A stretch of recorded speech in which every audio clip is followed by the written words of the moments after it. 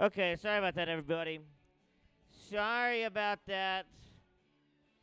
If you're in the alley and your name rhymes with Schminny Schmayan, you should probably come inside.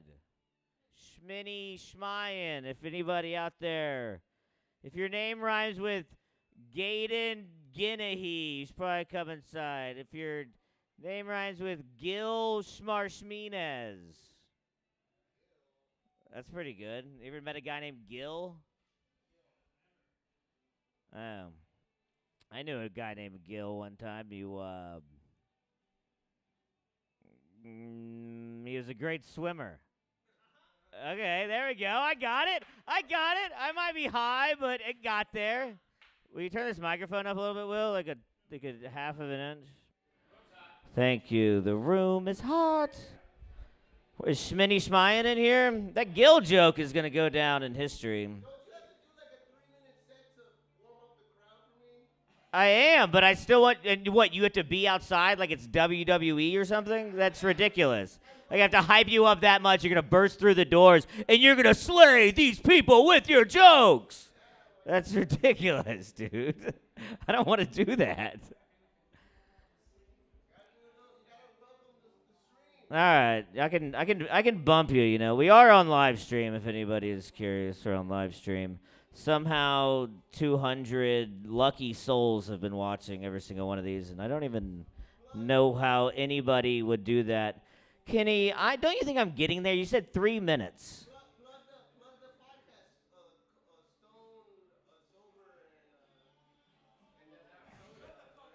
You gotta. All right, who's after Kenny? Oh, that's much better. Give it up for 100 TV, everybody.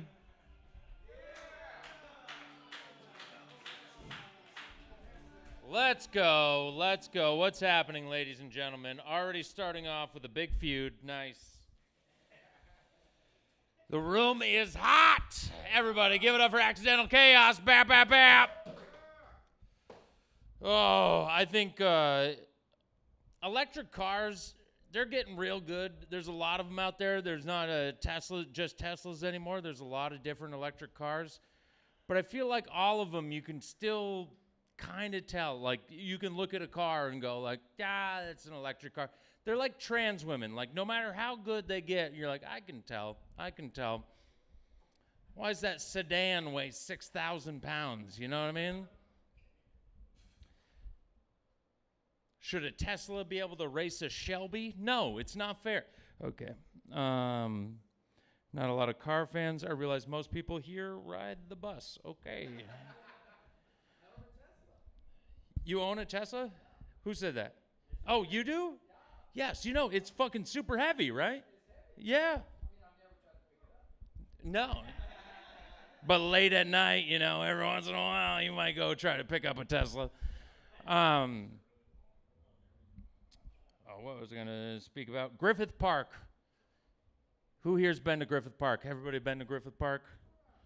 Gone there, gone hiking, been halfway through a hike and realized, fuck, I got to shit.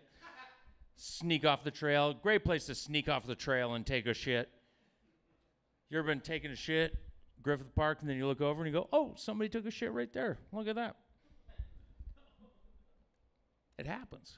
It's a place where you get halfway up the trail and you realize it's going to be 45 minutes before I can get to a bathroom.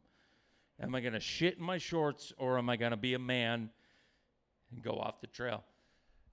Griffith Park was, I feel like so much more of this story should be known. It was donated.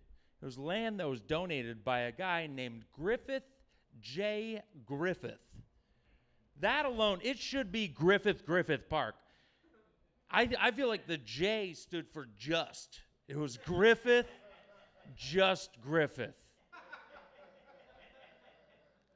He was a fucking Def Jam comic. Please give it up for Griffith, just Griffith! What happened was he owned all of that land. He owned that entire chunk of land and then a big, gigantic orange grove into the valley. And he went to New York, saw Central Park, and said, I want to make an even bigger municipal city park in Los Angeles. I'm going to donate all of this land because that's what billionaires used to do with their money, is they would donate a giant chunk of land and then sit in a high tower and go, look at the ants play on my land. And things were better then. Things were better when billionaires were more evil. He donates the land, they make Griffith Park, and then he takes a trip to Italy, sees an observatory for the first time, thinks it's amazing, goes, I want to put one of these in my park, comes back, sets aside the money to build the observatory, gets an architect to design this gorgeous observatory, and then him and his wife are on vacation in, you guessed it, Santa Monica, because that's where the people who lived in downtown LA in like 1902 would vacation to Santa Monica. He's on vacation with his wife, and he shoots her in the fucking face, dude. He thought she was cheating on her. He was drunk one night. He was like, you're fucking cheating on me? Made her get down on her knees and swear to God she wasn't cheating on him, and then he pulled out a gun and shot her in the face. Didn't die. She didn't die. She was blinded, but she did not die. He got the book thrown at him. He, got prosecuted for it, got the maximum sentence at the time, 3 years. They were like, we're throwing the hammer down, all 3 years, no probation. What's funny is when you look up on his Wikipedia, it says divorced. And I feel like that's so funny to just see, like, divorce. And you're like, why did she had to file for divorce. After he shot her in the face, she had to file in the court and be like, I don't want to be married to this guy anymore. So he gets out of prison, and he still has the money. And he goes, let's build this observatory. And the city of LA says, absolutely not. We're not fucking with you. You shot your wife in the fucking face. And he dies a drunk just around like Hollywood, early 20s. And in his will, he left the money to build the observatory. And LA is vapid, and they don't care. So as soon as he died, they're like, give us the money. Give it, totally, we'll take it. And they built the observatory. And now that observatory, that telescope, has had more people look through it than any other telescope in the world. The only two people who have not looked through it were Griffith, and his fucking wife, because he shot her in the face. She was still alive when it got built. She was like, are you kidding me? They fucking built this shit?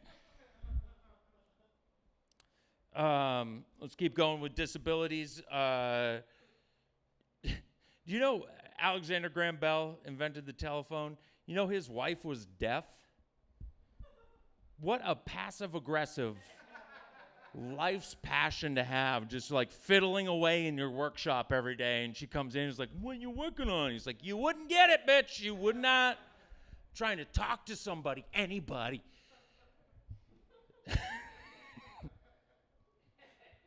And then he made it work. He made it happen. He invented the telephone. She didn't give a shit. The day he was like, hello, and the other person was like, hello. He's like, look at this, bitch. She's like, I'm getting you. And then we all have telephones, and nobody talks on them. We're like, I prefer a text. She is in her grave going like, I'm with Mike. Nobody wants to talk. They just want to text, basically a telegraph. I took 4 years of ASL. That is all, that checks out. That kills with the deaf community, too. Do you know this right now? If you go through the southern border right now, come through illegally and claim asylum, well, and everybody, when you bring this up, they go, why do you hate Mexicans? I'm not talking about Mexicans. Last month alone, 10,000 Chinese men came through the border just going like, I am from Tijuana. Like they're coming in from all different parts of the world. There's people from Africa, Asia, they're all coming in right now. And if you come in and claim asylum, you get a debit card, a cell phone. You'll have a court date that you'll have to come to, but at this point, it's so backed up that it's 5 to 7 years in the future. So you get a debit card, a cell phone, and then they will fly you to whatever city you want to go to. Whether you think that's right or not, black people, you've been talking about reparations. I have an idea. Now's now's the time to strike, okay? Fly to Mexico, throw your passport away, come through. You can go to Mexico as Toby, walk back through Kunta Kinte. Just get that. If you want the apology, you might never get it. But if you want the money, now is the time.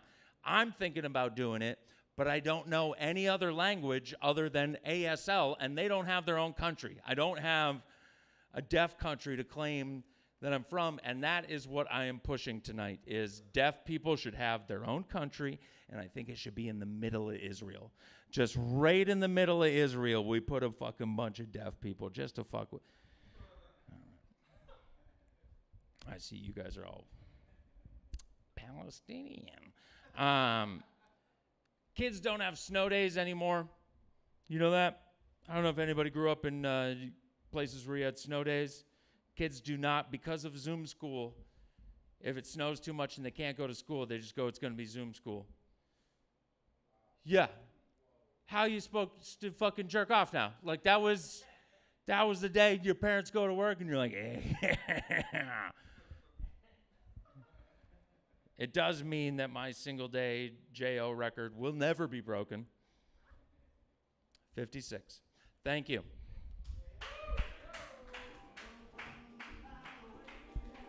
Give it up for Hendren CV.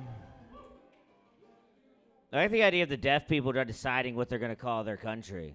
And then everybody for the rest of the time has to call a country. All right. Thank you. Give it up for Hendren one more time. Give it up for this next man. He's a fucking legend of the game. Give it up for Kenny Lyon. Kenny motherfucking Lyon.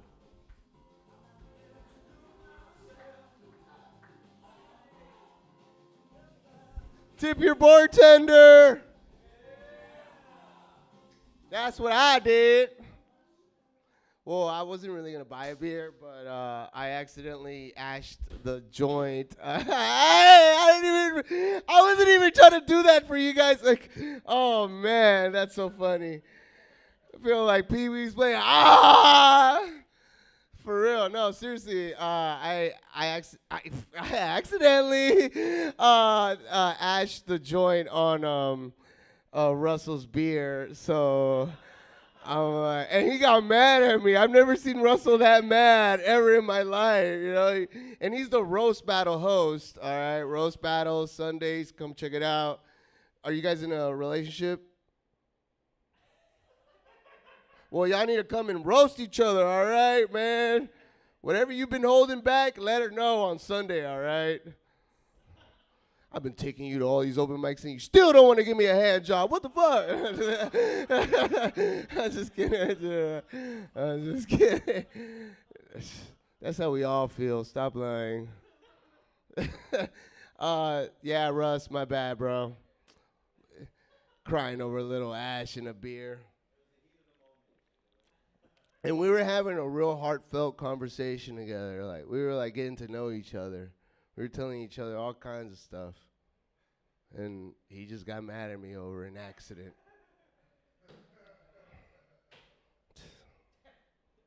Right? He rigged my roast battle, okay? Mr. Smith, I was telling you about it. Mr. Smith, did you see the video? They have to show you the video, all right? So it was the first roast battle, and we had to have it correct by having Carson and his wife, right? You were right? You were here. We needed. I wasn't here for that, Aiden. I wasn't here for that.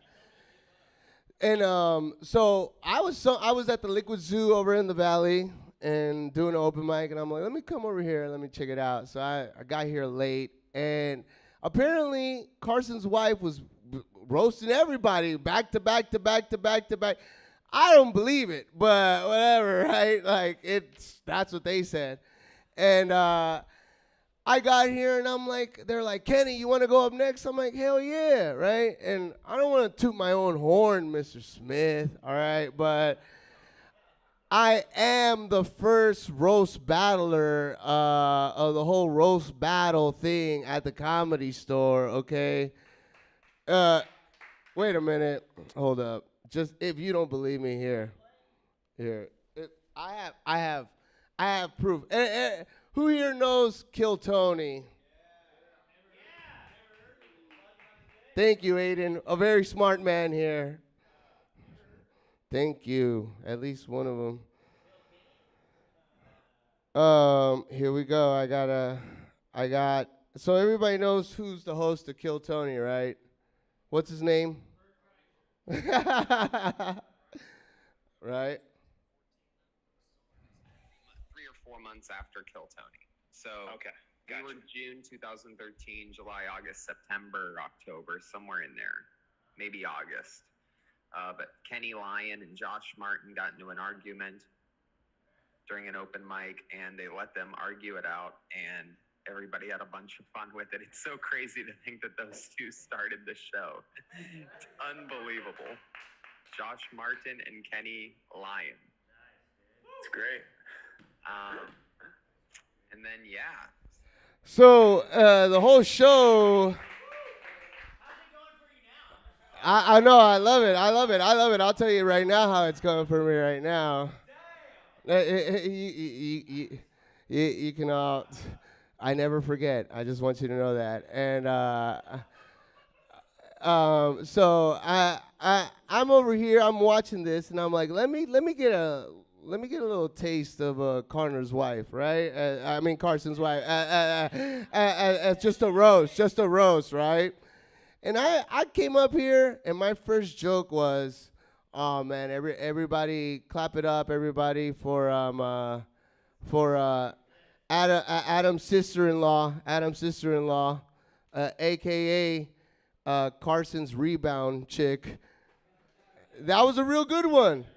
That was a really good one. That was the only one. I didn't want to go in on her, man. It was like her first time here. Y'all still no, but hold up.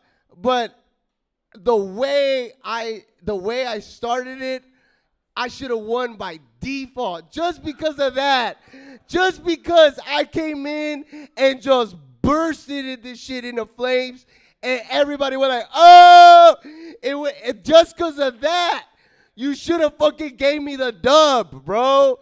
But you didn't want to, so you rigged it, okay? And Russell, I bought you that beer, you son of a bitch, all right? So, you're welcome. Yes. No, that's what it is. Yeah, it's not going good for me, Alec, okay? It's not going great for me. I'm living in Section 8, all right? Mr. Smith, I'm paying $50 a month for rent, all right? I live down the street. Yeah, it's fuck. And that's the Yeezys. I do endorse everything he said about the Jews. All right, so I lost y'all, but whatever. I'm just kidding. I'm just like, okay, I'm living in Section 8. People are asking me what the fuck did I do to get that. I did what I had to do. All right, I slept on the bus. All right. Freaking got naked at a couple open mics. Had sex with a few trannies, and now I got schizophrenia. But the voices, they tell me it was all worth it. All right, it was all worth it. It's fucking crazy, man. My life is pretty okay. I do have the Yeezys on, so I got them on, though. And see, I walked in here. Who was here when I told Alec, you got to warm up the crowd for me? And he got mad, and then he bumped me for fucking. Wait, Mr. Smith. Yeah. Hey, you bumped Mr. Smith. He was supposed to open the show, man. Damn. We need a new host. Anybody? We're hiring for the next Room is Hot. Right? I did. Thank you. I do have a suit. I just want everybody to know that I have a suit too. I bought it in downtown. It was $60, so we could get you a new one right now, any color. It's so fucked up, man. Thank God Third Wheel's closing down, man, or AKA Turd Wheel, man. That's how we call it here, man. We don't fuck with turd wheelers. 3 minutes. Right? That's what they make y'all do. 3 minutes over there. Am I right? 3 or 5.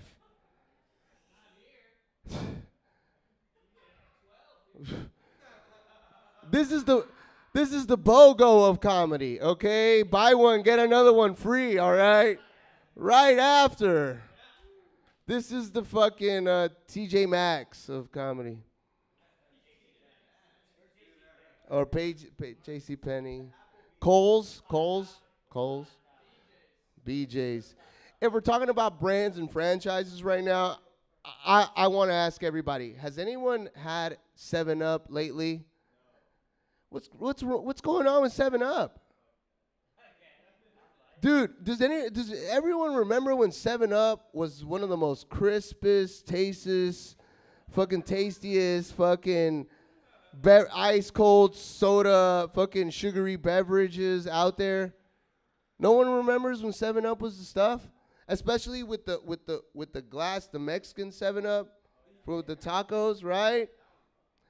Dude, 7-Up, I don't know what's wrong with them, bro. It feels like razor blades going down your throat, man. There is no, like, lemon lime taste whatsoever. There's no, like, refreshing, like, finish to it at all whatsoever. It just tastes fucking rough. It's like drinking LaCroix. Have you guys drink LaCroix? Disgusting. You like LaCroix? Yeah. Oh my God! It tastes like freaking like bubbly mouthwash in there, like Listerine with bubbles. Like, God damn. No, but Sprite is where it's at, right? If we're gonna get something lemon lime flavor, we're going with Sprite. Am I right? Yeah. Sprite. Especially from McDonald's. Oh my God. McDonald's has the best Sprite, dude. Oh my goodness. You know, there's just something about the damn, it makes my armpits tingle. Like, it just, something about Sprite. I want you to go and get you a Sprite from McDonald's after this. And you have that Sprite, and you just enjoy that motherfucking thing. And let me end on a joke, please, okay? If I can. Por favor. I'm just kidding. Have a good night, everybody. Come to Roast Battle. Thank you, Mr. Smith! Yo, get in your headphones. Get in your headphones. Get in your headphones. Give it up for Kenny Line, everybody. I love it. Every time Kenny goes up, I just wish it was just followed by, and that's been the open mic news. That's literally just so I could get an update on this place.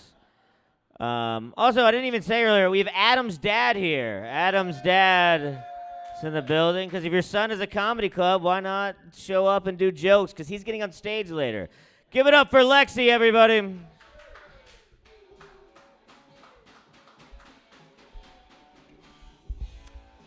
Hello, folks. I gotta say, every time I come here, I do question if this is the last night of my life. And especially when I walked down that alleyway and I saw a truck right outside where the door should be, and I was like, okay, I'm either about to get picked up and taken somewhere to the valley. And then I heard this like 2010s alternative music, and I'm like, you know what, nothing bad happens when MGMT is playing. We're gonna be fine.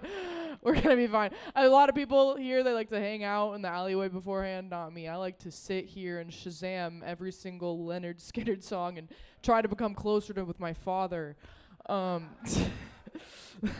That's what I do. Kenny said we needed a new host, and I was like, well, I am wearing an Irish tuxedo right now with socks and Birkenstocks, and I'm a presumable Jew, so like I'm checking every single box right now. Oh my God. I actually do roast battles. It was really funny to hear that Kenny was the first person. That is crazy. I did not know that. No, and I wish I didn't, because now I have less respect for the sport. Kenny was like, one night I couldn't hold in my anger at the Comedy Store, and some other men had to talk me down and just fighting with my words, and now I'm living off this high. You know, they just celebrated their their birthday of 10 years, and Kenny's still like, yo, man, like, that was me 10 years ago, and like, that was when like 5th graders are like doing better things, and that was 10 years, and Kenny has, and anyway. Okay, I'm sorry. I was doing roast battle. Was that too mean? Kenny's not in the room, right? Oh, really? Oh, hey, Kenny. I'm sorry. I love the Yeezys. That's what I will say. That's the one man that can rock a pair of Yeezys that I've ever seen in my life. So there we go. They don't look too clunky on Kenny. Okay, now that I've made everyone think that I'm like a mean bitch, like, like let's just keep going. Fuck. I'm like, this is making my armpits sweaty. If Kenny was talking about that, fuck.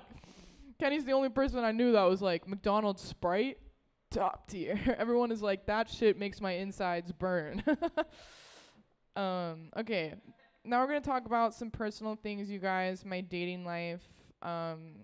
Thank God I'm not the only woman in the room. Don't know you guys aren't dating, but I did think you were. So that says something. When I was 20, I'm 22 now, but when I was 20, I dated a 32-year-old, and he cheated on me, and I was like, dude, I trusted you like a parent. Okay. So good, you guys. But now I'm 22. I'm getting more mature. So instead of a 12-year age gap, I'm dating someone with a 9-year age gap, okay? He's 31. I'm 22. I'm crunching the margins, okay? 3-year increments at a time. Eventually, I'm going to become the pedophile, and I'm going to have to deal with that when time comes. But I was talking with this guy, and he was like, oh, there's like a formula to see if a relationship is creepy or not. It's like your age divided by 2 plus 7. I'm sure I don't have to explain it to the men in the room. We've all done that, right? Okay. So he was like, Lexi, 32 or 31 divided by 2 is 15 and a half, plus 7 is 22 and a half. He says, we're golden. Yeah, I was like, we're not golden. Like, that is pedophile math that you're doing right now. Like, if you have to do math to see if we should be together, then like we definitely didn't go to the same high school. Like, I was 9 when you were in high school. Okay.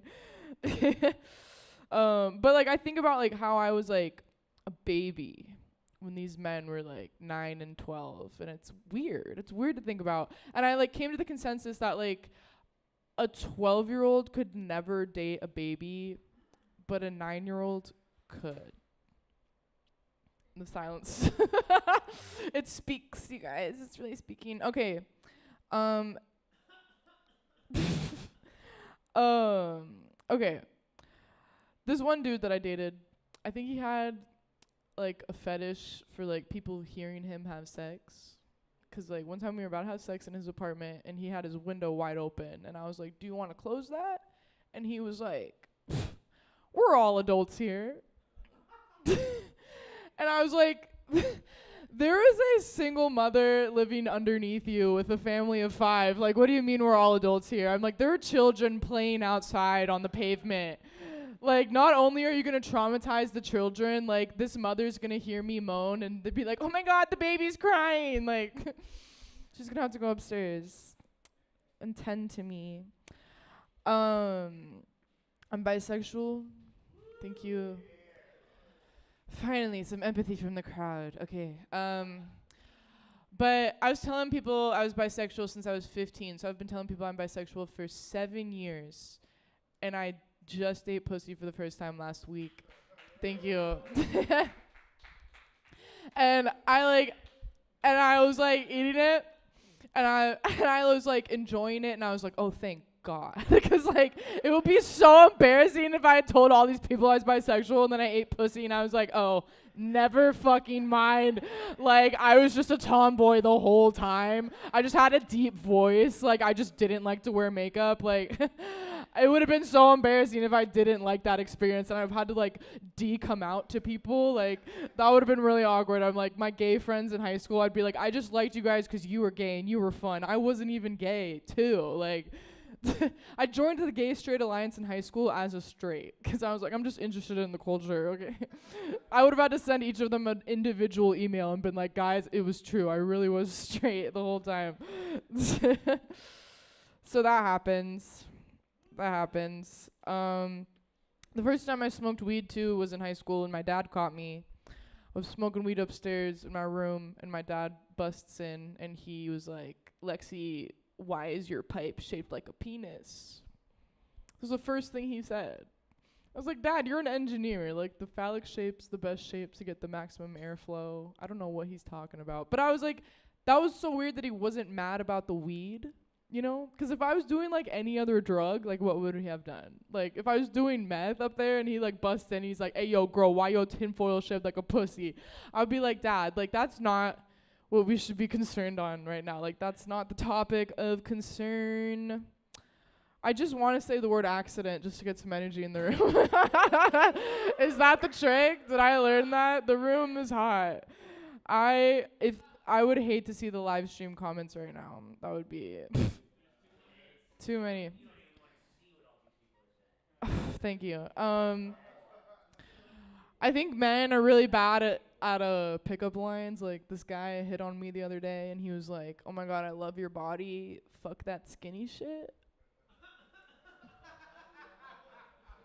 I was like, okay, basically you're just calling me fat right now. And and then he said, do you want to be my girlfriend for 2 weeks? And I was like, okay, that is quite an offer. Wow. And I was like, yeah, I'll be your girlfriend for 2 weeks, but that's just not enough time for me to lose the weight. So I don't know how we're going to deal with that with each other. This guy fucking... Guys, this is not the... It's 2 weeks too late. I never know. Actually, I combined that joke. Someone hit on me and said, like, I love your body. Fuck that skinny shit. Then a separate man said, do you want to be my girlfriend for 2 weeks? And that was outside while I was getting fried chicken at the gym. So it was two separate men. And then, and then he came in here and sat next to me at the open mic. And I was like, is this when the timer starts? Like, yeah. I was like, as long as you give me your stage time. He was a comedian. I don't know. He's black. If that helps with anything. This. Yeah.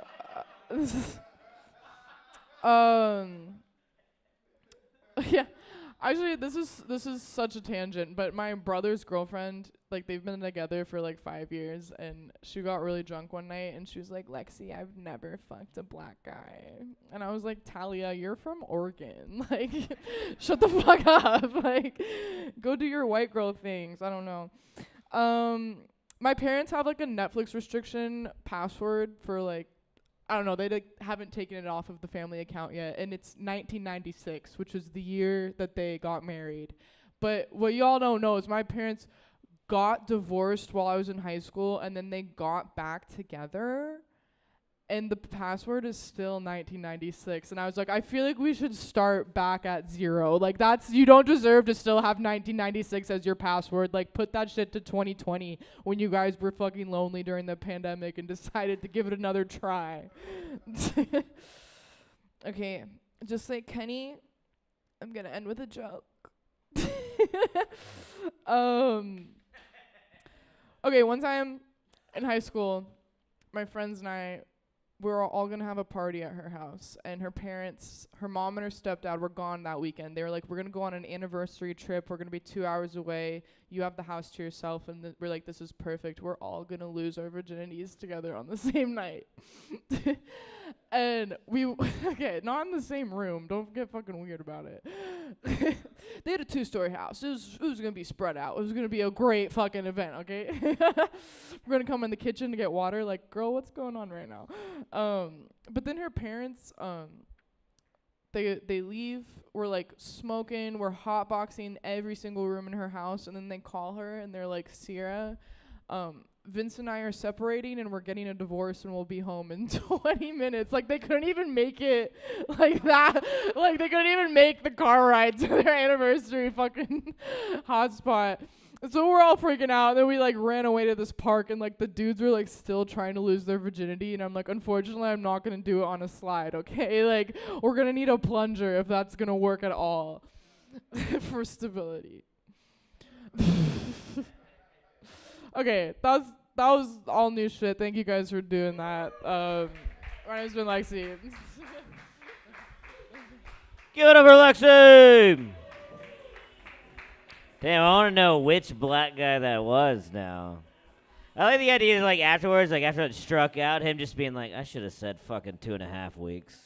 I knew 2 weeks was too short. Give it up for Lexi one more time. Give it up for this next man. He's been coming here since day one. Give it up for Aiden Dennehy. Room is hot, dude. Room is hot. Lexi just had. How'd you know that you were bi if you never, like, what you watch, like, lesbian porn? Is that, like, how you. I'm curious. I don't know. Is that a weird question? No, like, I know I'm so heterosexual because I'm heterosexual to a fault. I had yeah, well, that's what happened, dude. This guy came up to me. He's like, dude, I'll give you $1 million if you kiss my penis. That's all I had to do. And I broke down immediately. I got on my knees and started crying because I couldn't do it, dude. I was just too heterosexual, man. It would have been the most easiest $1 million I ever made. I couldn't do it. It was horrible. All right. Sorry about asking about your porn habits. My fault. All right. You know you're broke. You know you're broke when you can't afford. You know you're broke when you can't afford free-range caviar anymore. I know. Yeah. You gotta settle. You gotta slum it down. You gotta get that fucking farm-raised bullshit, dude. We all get that, right? Yeah, dude. I'm never doing. I'd eat ramen noodles before I eat farm-raised caviar, dude. That's disgusting. The room is. Thank you, thank you, Alec. I was driving earlier today and I saw this bumper sticker. It said, "Old driver, please be patient." I know. It's crazy. I feel like it should have said, like, "Old driver, watch out," you know, because they're bad drivers. All these old drivers, they don't know how to drive. It's like, and this bumper sticker is just rubbing it in all of our faces, like, "Oh, just be patient with us." It's fucked up. I feel like it's worse than drunk driving, like being old and driving. Like, every old driver should be arrested for DWID, driving while under the influence of dementia. Thank you. Yeah. Give me an applause break. That's wordplay. I thought about that one. Thank you. Thank you. Yeah, snap break. Wow, dude. Russell, dude, thank you so much. That's so sweet of you. But it's like this. Like, imagine how embarrassing it would be if, like, you were just riding in the highway, driving, like, minding your own business, texting your homie, like, drinking a PBR or whatever, and then you just end up dead, dude, because, like, some fucking old person had a hankering for a sweet treat, and they reached over their glove compartment and, like, went to grab a York peppermint patty and caused, like, a 30-car pileup, dude. How embarrassing. That's got to be the most embarrassing way to die. Other than I saw, like, 1,000 Ways to Die. One dude died because he had a hangnail and he picked his nose and then it got infected and he died, dude. I think that's a little bit more embarrassing than that. That's the only other thing, dude. That's the only other way to die. That'd be, like, an old driver. Man, I can't imagine. And that's not the only part of the bumper sticker that pisses me off, okay? There's another part. They're implying that old drivers are patient, which we all know is not true. Old drivers are the least patient people I've ever seen on the road. Like, the only time I've ever seen an old driver be patient is in front of a red light, like when they're trying to take a left-hand turn and they're just asleep. Are you hitting a fucking lava lamp over there, dude? Fucking rock and roll. Yeah, that's cool. Yeah, everyone pay attention to that. It's more entertaining than me. No, don't pity me, dude.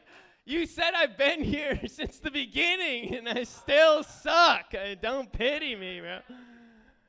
This is my first mic ever. No, I've been doing this for like 10 years. Can you believe it, dude? I'm a veteran. 10 years. Yeah, man. Oh, dude, it never gets easier.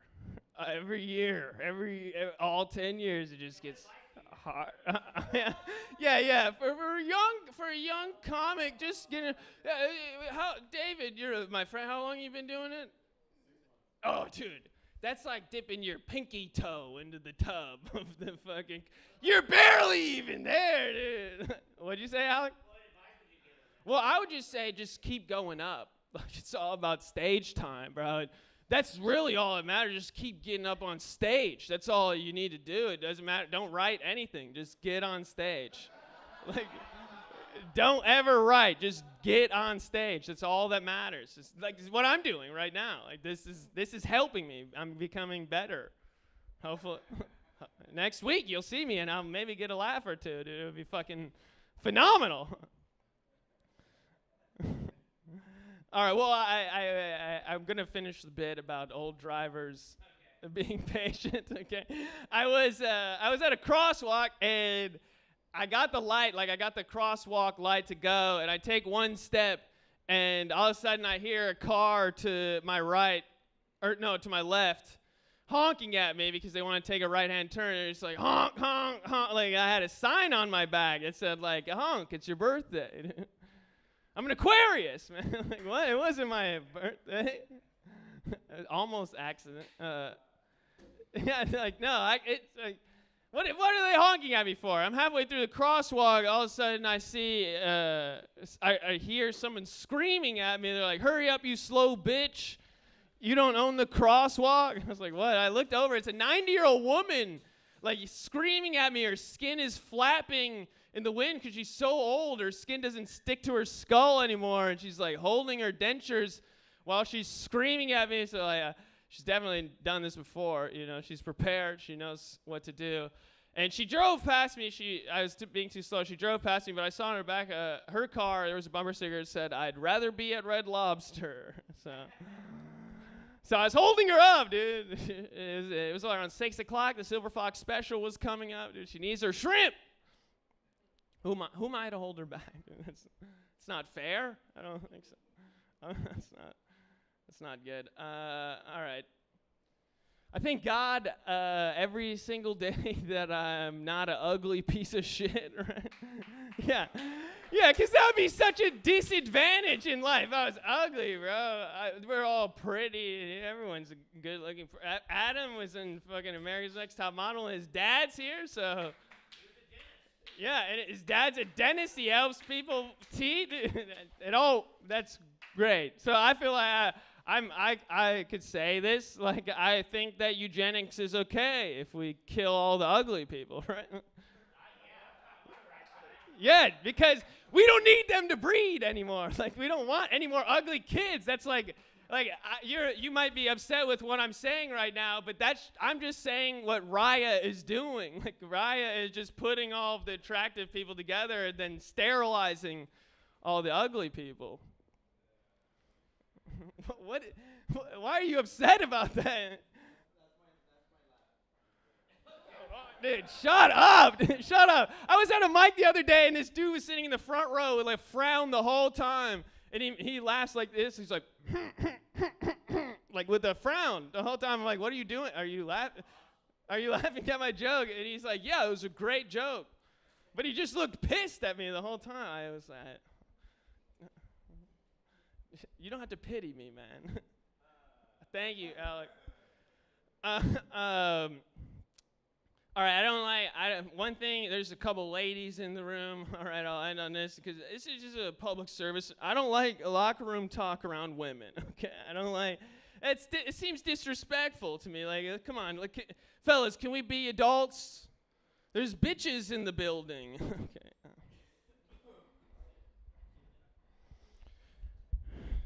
That's it. Yep, I'm done.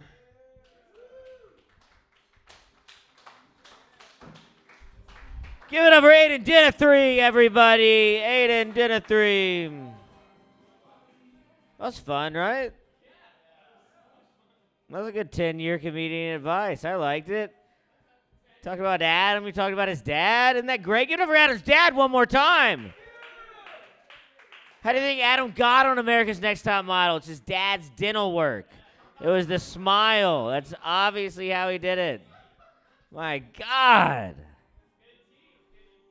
If Adam was on America's Next Top Model, imagine what David would be on. International Super Spy. Yeah, exactly.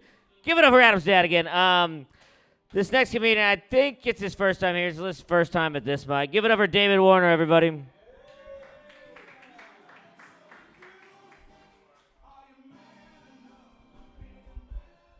It is my first time being here, and my last name is Warden. It's kind of like the jail. It's a place that I've never been in before. I know it doesn't really look like it. I kind of seem like someone that would get caught up in a lot of trouble. I feel like I've been told like I look like a lot of certain things. I feel like I look like the personification of Columbus, Ohio. You just look at this and you're just like you probably know like where the good like microbreweries are, and like you probably have like a good deal on going to the Nike outlet store. What was I gonna say? I've noticed when I'm going to the grocery store that the dynamic of being nice from the customer to the cashier's perspective has switched in the last, I don't know, 5-10 years. Definitely post 9/11. Post 9/11 grocery store workers have definitely been a lot meaner, and I don't understand where it happened. When I worked at a Walgreens, like I had to put on a fake smile and pretend like I actually cared about what I wanted to do with my life, and that I thought I was gonna go in the corporate ladder and become something of myself at a Walgreens. And now, you know, I go to my local grocery store, which it just so happens to be a Whole Foods. I didn't choose it. It's just the closest thing to me. I didn't want to choose it. I would go to Ralph's, but Ralph's is just it's a little bit farther away, and I'll just go to Whole Foods. So I go into Whole Foods, and you know I'm seeing like a 5'5", questionably ambiguous Caucasian woman who's got green hair, and you could probably guess what her political affiliation is, right? Beat me to it. Yeah, it's.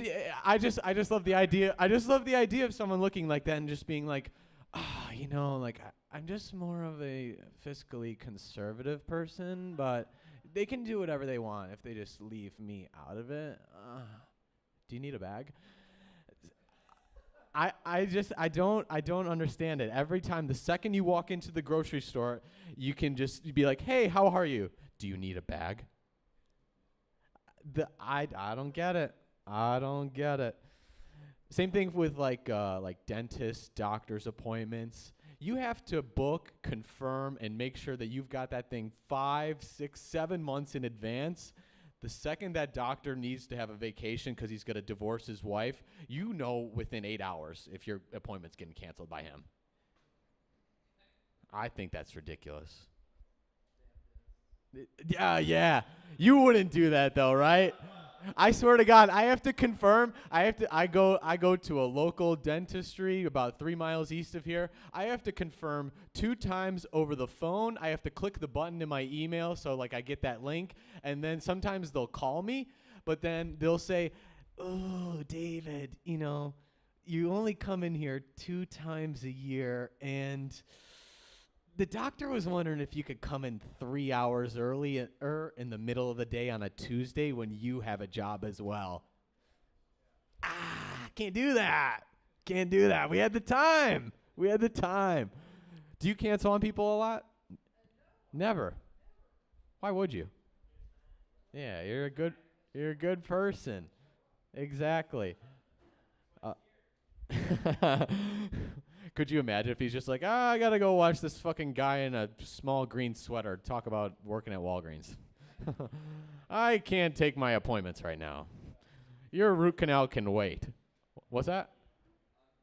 Yeah. I hope everyone enjoyed watching the DNC, though. I thought that was very good. Yeah. I thought there was a lot of good speeches there, but just what Chicago needs is more straight shooters. I can say that because I grew up in the suburbs there. I've been to jail. Yeah, jail. But no, the DNC was good. The DNC was good. I was really impressed with Oprah's speech. Did anyone catch Oprah's speech? Who knew Ozempic could make you lose weight and the ability to talk? Yeah. Yeah, I like that color purple, though. That's nice. It's a nice color. I don't know if anyone saw in the news, but the Telegram CEO I think he's indicted or he's in jail in France for something. Because if you've ever used Telegram, it's usually not to ask your grandma if you could come over to her house on Saturday afternoon. The Telegrams, yeah, it's to go to fucking Mississippi and ask to fucking buy a gram of what you're rolling up right now. No, it's okay, dude. I have eyeballs. That's what I'm seeing. But what I don't understand about the Telegram CEO is that why didn't Hunter Biden just use that? This whole problem could have been avoided if he just and didn't have an iCloud. That's actually what got me in trouble. I went to 2 universities in college. My sophomore year, my parents figured out what I was doing, which was what everyone else was doing in college, studying hard and reading the Bible. So my mom comes to me one night in the middle of winter break and says, "Hey, you didn't have a password on your iPad. Why do I have all these drugs of you acquiring acid and Xanax?" And I said, "You know what, Mom? Blame it on Telegram."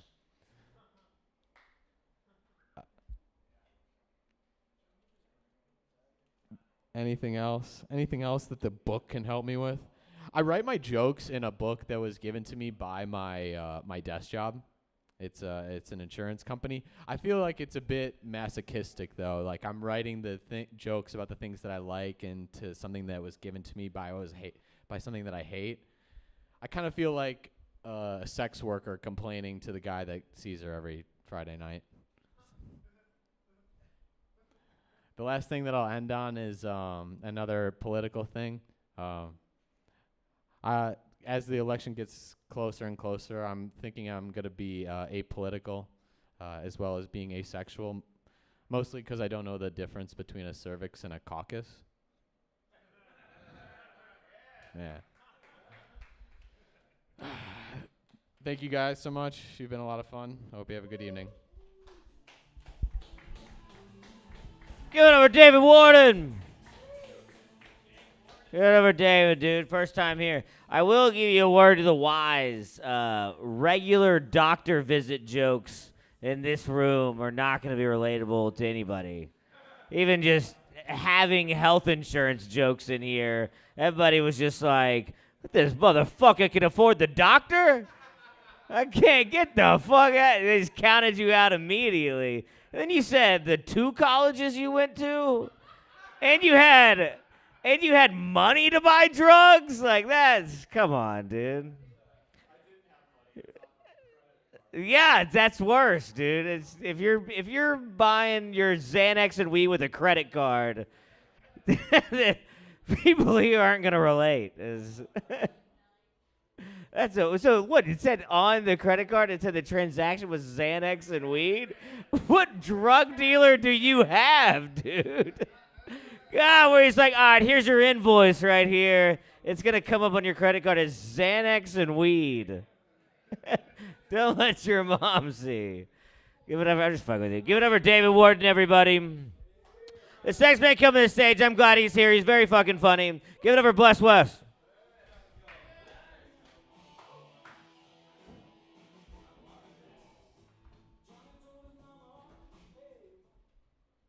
Don't ever bring me up to no shit like that ever again, motherfucker. No, I'm just kidding. No, that sounded like it was like a really cool song. Like I feel like I could vibe with that shit, you know? Cause like I do mushrooms now and stuff, you know? So I'm like a fucking hippie now, dude. I fucking, yeah. Damn, like 6 people walked out right when I was about to come up. I was gonna make everyone laugh. And then now there's, oh, damn, Mr. Smith, you're a dentist? I got some shit I need you to look at, my guy, you know? No, I'm just kidding. That's some black people shit to do, huh? They get advantage, you know? They get someone like fucking black people will do that shit real quick, dog. Yeah. Room's hot, motherfuckers. I said the room is hot, motherfuckers. Room's hot. Fuck yeah. How you guys doing? How's everyone's week's been? Cool? My week's been whatever. My week's been whatever. The other day I was on Instagram. I was scrolling around. I seen a fucking post. It said, 5 signs you're dating a narcissist. And automatically my ex-girlfriend came to mind.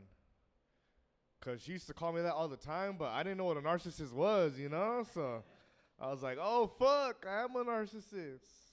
Like, oh, shit. Then I kind of got mad because I was like, how the fuck could she leave me if she knows I have this problem, you know what I'm saying? Like, that's fucked up, man. Selfish ass bitch, dog. Fucking selfish.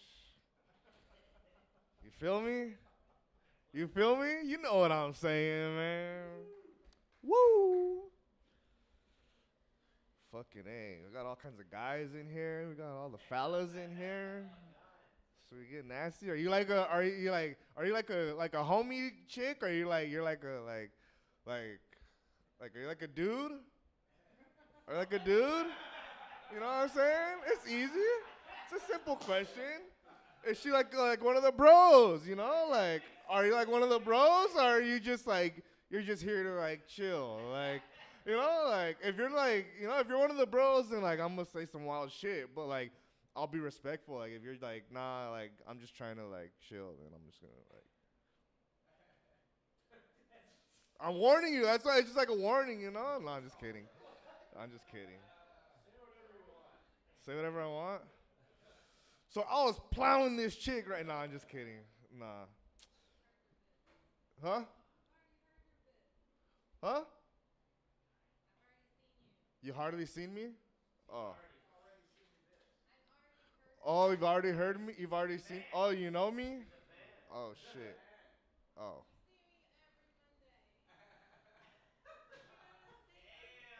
The light is right there.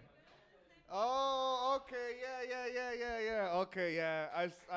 She's cool. No, she's cool. So I was plowing this chick, right? And no, I'm just kidding. Nah. All right. Enough of that shit. Fuck. All right. We got.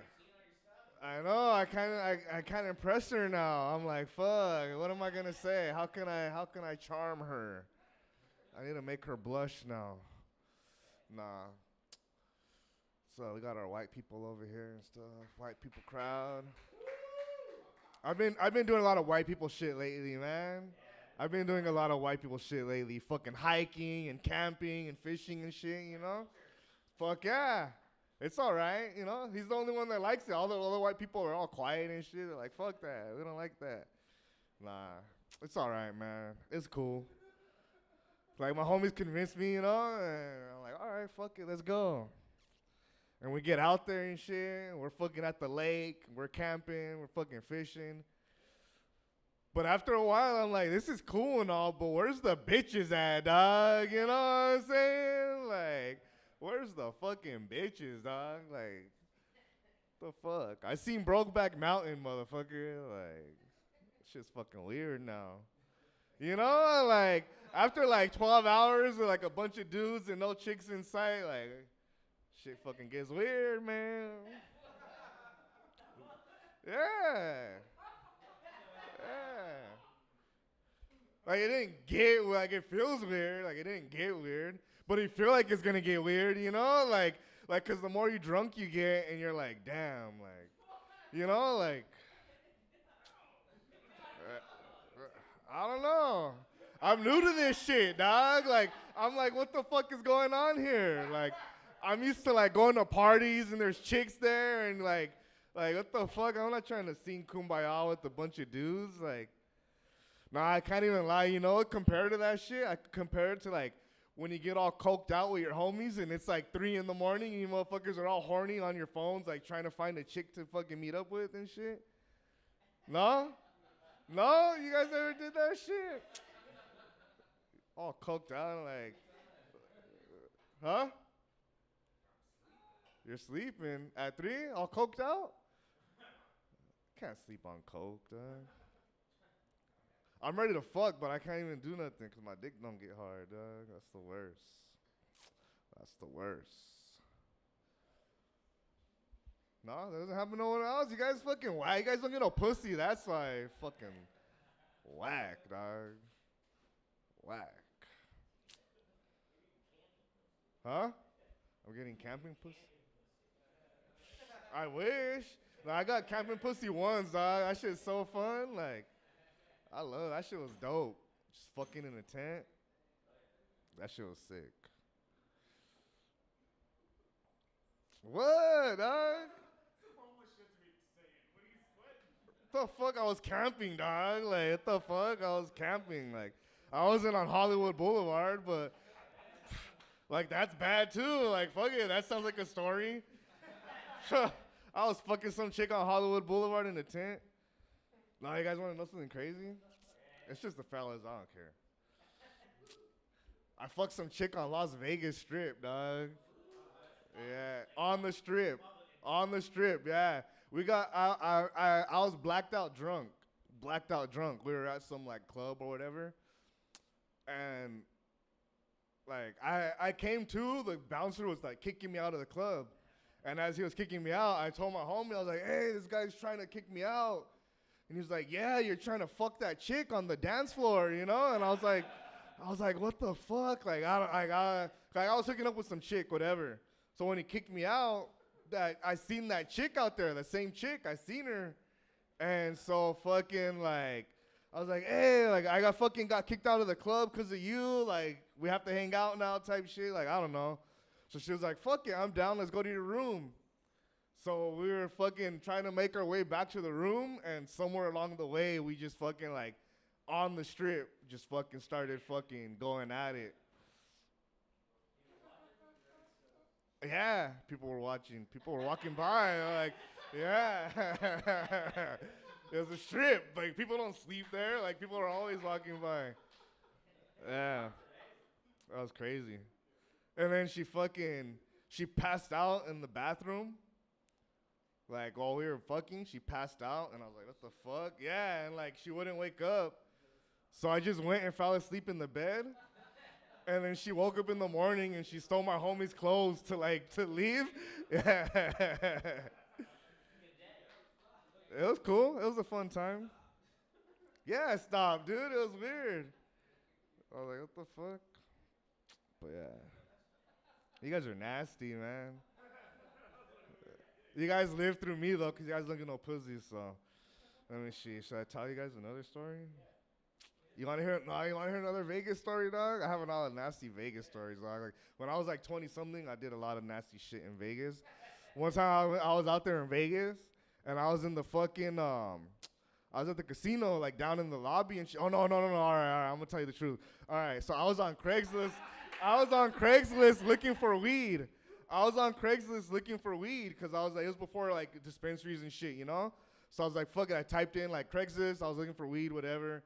And on the search for weed, I found it was a post, and it was like an old lady. She was like 70, 80 years old, dude. Like, no, like 60, 70. But she was like, oh, I'm looking to smoke and have some fun. And my dumb ass replied to it. I don't know, whatever. And fucking, yeah, like, she's like, oh, what hotel are you at? And I'm like, oh, I'm here. Like, I didn't think it was real, you know, whatever. And fucking, sure enough, she's like, okay, I'm down here. I'm at the casino and this fucking whatever.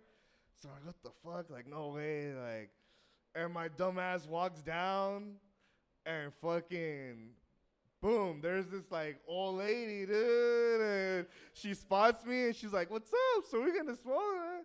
And I fucking bone like a 60 or 70-year-old lady, dude. Yeah. Like I said, live through me, because I know you guys don't get no pussy, motherfuckers. Stay blessed, y'all.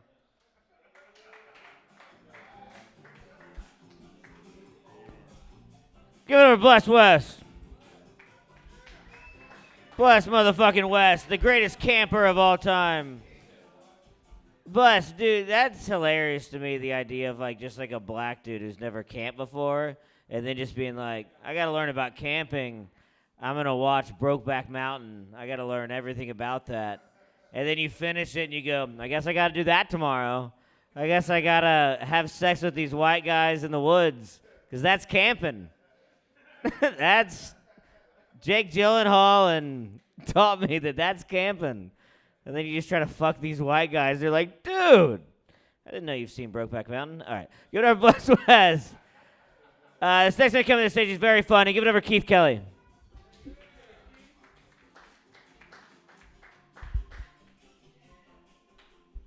All right, thanks. So I just got pulled over the other day by a park ranger. We weren't even near a park, too.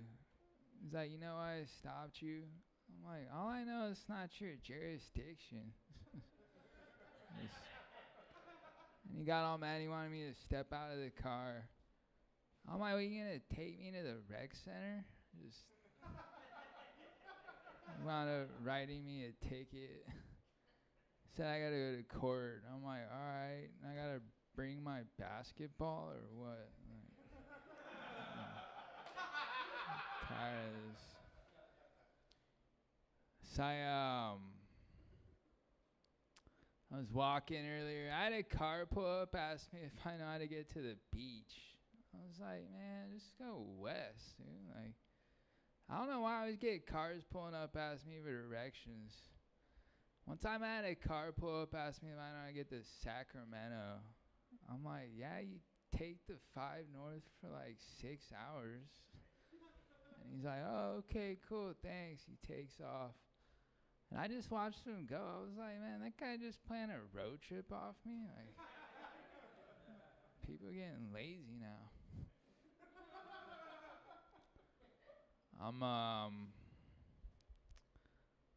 Saya.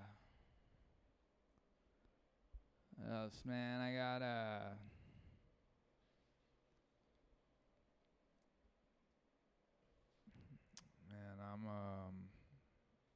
just got fired from a temp gig. They said I type too slow. They're like, you type like 3 words a minute. And I'm like, what? I didn't know I was in a race. And they're like, we didn't know you couldn't type when we hired you. I'm like, well, why do you think my resume was handwritten? I did not have typing listed as a skill either. I had on there Taekwondo and tennis. Nothing about typing. But man, I got a jury duty summons the other day. 3rd summons in 6 months. I'm like, what am I, the go-to guy for justice now? Like, the only reason I'm doing it is for the money. $15 a day. I'm about to tell them I want a raise too. I want $20 a day. 25 and I'll guarantee guilty. You know? Feel. I was reading Wikipedia the other day. It said that over 8 million horses died in World War I. I'm like, man, you never hear about horses fighting in war anymore. That's because ever since cars came out, horses have gotten soft. Like, I don't know. Just none of them pulled a cart in their life. I went horseback riding the other day. 10 minutes into it, the horse was already getting tired. I was like, man, you would have never lasted back in the day.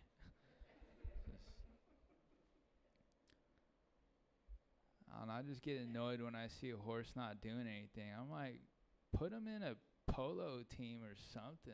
Just have him do something. So I got that. I actually used to work for LA parking enforcement, but I was one of the good ones. I see a Porsche parked in the red. I'm like, you know what? You can afford 2 tickets. I got fired for soliciting bribes. I was waiting by expired meters. Like, all right, man, you got 2 choices.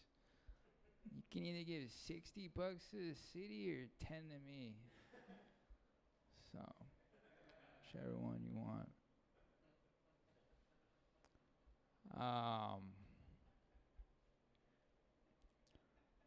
What else, man? I went to a party the other night too.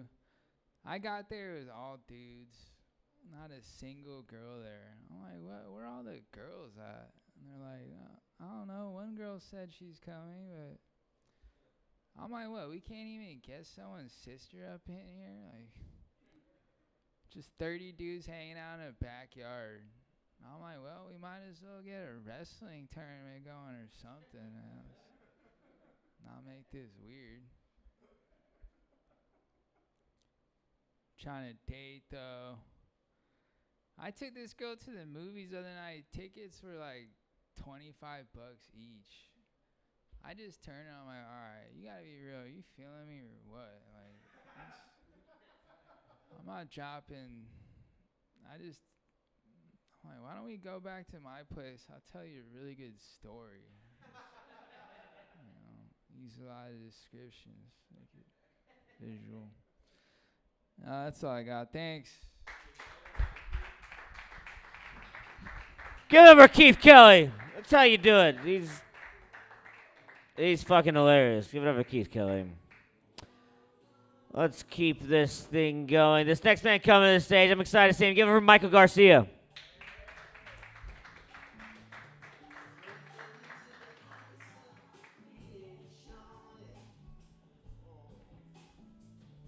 Yeah. How we doing tonight, Accidental Chaos? Now that I got your attention, I would like to formally remind everyone that for the low price of $24.99, you can subscribe to AMC A-List, and you can watch up to 3 movies a week, including any format, including 3D, Dolby, and IMAX. That's actually a really good deal, and I just wanted to plug it because I know we're streaming. I eventually want AMC to pay me one day.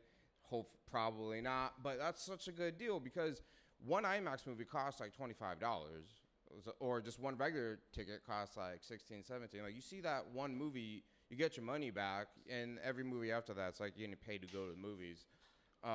It's very important to me. That's what I know in life. They talk about what you know, and that's what I know, how to save money. I'm very thrifty. I love Walmart. Walmart is a magical place. Well, at least that's how I remember it. I remember growing up, child of the 90s, I was so grateful for every experience I got to go to Walmart. It was a great time. Mom would take me. If I was a good boy, she'd take me around to the toy aisle, and I had to choose. And they select a toy to go home with me. It was great. I miss that.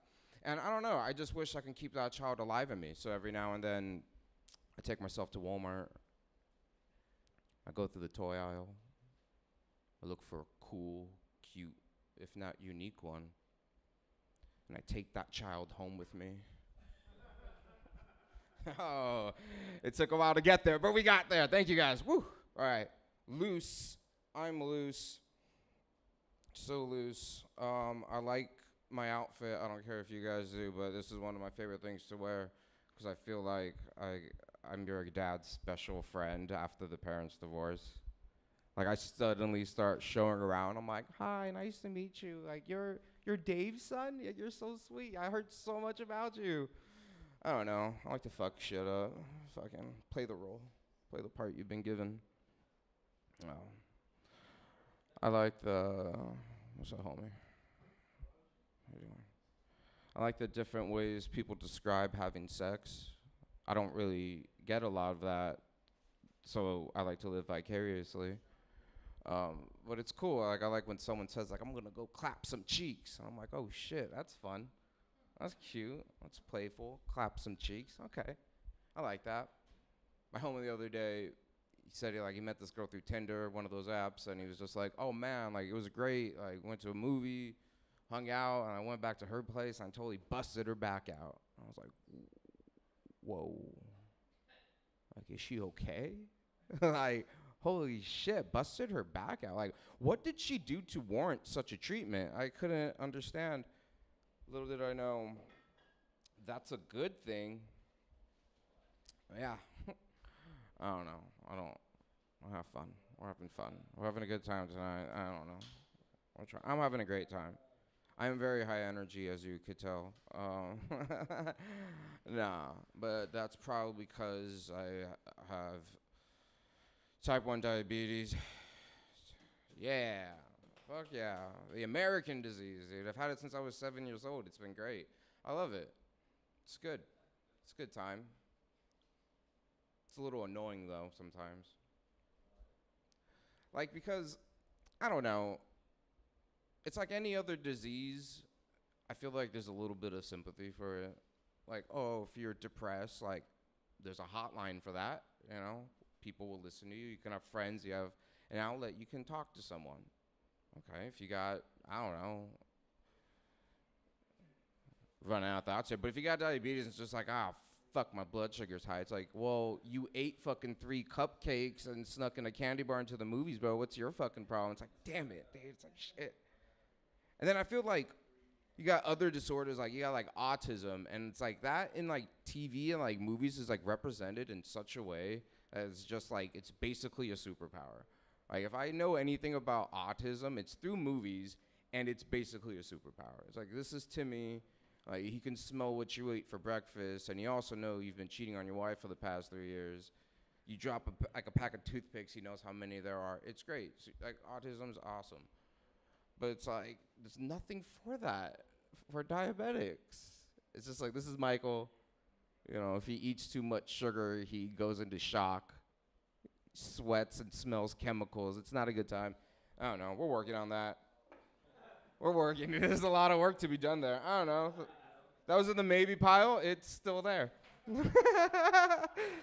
Fuck, dude. Oh, man. I'm in a new like work site now where the guys are asking like if I want to participate in fantasy football, and that kind of took me back because I grew up playing football. I used to be a lineman. I was a thick boy, but like it was cool because I used to know everything about it, everything about sport. I could break it down. But like the second they asked me if I want to do a fantasy football thing, I just remembered how many friendships I lost over like every week arguments. Day in and day out, like offering trade to the homies that didn't know shit. It was just like I think about, like I don't know. It felt like how like an ex-con would think about leaving the hood life. Just like I ain't about that anymore, man. I grew up. I don't know. That's in the no pile now. Fuck fantasy football to hood life. That's in there. Cool. That's great. I remember as a kid they tell you that like every cigarette takes 9 minutes off your life. And then recently I heard like every hot dog could take 5 minutes off your life. And I'm just like, that's crazy. I don't give a fuck. I'll eat the shit out of a hot dog. Glizzy gang. Mustard only. Oh, man, I'm hungry. Yeah, I don't know. Growing up, my dad said ketchup was communist. Yeah, it's because it's red. I just found that out too. But we digress. Yeah, fuck. Hot dogs. Yeah, cigarettes taking 9 minutes off your life. Hot dogs taking 5 minutes off your life. I'm just thinking, how the fuck do they know that? Like, what science, what fucking research did they do in order to find out, hey, every cigarette you smoke takes 9 minutes off your life? That means they had to have known how long that particular person was gonna live. And they just slowly counted down, like, hey, bro, that one, you're going to get to, like, age 74 and, like, 3.5 minutes. It's like, fuck. That one, I can't do math, actually. I don't know why I started off so high. I'm a bad Asian. Yeah. Oh, yeah, by the way, I'm half Asian. Yeah, I'm fucking, yeah, I don't know. No one really gets that. I look like a malnourished Samoan kid. I'm half Cambodian. Yeah. If you don't know what Cambodian is, just think of us like less talented Filipinos. Yeah, They got karaoke and breakdancing. We got small gangs in Long Beach and donut shops that double as restaurants. It's good. It's good. Oh, well, we got to laugh, so I'm ending it there. Thank you guys so much. You've been a treat. Give it over to Michael Garcia. We're doing it. We're doing it live, everybody. Michael Garcia. What happens if you smoke a hot dog, though? Anybody ever thought about that? No? That's 14 minutes for those of you keeping track. All right. Give it over to Michael Garcia, everybody. Give it up for this next comedian. Give it for Dahlia, everybody. Am I saying that right? Dahlia? Oh. Dahlia, everybody.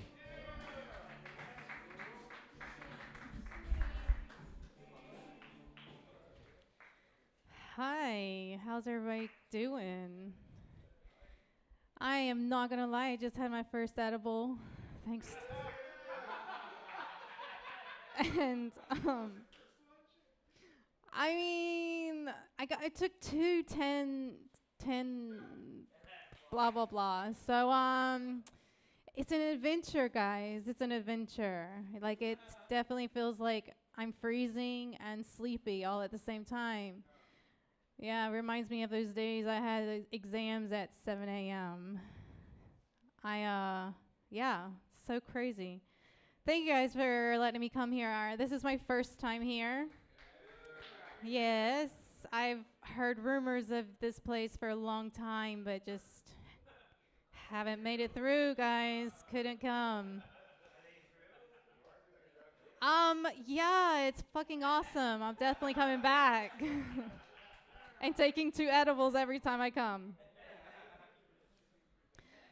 They're not even mine, by the way. They just happen to be a nice gentleman gave them to me over here.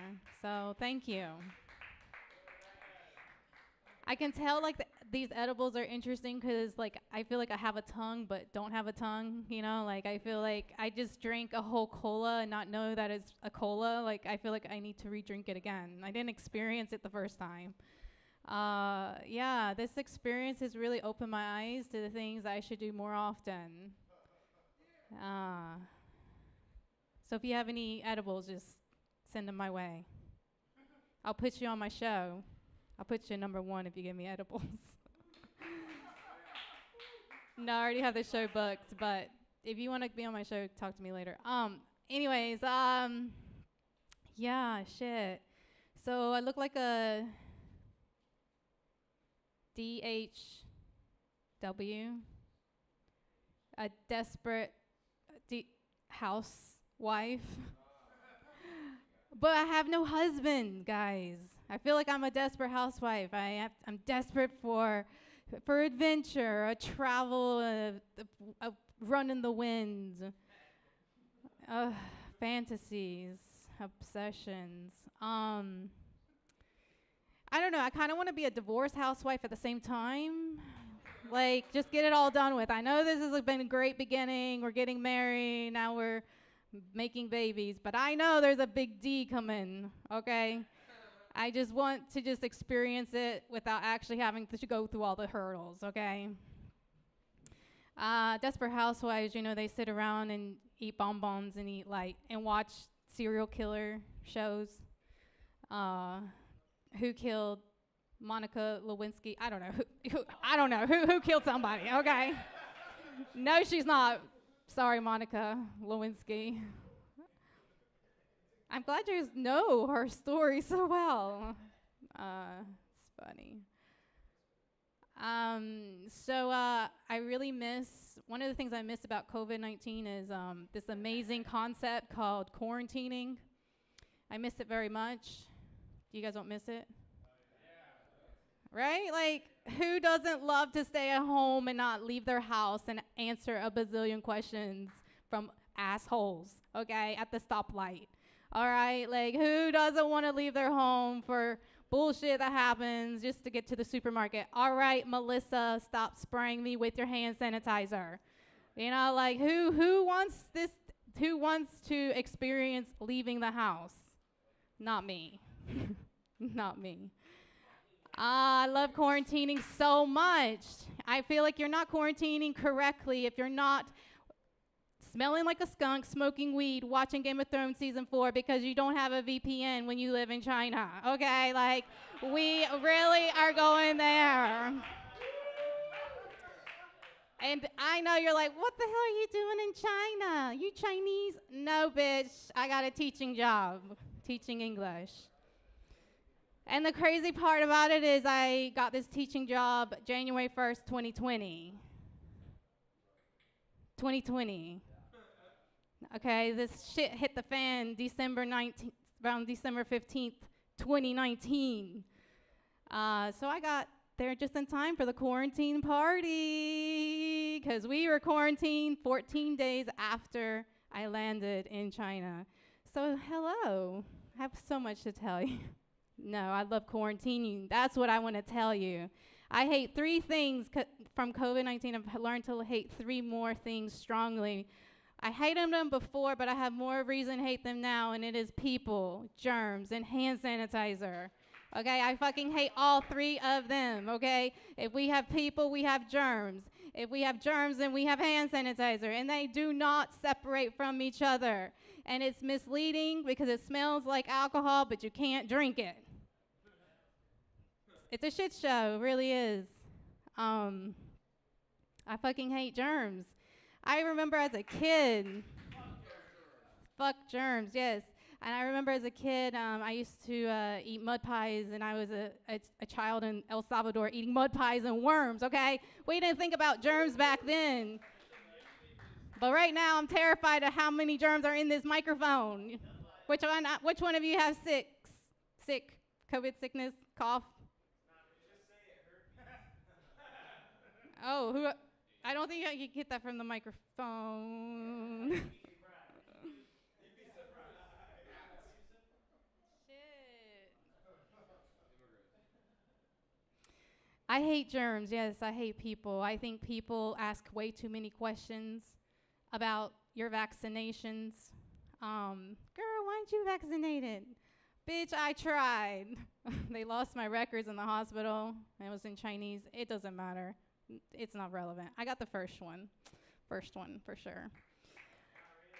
It's probably not real. And probably isn't. It's probably just like water or something in my arm. Thanks a lot, Chinese government. It was free, though.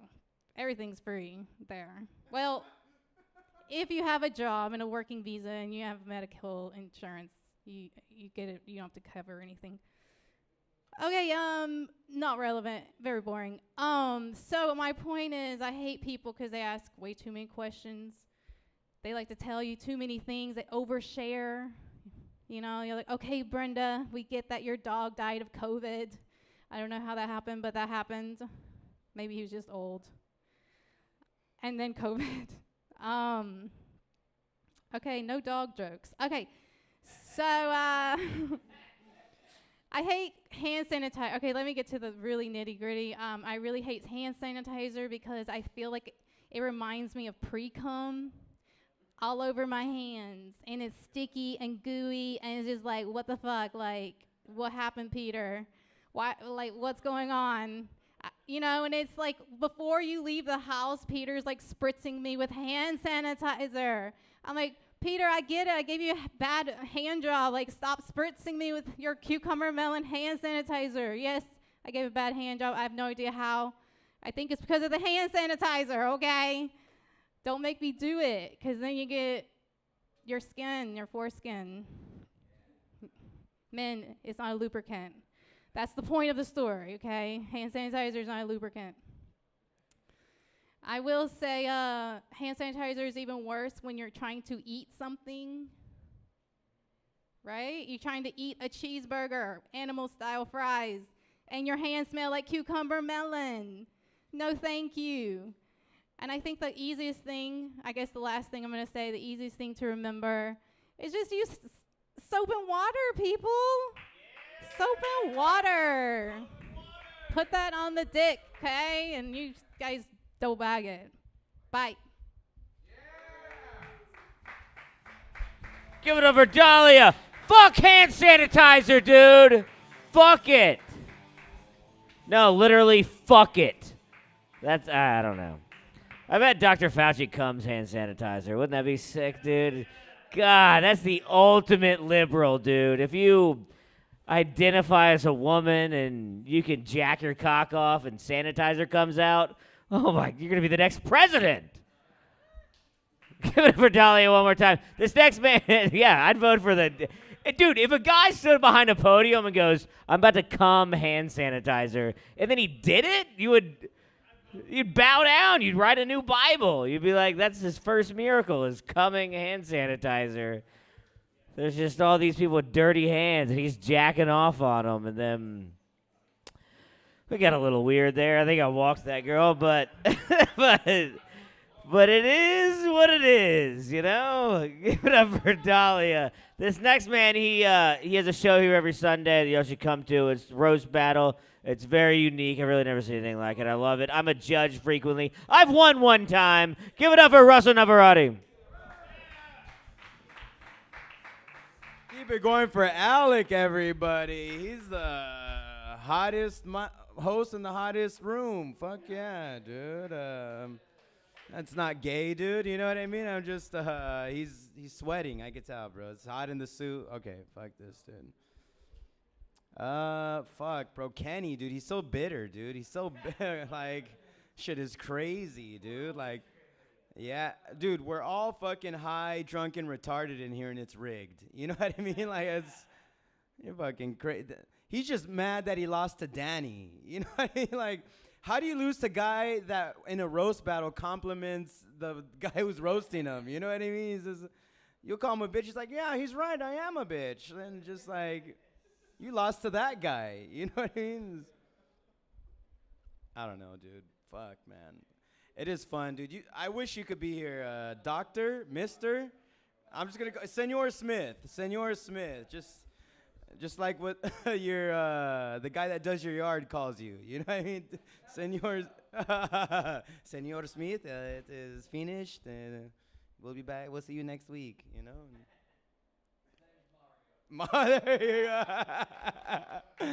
There you go. Fuck yeah, dude. I don't know, dude. It's crazy how much I look almost like Michael, who's a Cambodian. No, I feel like we had like the same facial hair. You know what I mean? He's just like my next Pokemon evolution. You know what I mean? I don't know. No? What don't you see about it? I felt like fucking. Now I'm mad, dude. I want to look Cambodian, dude. Fucking. You know what's crazy? I worked in Paramount, dude. I worked in Paramount, and there's this my coworker. He was Cambodian, and his brother was in the Crips, right? Like his older brother was in like the Crip gang and shit. And one of the funniest things was like he said they fought one time, and he said, "Look, this guy is good at fighting, but his brother, like the Crip gang member, is the best at kicking, like doing like wheel kicks." And I was just like thinking like, damn, bro, does that work on the streets with gangsters? You know what I mean? Like, this was like a Crip gangster being like, "What's up, fool? What's up, dog?" Like, I just don't see it happening. You know what I mean? Like, all right, dude, I'm just saying, bro, it's like, it can't be that easy. You know what I mean? But if you can fuck a guy up with tats on his face with your feet, you gotta be respected. You know what I mean? It's not just hands. This was got a fucking knife and you just kick it out of his fucking hand. I mean, that's gotta be gangster in the gangster world. You know what I mean? Like, don't fuck with the homie legs. You know what I mean? This was fucking. That fool will slap you with the back of his foot. You know what I mean? Don't fucking. And he's Cambodian. You know what I mean? That's crazy. Gangsters are crazy, bro. Have you guys ever like been in the realm of gangsters or gangsterdom? You know what I mean? Fucking like you know what I mean? The gangsterisms, you know what I mean? I mean, look, a lot of them are chill. You know what I mean? A lot of those dudes are actually pretty cool. You know what I mean? they're sketchy. You know what I mean? Like, they've done some stuff. They will like shoot a guy, possibly. I don't know. Some of them are just they're getting tattoos on their face. You know what I mean? Mike Tyson, that used to be a crazy thing when people got tattoos on their face. Now fucking guys like fucking Machine Gun Kelly are like painting their skin black. I just feel it's like it takes away of the tattoo. You know what I mean? Like I have like a little like Grim Reaper doing like this, and it was like there's like, oh my God, you got death on your arm, and it's like I was high when I got it, dude. You know what I mean? Not everything has a I don't know, story behind it, you know? But, I don't know, I do think gangsters, like, I don't know, I don't even know where I'm going with this. It just trailed off, dude. Does anybody have tattoos in here? You have a tattoo? You have two?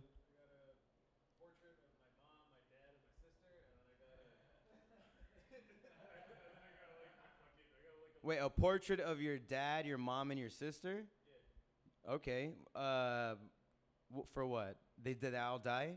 No, they're chilling. They're alive. Oh. It was my first tattoo, and I knew that if I got a tattoo that was stupid, Oh. my immigrant parents would be like, "¿Qué hiciste?" And like fucking, they would like kind of not talk to me for a while. Uh-huh. I don't want that, so I was just like, if I get it of you guys.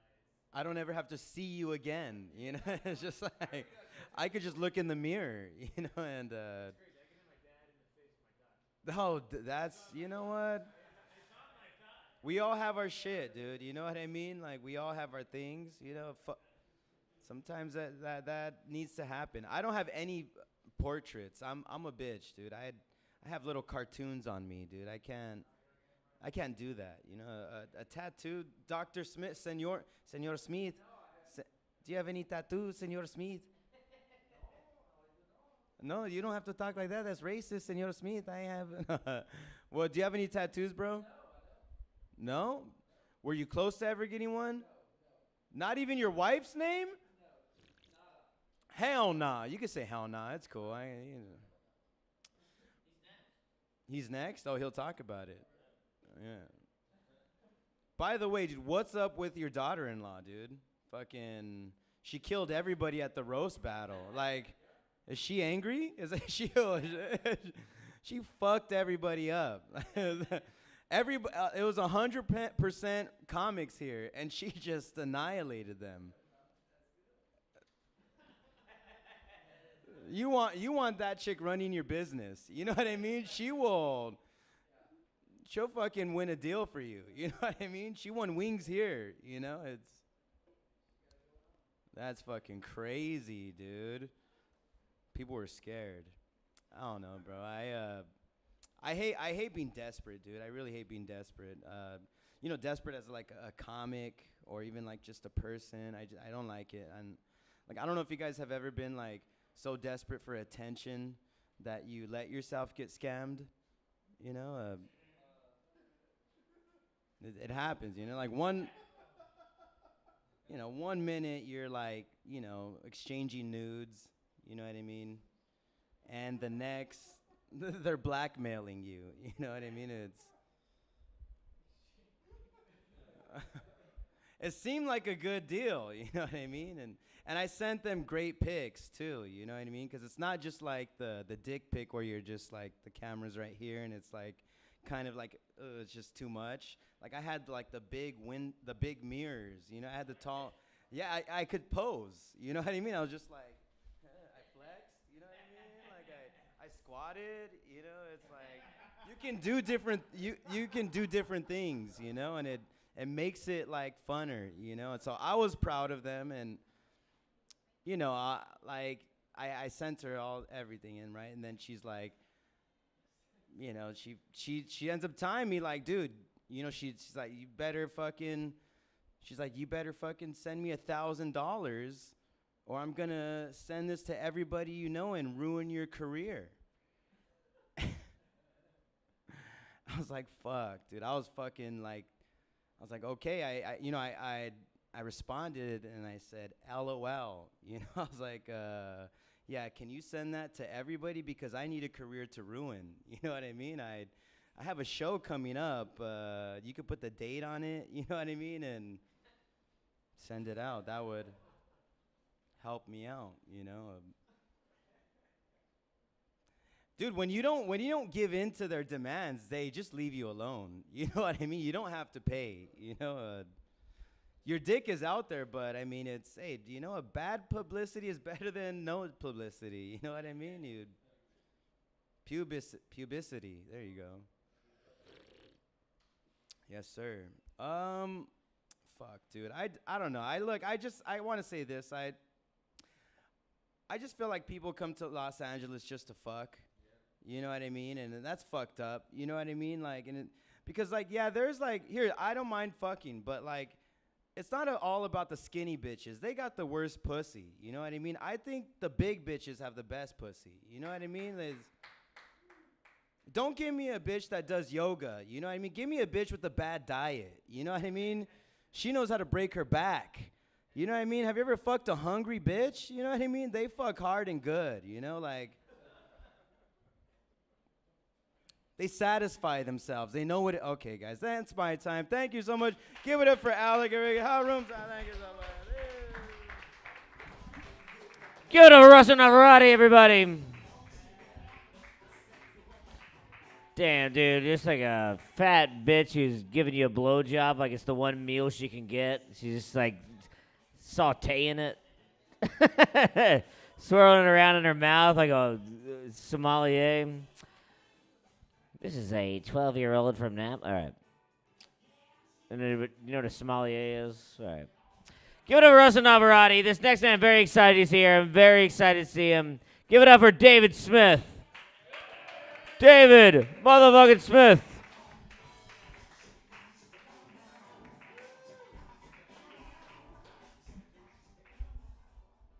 Wow. Feels like home. Accidental chaos. I love it. Okay. I can't believe you guys still let the old guys get up here. This is fantastic. You thought you'd learn your lesson by now. It's legit this time. I paid my $10 back there. I really did. $10 from this pocket back in that register, so I get my 10 minutes. I don't want to see a light at 5 because I know people. So I'm a year older than when you saw me last time. Right? Thank you. I'm 67. I'm back in my prime. 67. Back in my prime. Excuse me, just a second. I got to call my agent. Yeah, Jacko. I'm here in L.A. You said there was a mathematician convention this weekend in L.A., but there's nobody here. There's a bunch of idiots. You want me to keep going? Keep going. Okay. All right. See ya. He said keep going. You know what a prime number is, right? How many prime numbers are there between 1 and 67? 19. That's a prime number. How many prime numbers less than 19? 7. That's a prime number. How many prime numbers less than 7? Say it with me. That's a prime number. I always try to leave you guys with some smarts before I get off stage. You got to absorb some of that. And I know you love math jokes, but I'm going to stop. Okay, at 67, you would think I'm an old guy, but I am woke. I really am woke. I've said this before, I'm woke. I'm proud to be woke. Everybody can do anything they want to do, you know, be whatever you want to do, put it wherever you want to put it. I don't care. Just don't put it, don't do that to me. I'm not stupid. I'm just woke. But even at woke, sometimes I still get surprised. Last week on TV, I heard a news reporter. They were introducing their next guest. And welcome to our next guest, and I forgot the name, whatever the name. She is the only openly neurodivergent state senator in Pennsylvania. What the fuck? What is openly neurodivergent? I never heard of a closet neurodivergent. What the hell is that? What is neurodivergent? Jesus Christ. I mean, when you introduce yourself, you got to, go through every, descriptor possible, morphogenic, genetic, psychological, sociological, whatever, to tell before you. I'm on the podcast, the Stone Coke Sober podcast. By the way, just an aside, that is a great name. I mean, it is so clever. It's like Stone right there, and Coke, he's not here, and Sober, that's Will. Will's sober. It is so brilliant. It's all sorts of clever, wrapped up in one tight little package. Kudos to Stone Coke Sober. Okay?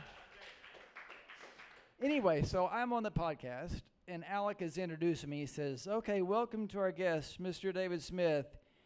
He is the first openly endomorphic, cardio-fragile, socio-avoidant, neurodivergent, two-thirds white, 21 female-ophile with a possible chromosome 11 anomaly, and his pronouns are his and hers and whatever, and then he has a brain fart, and he looks at Will and goes, Will, why the fuck is this guy here? I don't even know what I'm talking about now. And Will goes, I don't know why he's here either, get him off. We have to take a commercial break. See you later, Mr. Smith, next week. But anyway, so you have to go all through all the description, and then you spend 5 minutes, and you can't have the conversation. So I decided to put ND along with the LGBTQ alphabet soup, and I'm going, what? Forget that. From now on, you're just going to say the whole goddamn alphabet. So, you take your kid to your new school, and I take my son Adam to class, and I say, hello, Mrs. Ramatwat. Here is my Ms. Ramatwat. Hello, Ms. Ramatwat. This is my son Adam, and I'm sorry, but he is an A, B, C, D, F, G, H, I, J, K, L, M, N, O, P, Q, R, S, T, U, V, Z plus child, and he has to have special treatment. I mean, you have to have every letter because God knows somebody's going to do something weird or come up with something you hadn't thought of, and so that includes everybody. And you got to have the plus after the Z because, hell, somebody's going to think of something weird that doesn't even have a letter to start with it yet. So anyway, so you have all that, and all this started with Tim Walz. Did you watch the DNC? The convention? Okay, another aside here. I hear that this stage is where some of you get your news. Is that true? This is a very scary situation. My son, this is scary. Tim Walz is Kamala Harris's vice president. Please tell me you knew this. Thank God. Okay, sorry, God doesn't exist. So at the convention, his son, you may have seen this, high school age son, he was so proud of his dad on stage, and son was in the audience, pointing to the audience, saying, that's my dad, and he pointed, I love you, he was crying. It was very emotional. I as a father, I choked up. Seriously, that's not a joke. As it turns out, he has a learning disability.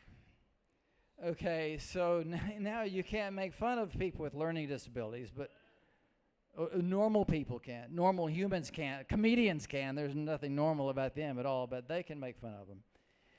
But that's how it all started. So now he's neurodivergent. And anyway, where is I going with this? By the way, another aside, a political aside. I'm a Trump hater. Absolutely hate him with every ounce of my being. And I'm educated, I'm college educated, dental school, I'm well read, and I have run out of adjectives to describe his disgust and repugnance. I hope this is being recorded. I've used every adjective in the dictionary, and I always come back to Old Faithful, motherfucking son of a bitch. But I don't have many ounces. And where's my friend Ray? Ray, are you here? Can you come with me and add more ounces to my hate? Yeah.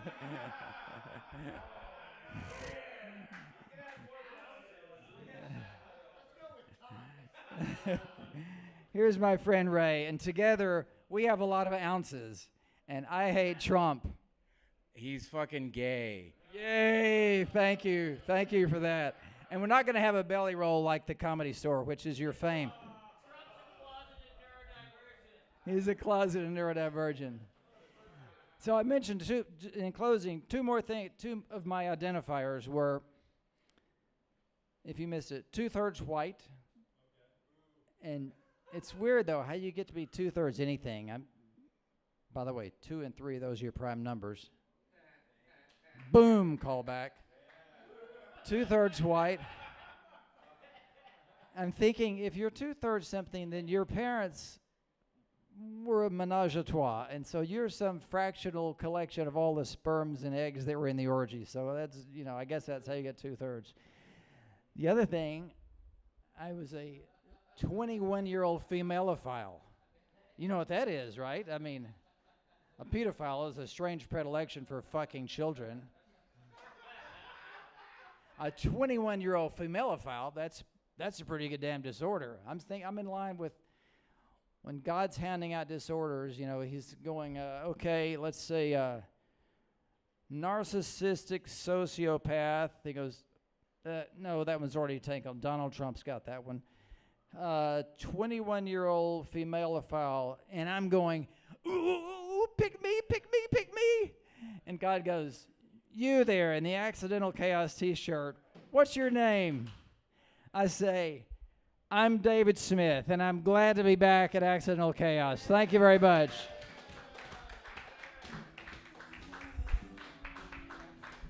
Give it over, David Smith.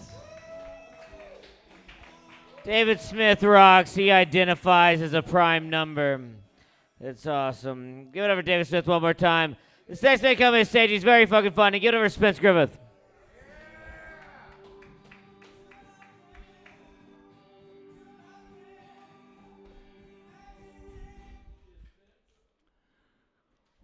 I started comedy at 36, which isn't a prime number.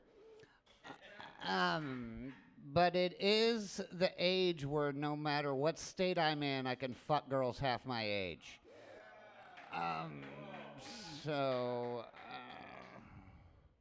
Yeah. That's my math joke.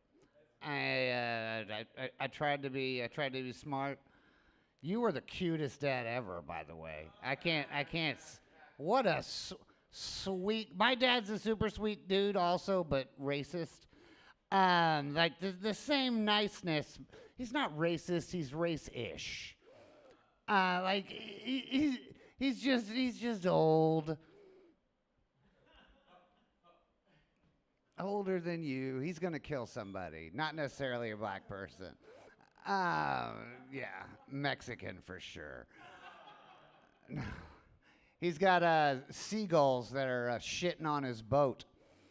And me and my brother offered to get him a cover for the boat so they wouldn't shit on it. He goes, nah, I just like shooting them. So he's shooting 22s at these seagulls and stuff, which would be fine, except there's a beach right over there with people at it. So I'm pretty sure he's going to kill somebody. He's got fucking Alzheimer's, but he won't fucking... Actually, he has 6 months now left to live, I just found out. But he was supposed to die a while ago. I've run out of material with him. Like, I've told him he's a good dad. All the good stories I've said to him. Luckily, he forgets them now. But we're trying to trick him into not being homophobic. But that shit's deep. Yeah. Like, he can't remember my name, but he knows he's not a fan of gay people. He doesn't like gay people or fat people, so Ray, he would really. When I was a little kid, I knew he didn't like gay people or fat people, and I told my mom, I hope I'm gay so I can bring a big fat dude home with me. Just because I was a fucking asshole at the end. God damn it. No, he's a good guy. He's got cancer. That's why we're looking a lot alike. How cool is that? Is we got to see Adam in the future. The same mannerisms and everything. It is so weird. I want to fuck both of them. They're definitely related. I have made a point to tell comics that I will try to fuck any of your parents that I meet. And I expect y'all to do the same. It's for the joke. It's not like a sexual attraction. I don't know. He's a good dad. It's fucking cute as shit. No, even my dad's against Trump now. It's been fun watching Southern people what line they're gonna draw. My mom drew the line a long time ago, but my dad just got on board. Or not, or he's lying just because he's sick of my mom talking about it. I've told her that. I'm like, I think he's faking it just to not to have to go to parties anymore. She's like, oh, he never wants to go out with friends. I'm like, he doesn't seem that sick to me. He's had cancer for like 5 years. I think he figured out the loophole. It's cancer. That's why I smoke. I just got to get a wife so that I can use it against her. God damn it. When they met, my dad said on their very first date, we're going to get married someday. You can't do that romantic shit anymore, right? Like, you can't let a girl know you kind of like her till you've done anal a few times. Don't want to seem desperate. I don't know. Yeah, my dad's going to. Do you ever have. So, what are you? Are you a baby boomer or are you Gen X like me? His dad, where I can't see. Oh, right there. Are you a baby boomer or Gen X? Right, very end. Yeah, I'm the yeah. Yeah, that's cool. Do you ever tell Adam a story and then halfway through it you realize, oh, I'm gonna come off real racist? I've had that with my mom. I'm a big fan of Roots. Y'all know the show Roots? So all through slavery, and like I watched it when it was still VHS, and you had to get the 2 tapes with a rubber band around it at Blockbuster for each episode. It's if you want to see OJ tell you that white people smell like wet chickens, watch that shit. Anyway, it's really good.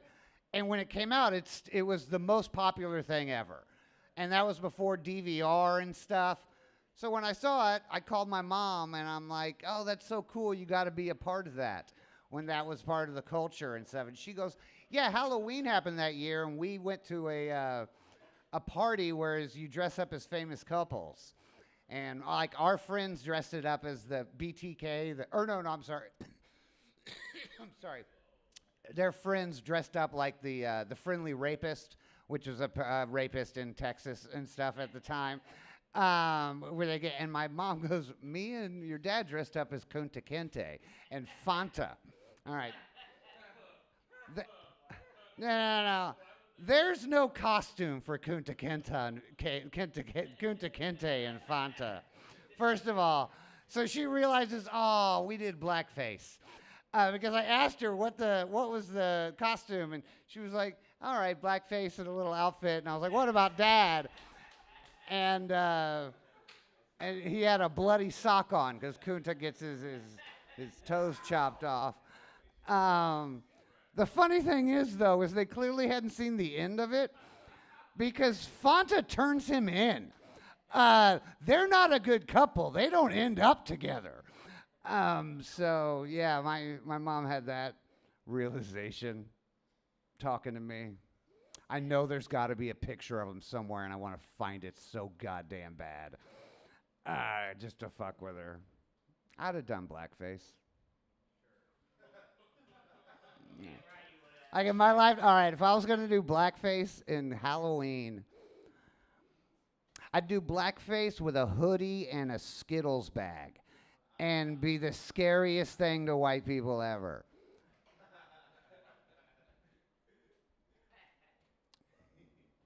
That was pretty good. I like that. That was kind of fun. No. You know you're old if you ever dressed up as the Crow for fucking Halloween.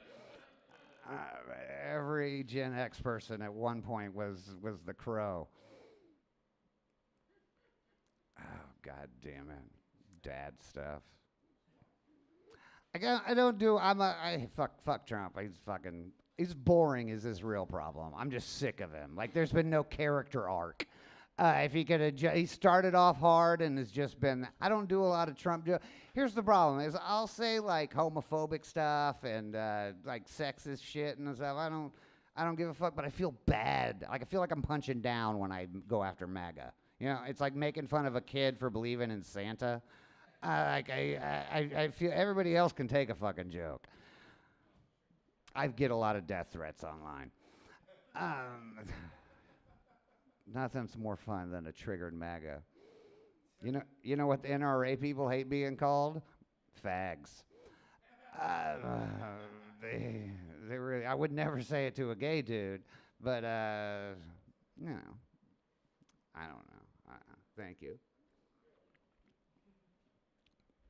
I was thinking about how he keeps saying, Trump does keep saying that some blue states you can have abortions after the baby is born, which is obviously not true because obviously that's murder. But I wish that it was true. So you could go to a state and like save money on the abortion and just strangle your baby on its own. Like it'd be a real baby saver. No, it wouldn't be a baby saver. It'd be a money saver. Anyway, yeah. I don't think he has any friends. Someone would tell you, like, you look stupid with that makeup on. If they were your friends. Like, at the very beginning, someone would have been like, hey, you shouldn't say all Mexicans are rapists, right? Like, yeah, they're way too lazy to be rapists. If you're going to know your racism, know your goddamn racism, people. Rape takes some work. Anyway, I can only make fun of him if I'm also being racist at the same time. And feel comfortable. Give it up for this very wonderful Alec from what? Oh, yeah, I'm hosting a fat person show tomorrow. So it's what I realized. You know how there's all the different trans categories online? Why aren't there more fat person categories? That's exactly what I've been writing about. I got so many fat jokes. Anyway, give it up for this hairy fat piece of shit. That's not one of the jokes. That's just calling them like I see them. Oh, I'm not hosting it then. I don't host shows with terrorists. Sharmuta. All right. I know how to curse at a terrorist. Goddamn. Yabni sharmuta kasomek mashiuta. Moses obre yachawan. Anyway, I know I did in that one. All right. Give it up for this non-sharmuta, Mr. Alec Feinstone.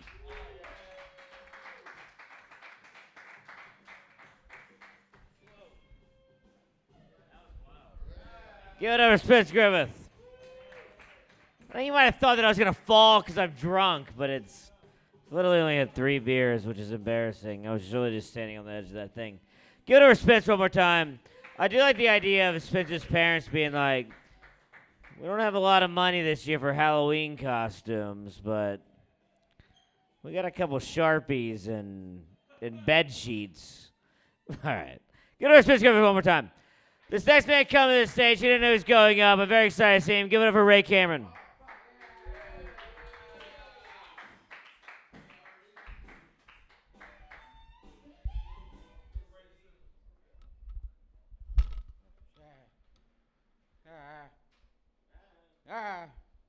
So I was fucking this fat retard, and I knew she was fat because I could go at it as hard as I wanted, and I knew she was retarded because she was letting me fuck her.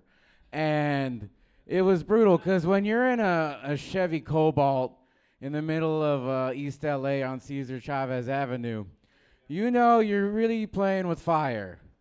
Not like her hot Cheetos.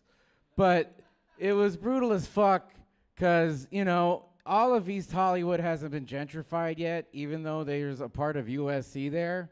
And even that money can't help it. And that's how fucked it is. Cesar Chavez was a communist, and they named it all after him. They would look at me and be like, dude, you should leave. I'm like, dude, I'm fucking her. What are you doing? You're like, okay. And it was nighttime. I was like, I didn't even have a cell phone, but I got my dick wet anyway. I'm just saying, I've accomplished that. I had no cell phone, and I still got laid. That's how tall I am. She didn't care about the phone. She didn't care about my mom's car being a red Chevy Cobalt. And she did not care about all of this. She was like, let me just ride that fucking pony. And I'm fucking her from behind because what else are we going to do? She can't sit on me. There's no leg space. And I'm just ramming her. She loves anal, too. If you can fuck a bitch that loves anal, keep her. Marry that bitch. I just don't want to be cheated on. That's my only thing. I'll fucking dump you to the ground if you cheat on me, even if you do anal. So I'm fucking her. I'm ramming her up her pussy. And she's a torta, what they call it now, like a fat Mexican. And I'm really happy for that because I've loved tortas even before the fucking kids took over the internet. And like it gets really steamy because I'm cheap and I don't want to pay for AC in the car, so I turn off the car. And, you know, we're going at it. I can't really see outside, but then all of a sudden she goes, wait, look. And I see what looked like you ever see King of the Hill? Like in reality. Like a white guy from Arlen, Texas. He's homeless. He fucked up. He's tweaking out. He leaned his bike over onto my car just to watch me and her fuck. Like that one scene in Mars Attacks. And he's like, because the meth. And it was insane. I was like terrified because I was this size, but I was like 19 and shit like that. She didn't know. But like I basically was frightened, to say the least. So I put my jeans on inside out. Have you ever done that in your life? You ever put jeans on inside out? Maybe your boxers or maybe some dumb shit. But there's so much distinction between this part and the inside part. And I literally climbed from the back seat to the front seat, okay? That was insane for me to do that, okay? My dog can barely fucking do that. But I fucking slithered it in there like a fucking snake, like a ferret. And I went to a different cul-de-sac, and I came in her. It was a great time. I love that shit. Thank you. I recently started losing weight. My C cups went down to a B, and I feel proud about that.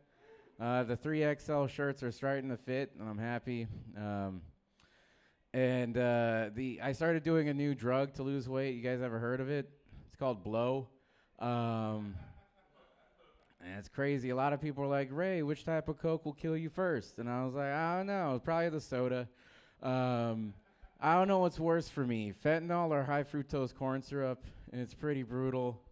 Man, I stopped doing Coke, you guys, and I hate it, but I love you, so I did it because, yeah, I don't want to talk. So I told 3 people about what happened to me on Friday to make me a big fag, and Adam heard it, and I really hope he hasn't told everybody already. And who else? The guy who hired me heard it, and another girl heard it. And the girl was like, that's hilarious. You should tell that on stage. I was like, no, that's something I don't want to tell people about, but I'll tell you about it. Anyway, ask me later. And, yeah, you hear about those sharks? Here's an Instagram joke. They tested sharks in the Atlantic Ocean because they don't test people. They'd rather test sharks for drugs. And they were positive for for cocaine. That is awesome. Talk about fish scale. Shut the door, please. Anyway. They started migrating more to Colombia now. That's pretty cool. I like music. I like a lot of different music. I like death metal, but you guys hate that material, so I'll move on.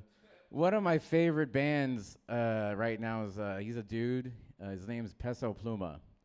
You know that shit? You know Peso Pluma? I don't understand a goddamn thing, but that's okay because he makes billions of dollars a year selling music to dumb fucking everybody. It's like K-pop, but for not black people, you know? It's weird. He understood that, and I'm happy about that. It's not even a racist towards the black people. It's just America sucks. And kids suck. America's cool, but like, man, I was like Angelica. I grew up in between the millennials and the Gen Zers, and I hated both of them. You know, I hated the adults. That's a Rugrats joke. And I just knew God did not care about my generation, and he gave the computer to the younger ones. So, like, now you see people. Honestly, the issue with America and people outdoors, we multiply, right? There should be millions of us crawling around the street trying to do comedy. But so many of the younger fucking people would rather watch some guy fucking on YouTube comment about Kill Tony every other month and give him $10 to his Patreon. It's so fucked. I hate that. That's why I say whatever I say, to make you feel better about yourself. Where was I? So yeah, I like a lot of music. Peso Pluma. It's called cumbia or corridos. You know what that is? Pete's Mexican. He gets it. And corridos is literally music about love, family, and cartel. It's fucking insane. But Bad Bunny, you all know him, right? Made so much money in 2 years that he can retire. He's a billionaire. He doesn't have to put out a single album, but he'll do it with Snoop Dogg. It doesn't fucking matter. And I love cumbia music because when I used to pick up blow and the guy was listening to anything else but that music, it was bad shit. I knew if he's listening to corridos, it's only cut with that baby laxative, and that's okay for me because I still eat their food and that shit makes me shit every day too, okay? I'll fuck a torta and eat a torta, okay? I'll do a line off her tits and eat my Cubano sandwich. It'll be beautiful. I stopped doing blow. Adam likes this one because it makes me look terrible. I used to do background acting, and I was the entire background. If you laugh, you're gay. That's a Nate Lowe joke. Anyway. Yeah, I used to do it, and like I grew really exponentially. Like I was like a child, and then I was bam in like fucking maybe 4 years. I have the worst stretch marks on both sides. Okay, and I was you know, for me to get headshots that cost my parents money. They're poor. They're not gonna do that. So like they stopped like updating my headshots after a while. I got booked for this gig for this shitty show called Everybody Loves Raymond. And yeah, I've been in a lot of backgrounds, and they were like, "Hi, we ordered an 8-year-old child. Why is this man here?" And I'm like, "Hi, my name's Ricky, and I'm here to be on the show that I'm named after." And they're like, "We don't need a stand-in for his brother, dude. Get the fuck out of here." And I was like, no, my dad tried to argue. He was like, he's a son, look at his ID. And I had my little arty white elementary school ID. I had a fucking highlights. It was insane. And they were like, okay, go to wardrobe. And I tried on maybe 50 fucking jerseys, and not a single one of them fit. Okay? You know that chuckle fucker jersey that Adam likes me wearing? It looked like that. They're not going to put that on TV and, you know, not charge for it $20.99 after 3 a.m. Basically, yeah, I was up there just like sad and crying, and they sent me home. They paid me, but, you know, what is $120 going to do for me, you know, when I can't even be on that fucking fat show? That's so fun. Yeah, you guys. Thank you. I had new material, but I'm gay, so I don't know. It was my brother's birthday this week. He turned 25. He is gay. A lot of people are like, Ray, how can you bring a woman home with you if, to fuck her? Don't you live with your parents? I was like, yeah, but my brother next door is committing sodomy. So I think it's okay for me to try to continue the name of my father. A lot of people ask me, Ray, your mom went to Iran. How was that like for her? She was like, there were so many disobedient women there. You could throw a rock and hit any of them. And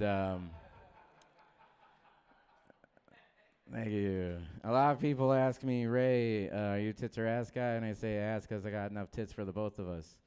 Thank you, Aiden, like that one. A lot of people ask me, Ray, how come you never wash your hands out of coming out of the bathroom? And that's so I can piss off your great host, Alec Feinstein. Give it up for him, everybody.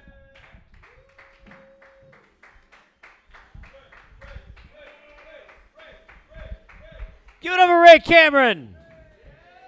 Come to his show tomorrow. It's going to be very funny. Seriously, though, his show tomorrow, The Fat Show, it's going to have a lot of really good comics on it. Fucking Saul Trujillo's on it. Saul Trujillo? I don't know how to pronounce Japanese words, dude. Saul Trujillo, everybody. It's going to be amazing. Give it up for Ray Cameron. Come to the show tomorrow. This next comic's coming to the stage. He's a staple of this place. He's very funny. Give it up for Andre Mulligan.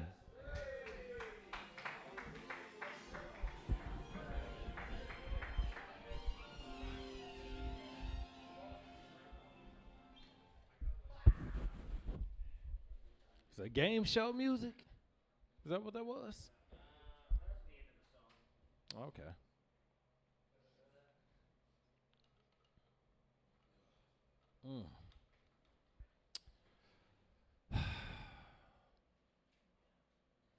You know, I was thinking about this.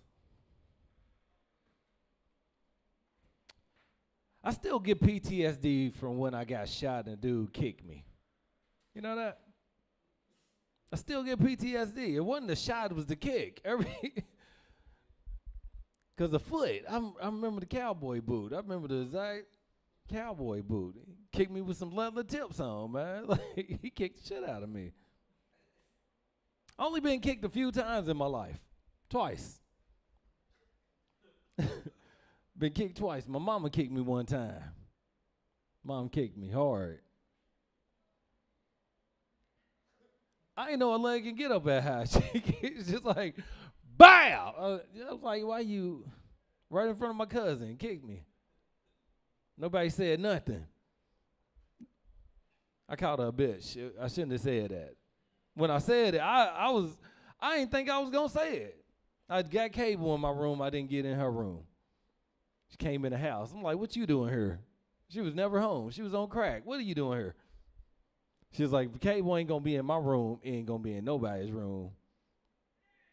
And grabbed the cable box, threw it on the ground. And I was like, you. Yeah. I've never tested my mom. I never tested her because she crazy, you know? I watched my mom beat a lot of people up. Only time I never seen my mom fight anybody was a stud.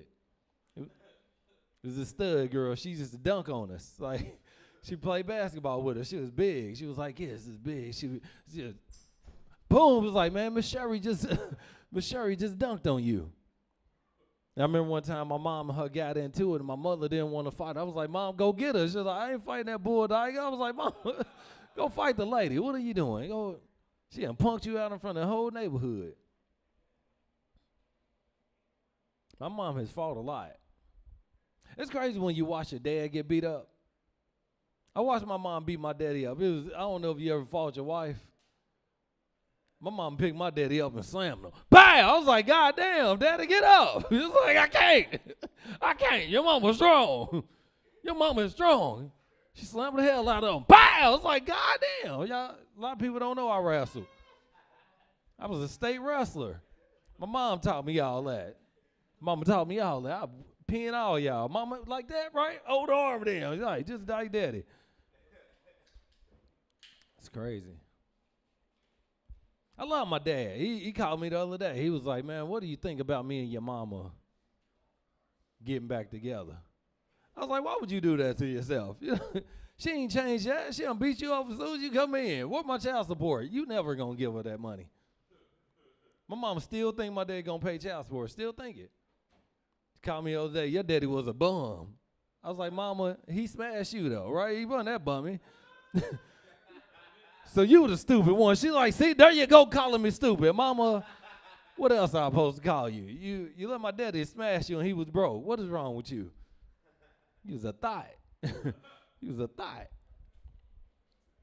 My mama said, said your brother and your daddy's brother was both bums. I was taking care of both of them, man. I said, so who was wrong there, mama? You know what I'm saying? Who wrong there? You mad? You mad? You see a sucker lick 'em, right? What are you talking about, woman? You took care of two bums? This thing about my dad, though. My dad, he wants me not to like my mom, you know, so I can get on this side. I'm like, you still never took care of us. No matter how much dope she was on, you still never took care of us. What are you talking about, man? He was like, man, your mama mad at me. She mad at me, Dre. I was like, why she mad at you, Daddy? She think I raped her. I was like, Daddy, you was 10 years older than her. What are you talking about? She was 15. You was 25. What was you doing on the playground? She already had a baby. What? Daddy, you wrong. Shut up. I don't want to hear this conversation. I don't want to hear no more. I don't want to hear no more of this conversation, Daddy. What was you doing on the playground? She was in high school. He was like, hell yeah, she got a baby, y'all. Let me stop real quick. Is that your baby? Oh, she game, y'all. She game. Man, Daddy, don't do that.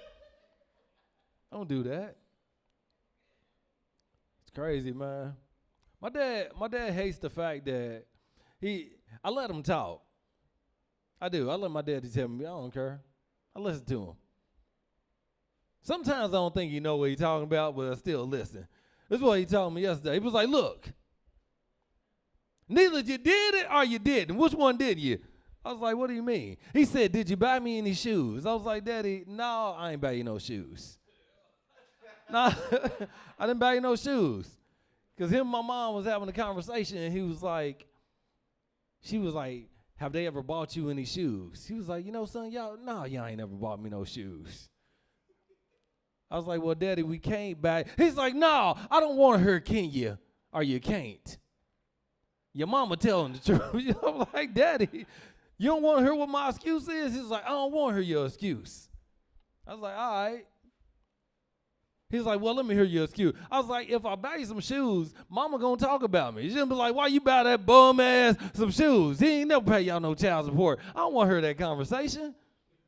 Why y'all put me in the middle of y'all financial problems right now? It's different though, man. Because he asked me the other day, he was like, if I died, what would you say about me? What would you say about me, Dre? I was like, well, I'll say this, Dad. I'll say you was the man I need to get me to the next level of my life. Dad got mad because I ain't buying no goddamn shoes. That's what I'll say about you.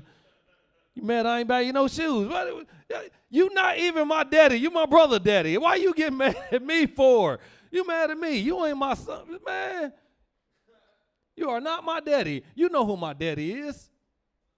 He mad at me. Talk to your son. Don't talk to your fake son. I ain't your real son. I was a package deal, baby. You know what I'm saying? I came with the package.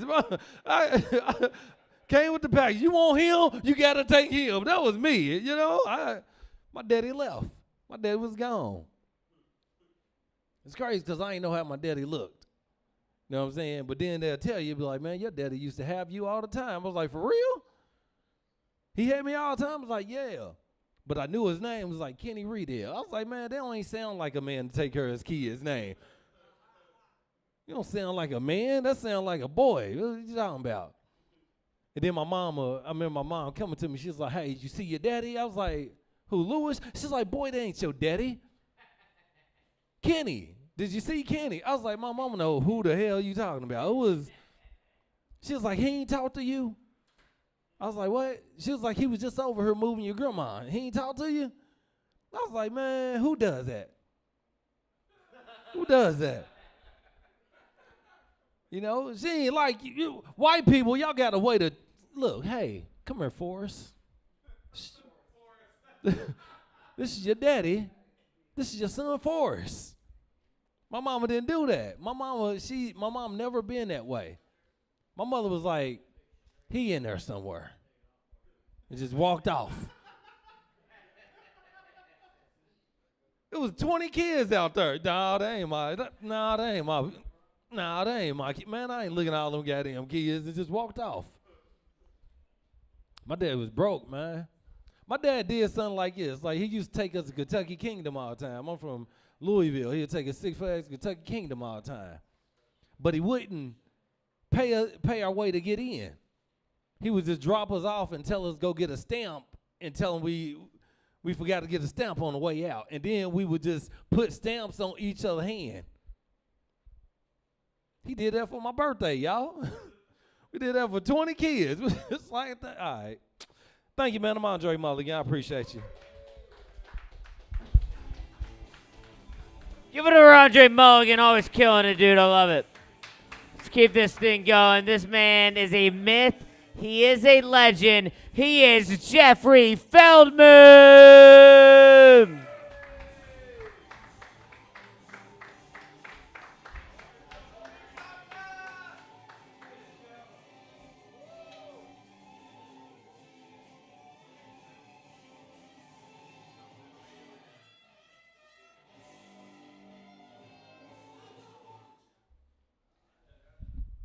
How you guys doing? I'm one of the Pep Boys. How's it going?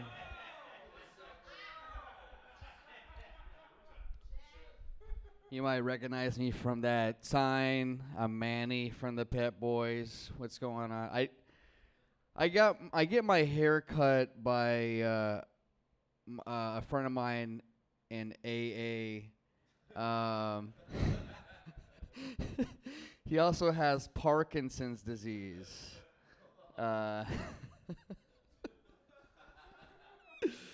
It's my way of giving back to the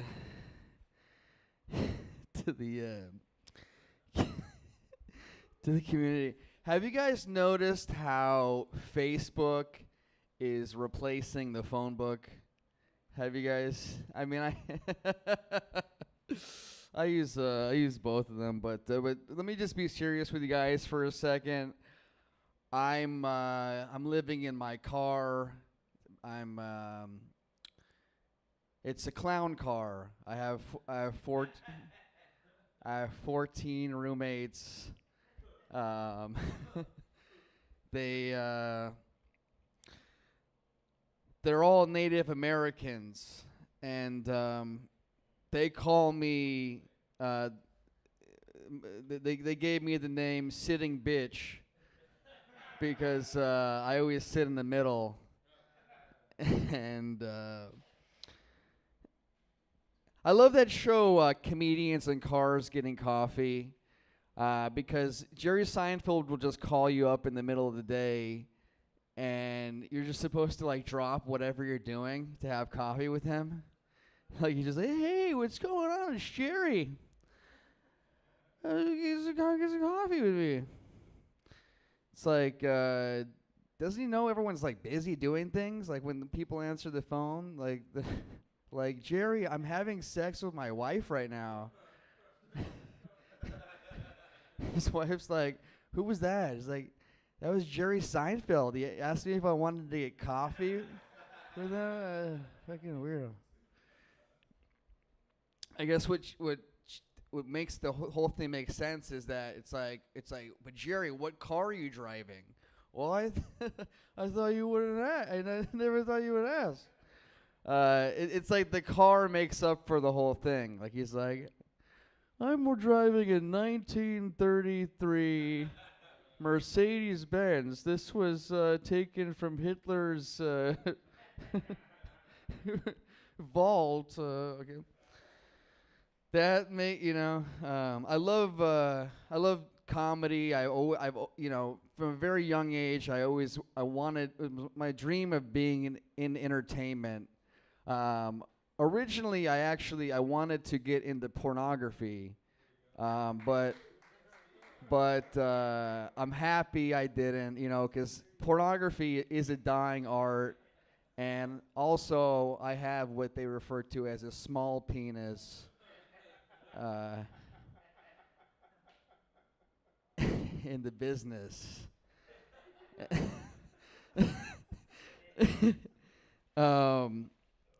You know, the first 5 times I came in a woman's face, I did not enjoy it. To be honest with you, it was because it was in my grandmother's face.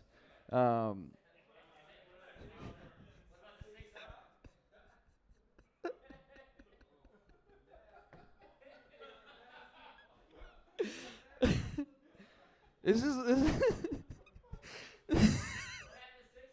this is my impression of the Godfather Don Corleone if he worked for Spectrum Cable customer service.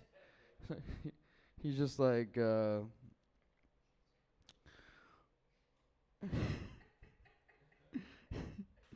he's just like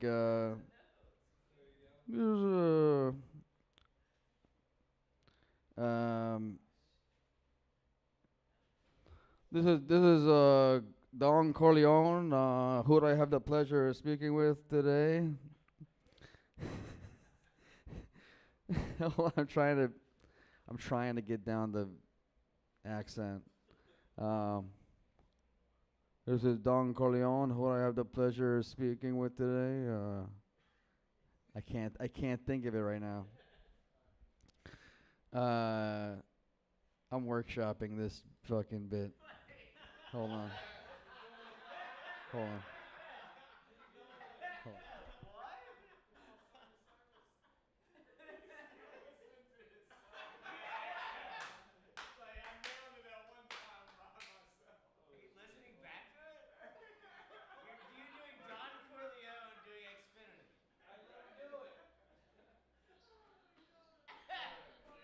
Okay, so this is my impression of Don Corleone if he worked for Spectrum Cable customer service.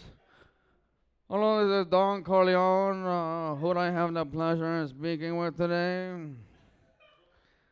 Hey, Gary. Let me just start off by saying you come to me on the night of my daughter's wedding and you asked me to bundle internet and mobile.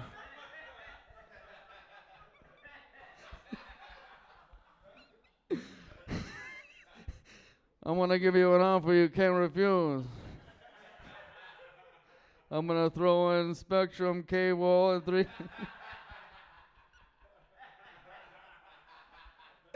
and 3 months of Hulu. Okay, thank you so much. That's it.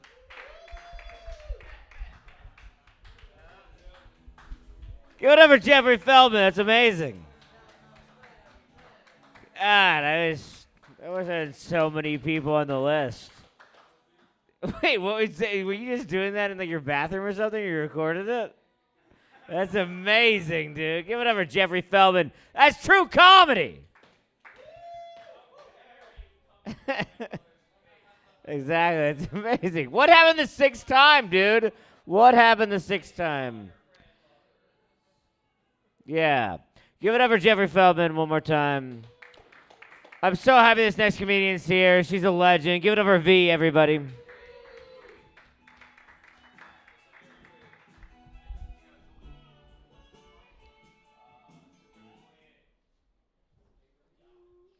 Clap it up for everybody who graced this stage tonight. I don't know if you guys know, I'm the single mom of 2 sons diagnosed with autism. Yeah, that's why you may have noticed a sparkle of crazy. It's actually in this eye. This eye be holding it down. When this eye goes, what we gonna do? This eye goes, I got you. Yeah, my oldest son has language, and he's a wonderful champ. His younger brother does not have language. And when we know what he wants, everything is wonderful, marvelous. And when we don't know, mayhem ensues, holes in dozen walls, furniture gets broken. It's just autism, caca. Clap it up if you know anything about autism, caca. Yeah, my son opened my laptop 360 degrees. It's no longer a laptop. It's a flap top. And I'm going to tell you how it happened. Yeah, woke up this one morning and heard a sound. Found my monitor on this sofa, keyboard on this sofa, wires in between. I lost my mind. But I have a very awesome computer guy who fixed it. I couldn't believe it. I brought it home and put it right back on the desk. Clap it up if you ever ignored that little small voice. I figured, yeah, because the little small voice said, "You think he'll break it again?" Did I listen? No, I was just so happy it was fixed. And I heard that noise the very next morning.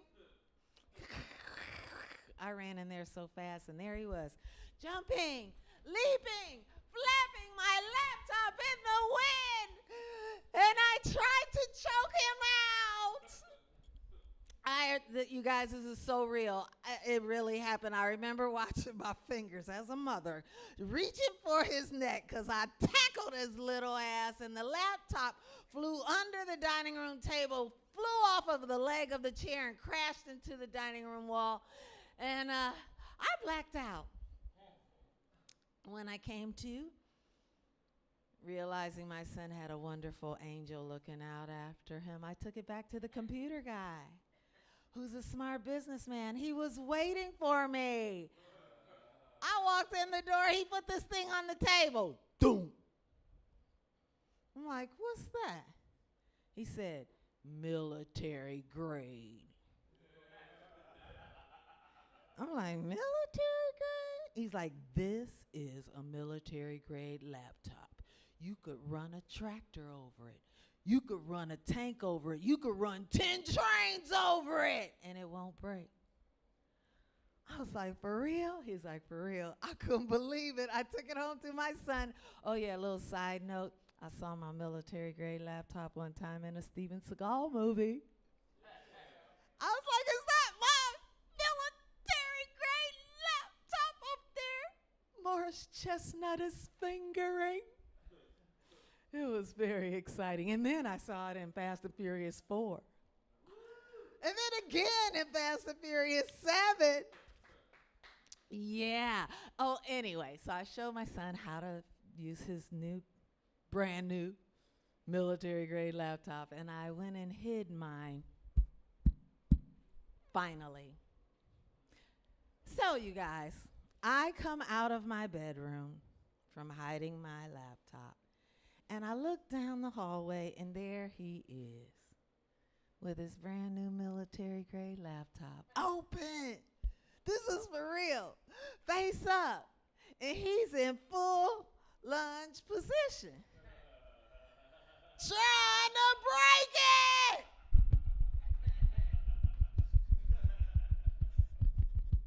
That was the happiest day of my life. I went into full HBCU marching band moment. You can't break it. You can't break it. You can't break it. You can't break it. You can't break it. You can't break it. I was so happy, y'all.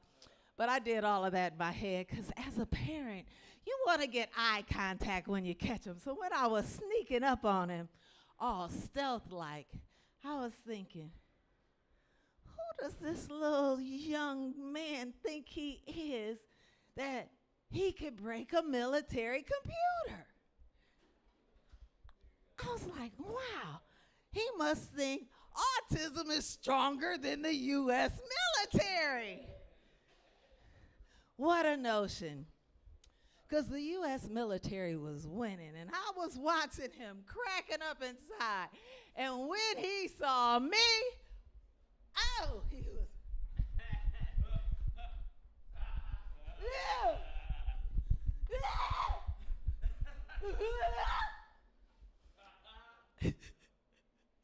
You guys can laugh because he's a non-speaker and he loves this joke.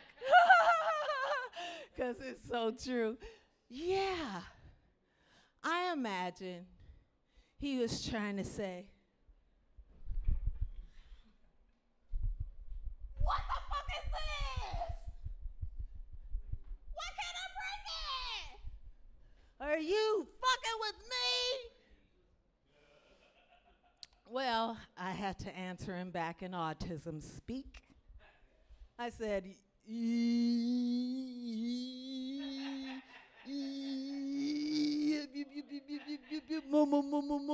a job. Na na na na na na. Oh, na na na. Which is to say, hell yeah, I'm fucking with you.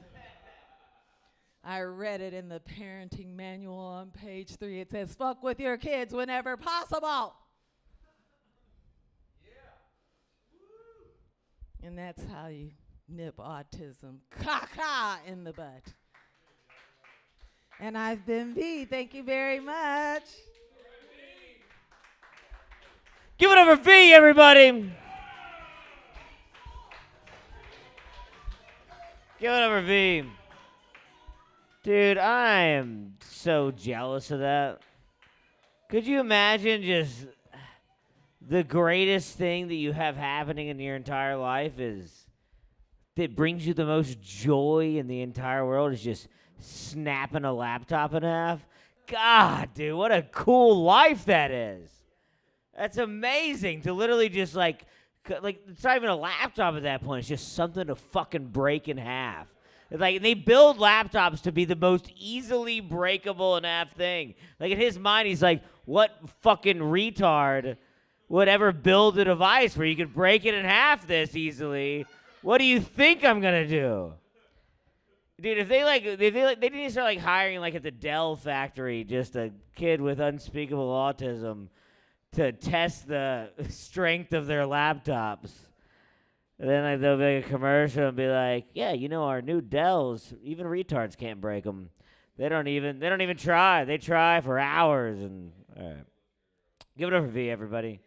Give it up for this next man. He's a very funny comedian. Give it up for Leo Horta.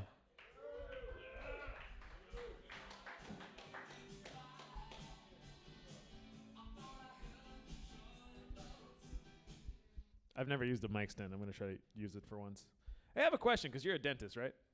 Okay, I tell all of my fucking friends one thing that I heard on a podcast like 6 years ago. Okay, it is that flossing is cleaning and that brushing is polishing. Is that accurate at the fuck all? I have told so many people this, man. I really hope it's accurate. Okay, cool. I was really hoping that I was fucking like saving lives with it, but I don't know if it's true. Okay. I'm just going to try out some new shit that I wrote. All right, sick. Thank you. Have you guys noticed that bonsai trees are more expensive the older they are? And it's the complete opposite for people. Have you guys noticed that although peanut butter with dogs is probably the most willing, frogs have the most fuckable mouth of the animal kingdom?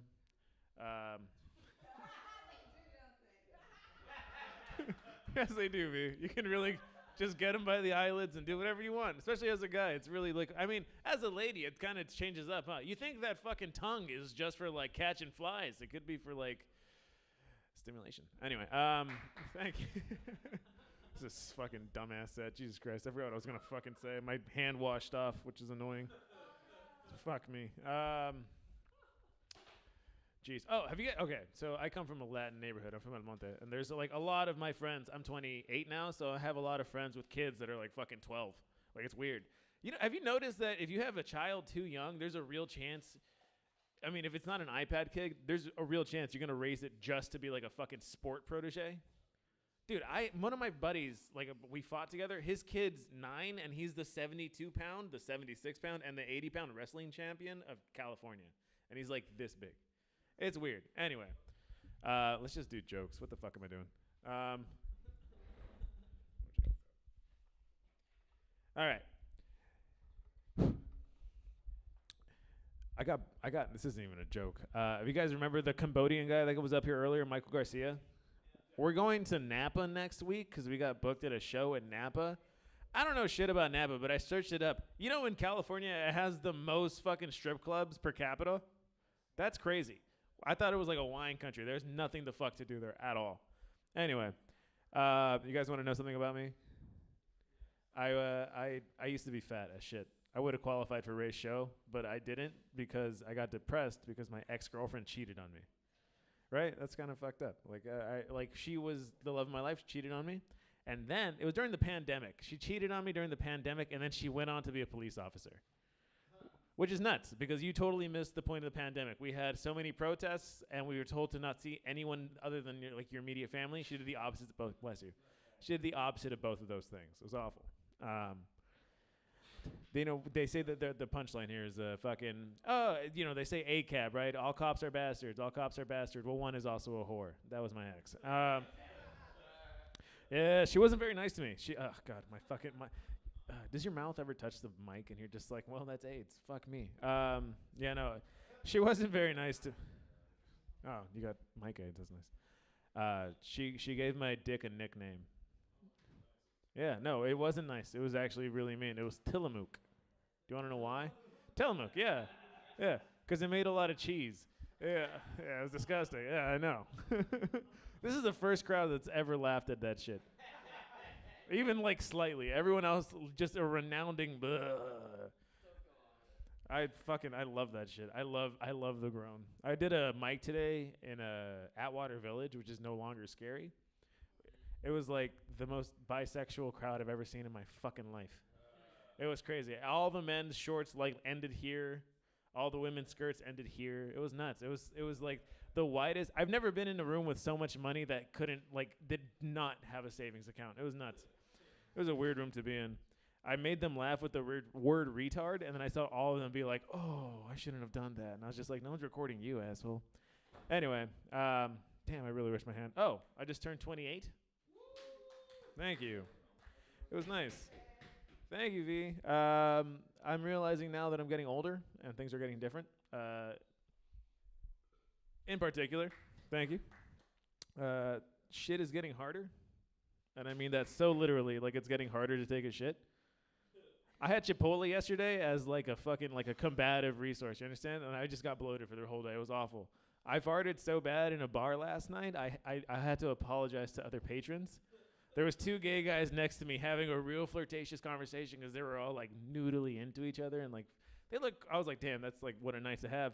And they fucking both perked up and got real straight, and I had to be like, I'm so sorry. That was me. I shit the air. I did that to you guys, and they're like, it's okay. I fart all the time. Anyway, it was so fucking weird. I have to take laxatives now. I'm getting into comedy almost entirely to get sponsored by fucking Miralax. Like, it's getting so hard to shit. I thought about like hiring a midwife or just consulting one to be like, what's up with the breathing exercises? With constipation also comes hemorrhoids, which is weird. I have to take not Plan B. What the fuck? I have to take. Damn it, that was part of another joke, but I'm happy I said that because I would have forgotten. I was blanking hard as fuck. Anyway, I have to take what is the bullshit? Viagra. No. Preparation H. Thank you. Fucking 1957, right?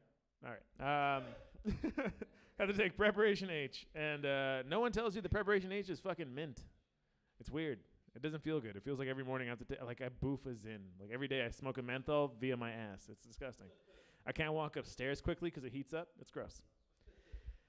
Okay, here's the Plan B joke that I have never said, but I thought about it the other day. Okay. Do you guys ever think about how, like, if we cut cocaine with Plan B instead of fucking speed, maybe the kids that are born from, like, one night stands won't have ADHD, but instead we just won't have babies. And I forgot what the joke goes. I fucked this whole thing up. My bad. Anyway, I'm sorry. Thank you, V. Damn, I have nothing, guys. I blanked so hard. Alec, thank you. Give it over Leo Horta. Leo motherfucking Horta. Isn't this fun, dude? We got Pete Nash in the house. We got Danny Archilla in the house. Give it up for Danny. We got Ray Cameron. It's fun to like go to a show and the guy calls out everybody in the crowd. Isn't that cool? Like literally every single person by name. Just, we got fucking Jeremy Lopez. Give it up for Jeremy Lopez. Who hasn't been called yet? We got Miles. Adam Smith, everybody. Adam Smith. David Smith. His dad. Give it up for keeping strong relations with your dad. Give it up for that. It's like to literally be at a show in front of people and you know the inner workings of the crowd's family relationships. That's never a good sign that you're killing it in comedy. When you can literally go, give it up for these guys. They are father and son. Last year he got a tricycle for Christmas. His middle name and social security card is, all right. I was really just trying to kill time. Will Martinez is such a dodger of getting on the show, but it's amazing. I go, you're next, and he goes, all right, I'm going to the bathroom. I go, okay, well, you're not going to be next. Give it up for those other cool things that I said. This next person coming to the stage is Jeremy Lopez.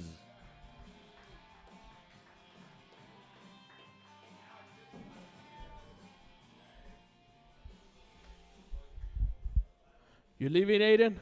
That's it? All right, have a good one. What's up? How's everybody? I got t-shirts. Anyone want a t-shirt? I got t-shirts, Lopez t-shirts.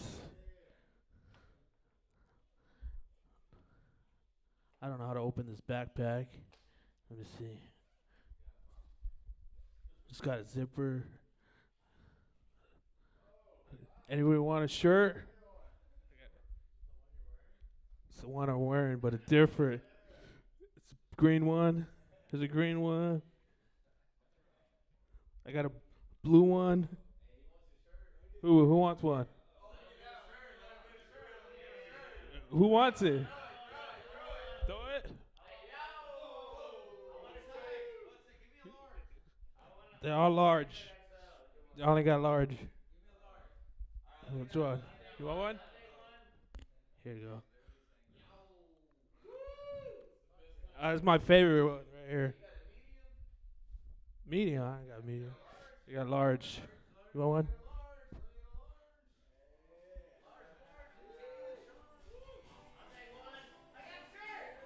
There you go. There you go. Shirts. I don't know why Aiden left. I told him I was going to give him a shirt, and he fucking bounced. Oh, well. All right, let's bring up your host. That's it. I give out shirts, and then I bounce. Thank you, guys. Appreciate it. I got a rice cooker. I got to make rice at home, guys. All right, peace out.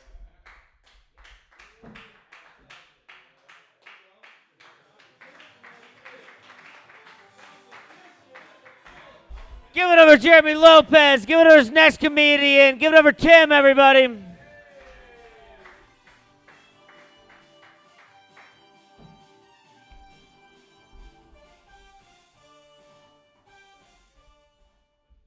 Thanks, guys. How you guys doing? I still pretty new to this whole open mic scene in LA, and I've been jumping around to different mics, and they're they're all fucking gay. I gotta be honest. Like, they all fucking suck. This is the best place to do this, and give it up for yourselves. Honest to God. I was at one earlier tonight, and I made this, like, you know, I had done it before here, and it did okay. Adam enjoyed it at least, and it was this innocent rape joke. Just an innocent little rape joke, and it was the first time I ever got heckled. This like little white girl with blonde hair just goes no. Yeah, that was it. She just goes no. And I was like, no, I mean, I'm trying to defend myself here with this rape joke. All I said was like, I was like, this girl, I was having sex with her, and she had an orgasm, and after she orgasmed, she kind of passed out, and just like her body language, I was like, I can kind of see the date rape appeal, and everybody in the audience, I'm gonna name drop it. I was at Third Wheel. And I was like, these people are fucking pussies. And like, there were just like unanimous head shaking in the audience. And I was like, no, I wouldn't. And the joke is like, I would never do it, but like, I earned this. You know what I mean? Like, she had an orgasm and she kind of passed out. And this girl just goes, no. And I was like, okay, like, I guess not for me. So I raped her. And then, like, the next girl, thank God the next girl that went on stage just totally bombed, because, like, the first thing she said, she was like, yes, officer, he's in a gray T-shirt. This was tonight. This was literally tonight. I was like, I got to go to fucking Accidental Chaos, like, where these people understand what I'm saying. I was at another one. I'm just gonna shit on all the other open mics for there's one like Broadwater or something. I don't know. I don't remember the name, but I was standing there. I was sitting there waiting to go on, and this guy goes up, and like out of nowhere, he was like, "Have you guys been to Accidental Chaos?" And it was like a Seinfeld bit. He was like, "Accidental Chaos, huh? What's up with Accidental Chaos?" And he goes, he was like, so I'm waiting to go up, and I'm standing, and I'm like in this weird alley, and this guy comes up in a pickup truck, and he gets out of his pickup truck, and then he does a line of cocaine off of his key, and like right there, I was thinking to myself, I was like, it's called a bump when you do it off your fucking key, you fucking loser, and like I just immediately knew that this guy like didn't know what was going on. And he was like, and he just like went on about like how he was like, this guy, he like did a line of coke off his key, and I was like, it's a bump. And then he was like, and then he pulled out his gun, and I was, and then he was like talking about all this shit like it was a bad thing. And I was like, I've been there a few times. How come this hasn't happened yet? Like, this is what I'm looking for. Like, where is that? You know? I got a fucking booger on my shirt. Yeah, but no, like, I'm like bouncing around, like going to these different fucking places, trying to figure out what's going on. And after this mic that I did tonight, where I was like, I can kind of see the date rape appeal, and was like, no. I was like, I gotta get back to where these people like know, like, because Adam was like, fuck yeah, when I first said that. I was like, oh god, this worked the first time I did it. I was like, god damn, this white. You said the right keyword. Exactly. But no, I tried to defend myself. I was like, I might as well just do the whole joke. I mean, like, this having sex with the girl, and like, I don't know how it happened, but she had an orgasm, and it was so intense that she kind of passed out afterwards, and you know, her head turned to the side, or her she closed her eyes, and her legs went kind of limp, and I was like looking at her, I was like, I can kind of see the date rape appeal, like, this is kind of hot, and I was like, I would never do it. I would never rape a girl, or I would never roofie a girl and then rape her. But I earned this one. You know what I mean? I worked hard for this rape. And when I said I worked hard for this rape, the girl just goes, no. I was like, shit, I gotta get the fuck out of here. I don't know. I'm in the wrong place. So while I'm doing this and now kind of bombing, just everybody give yourself a round of applause. This is just like, this is where I like to be when I say weird shit. So not at some of the other places. I was so like I said, I'm pretty new to LA, and the first first week I moved here, I was sitting at a red light, and this homeless guy, he's like this goofy looking bum. He runs into the crosswalk. I'm the first car at the red light, and he runs into the crosswalk, and he starts juggling. And I was like, holy shit, even the fucking bums in LA think they got what it takes. I was like, I thought I was delusional. But like, look at this guy. And he's got like the bowling pin things that you juggle. You know what I mean? And not that that's really relevant, but he throws up like the first two, and then he goes to throw up the third one, and the first one just comes down and hits him right in the fucking face, and he drops all of them. I was like, that's the funniest fucking thing. It was so humiliating. I was like sitting in my car just laughing my ass off. Like, look at this fucking idiot. Like, what does he think that he's doing? And so he picks him up, he gathers himself, and he juggles for like another minute or two. You know, this guy, he's a grinder. You already know that. This guy doesn't quit. He's fucking juggling in traffic. So you already know.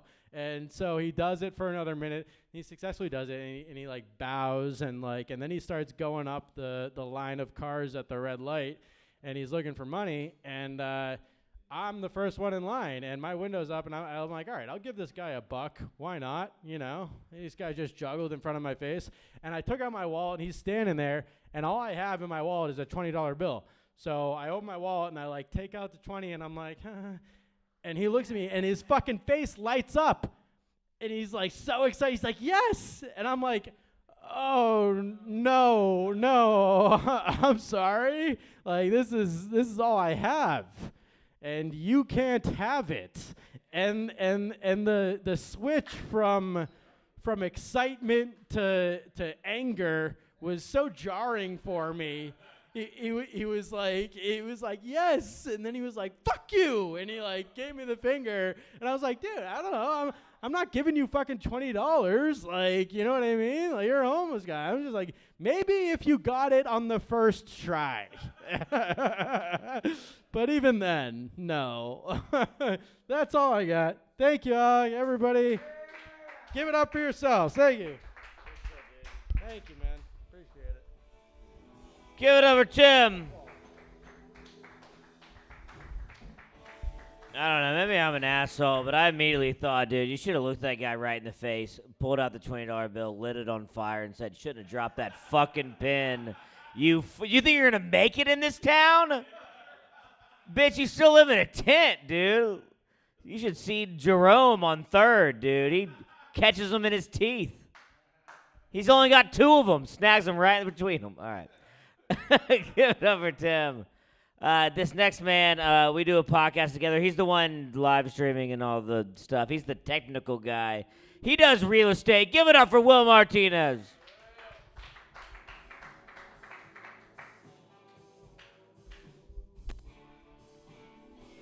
Yeah, it's comedy time, baby. Do we keep it going tonight?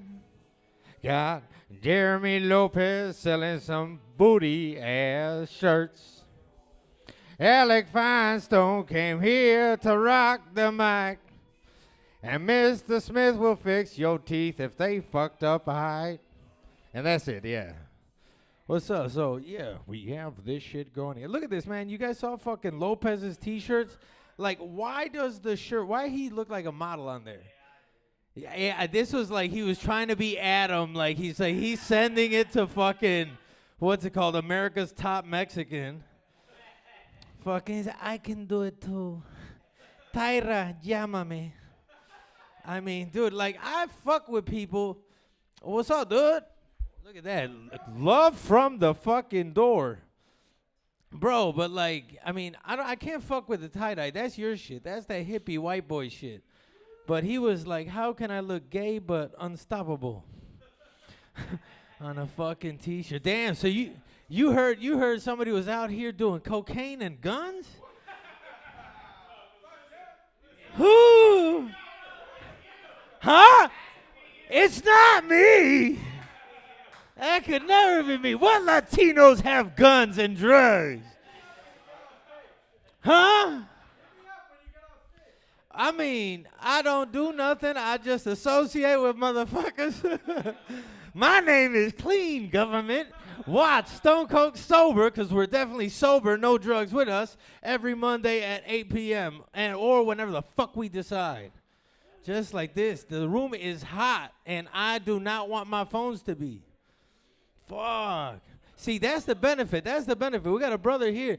Bro, like, I have the super blessing of, like, ultimate God blessings. Like, I grew up with 2 immigrant-ass parents that were lawyers.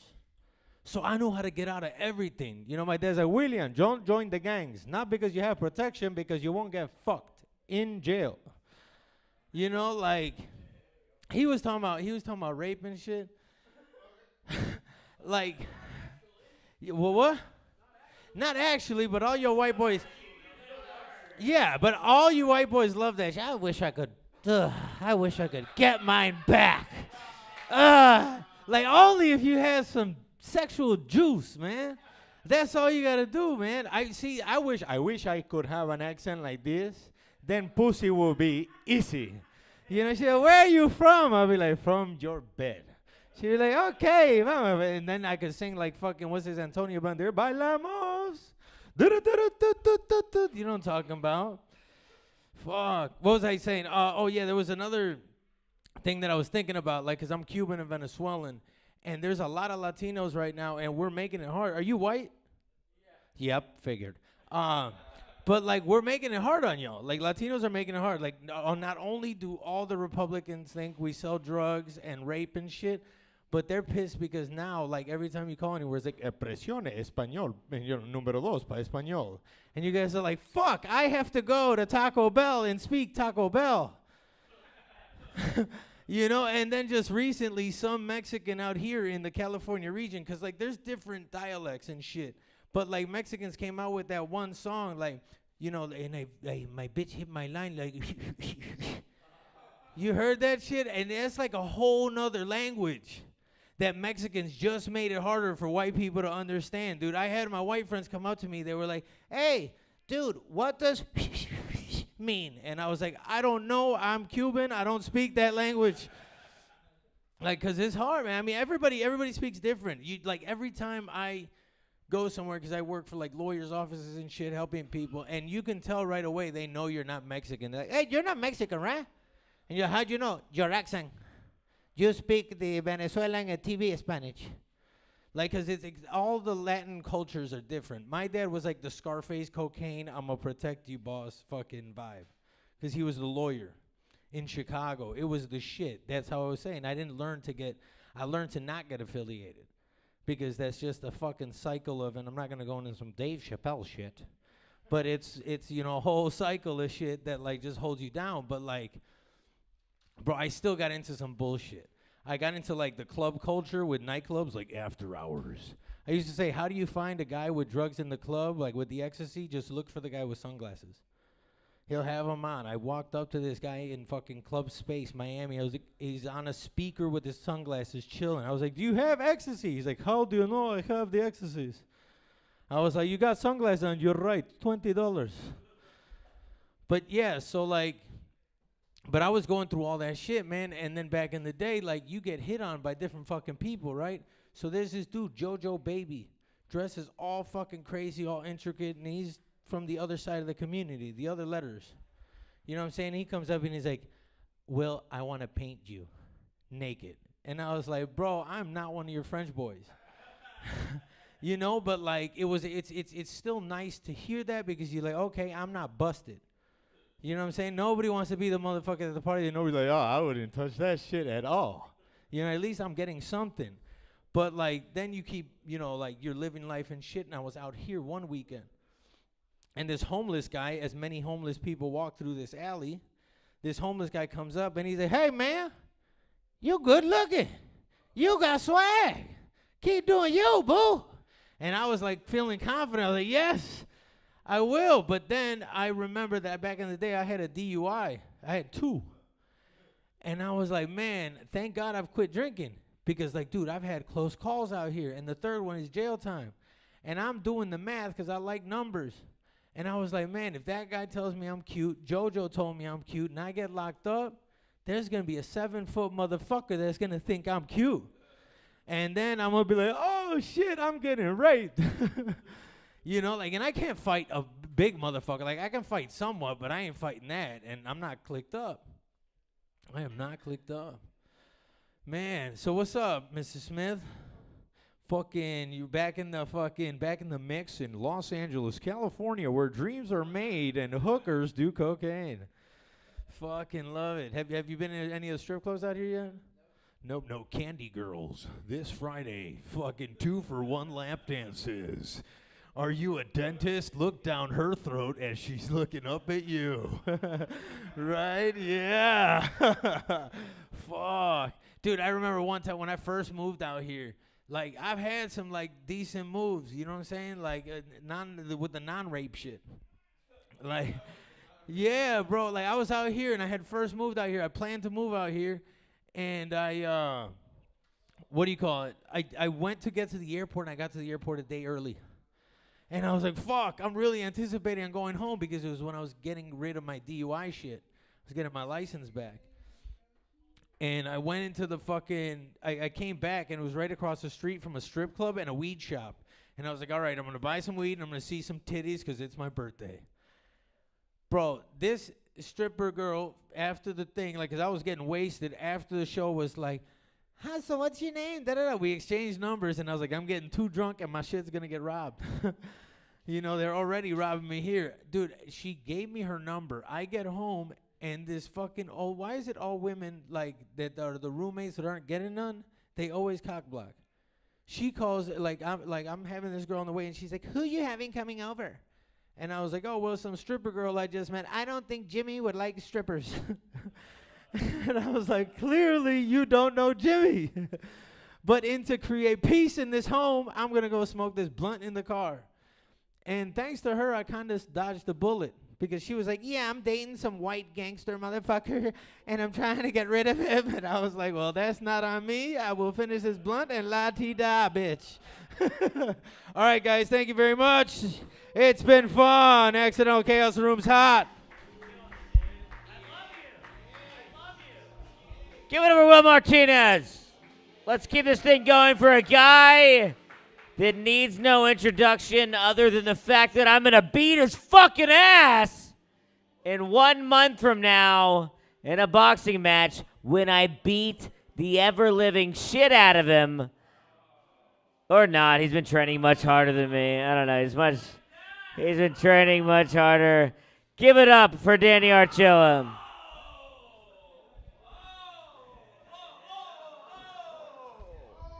This guy thinks he could beat my ass. What are you, gay? He wants to put a fist on my... That's so weird, Alec. Shame on you. You're not making West Hollywood look any good, dude.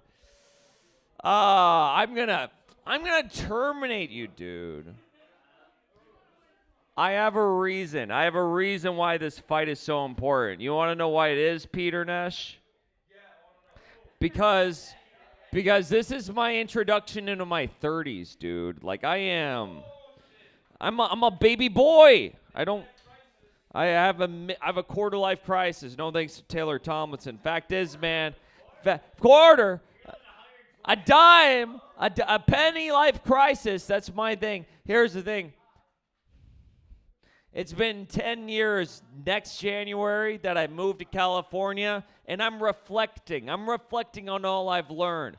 Primarily, you can't get snakes out of your house by throwing a broom at the door. It does not work.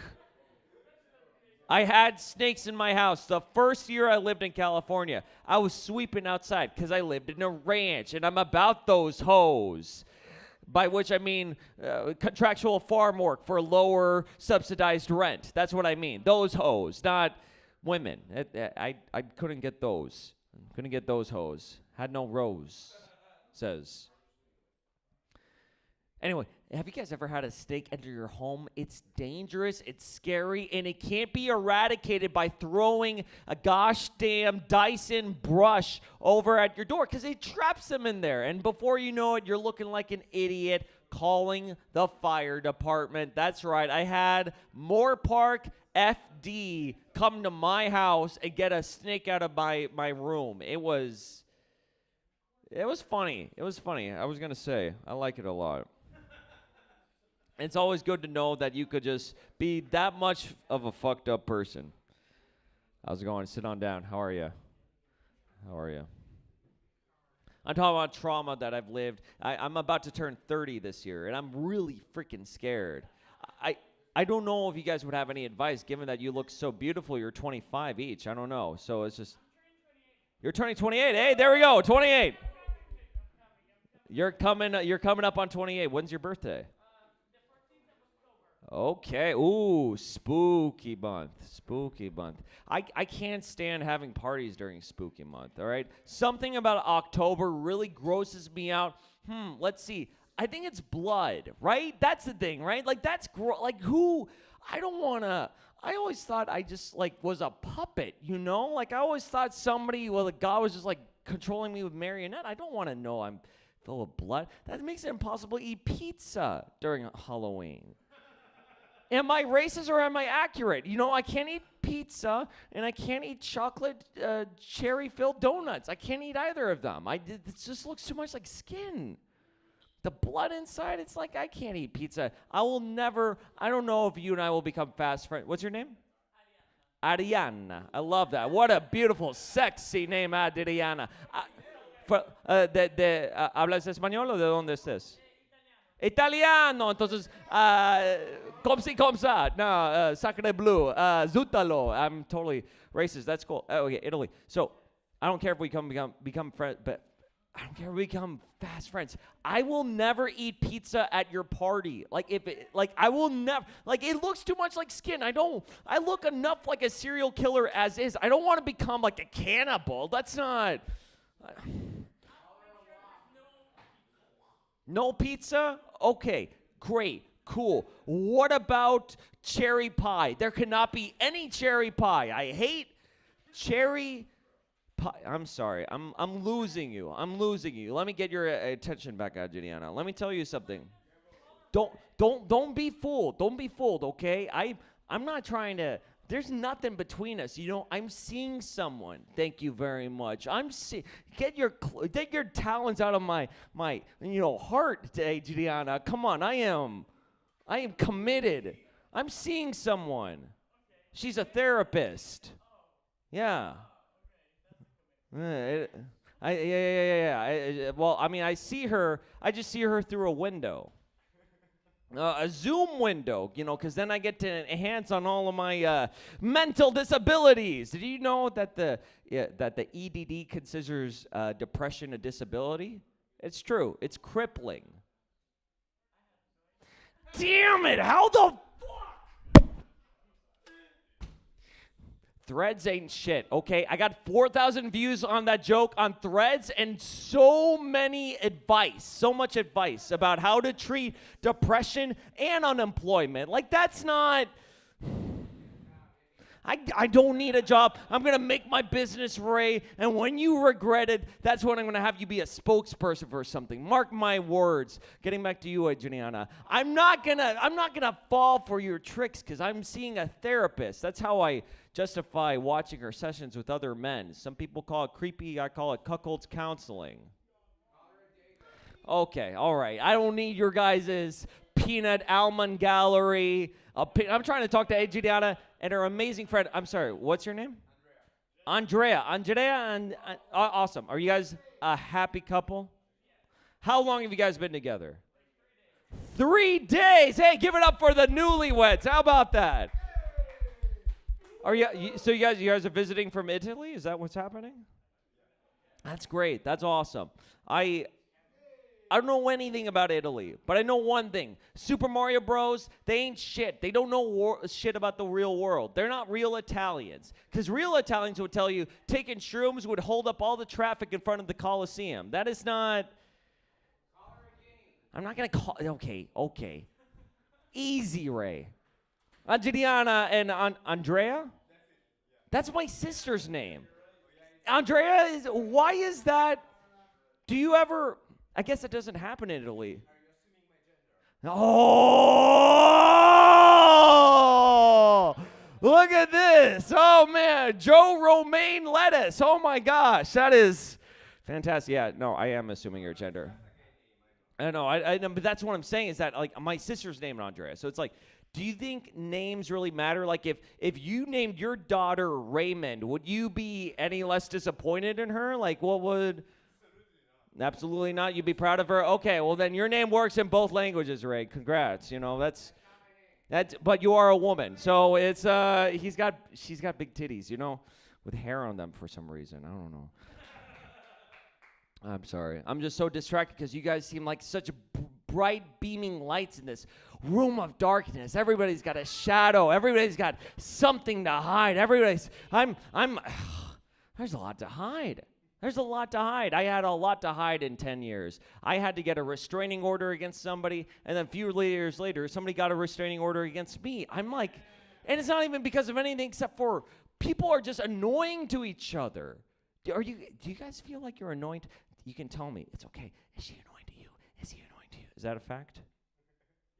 Yes? Okay, that's a realistic couple. Give it up for 3-day love. It's gonna go strong.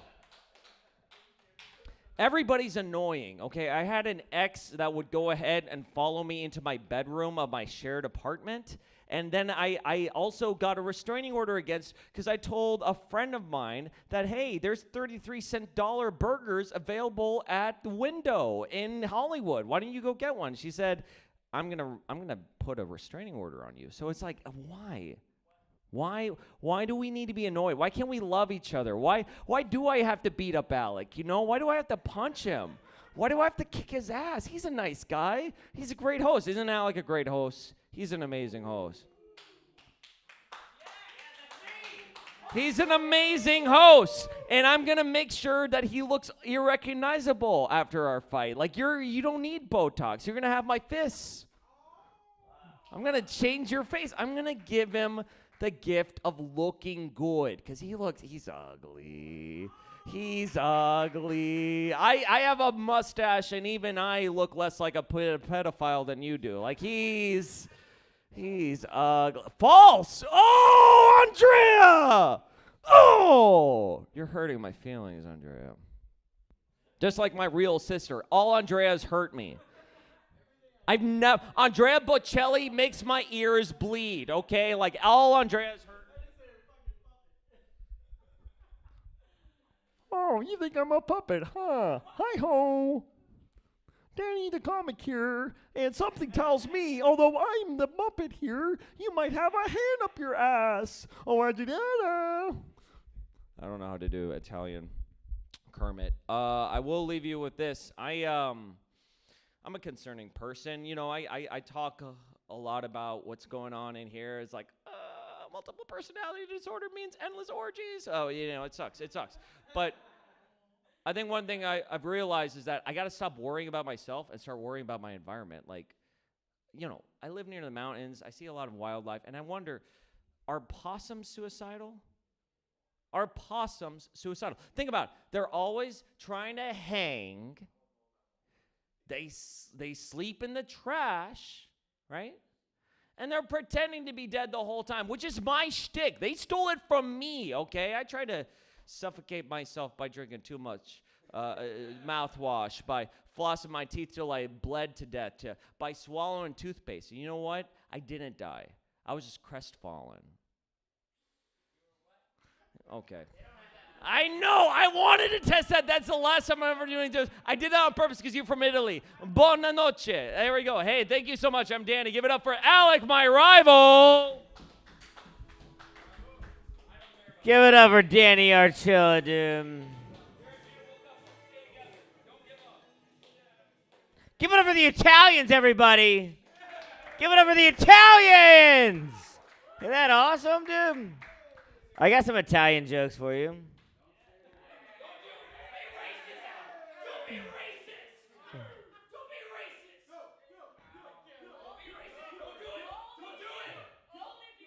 What do y'all think I'm gonna do? I don't know. I don't know how to say. I don't know how to fucking say the N word in Italian. I'm not. No, I don't. No, I know how to do that. I know how to say that, but I don't know how to say the Italian version of the N word. Oh no, yeah I do. Yeah I do. All right, yeah, you're right. You're right. You're right. We're not gonna do that. What? Wait, what does no mean in Italian? Oh, shit. Oh, not in this country. Woo! Not according to Tim. Know what I mean? All right. My Italian joke, I have a couple. What do you call an Italian triangle? An isosceles. Oh, come on, dude. That's... Do you, my favorite type of Italian is an Italian with Alzheimer's because they always forget about it. All right, come on. I have so many of this. All right,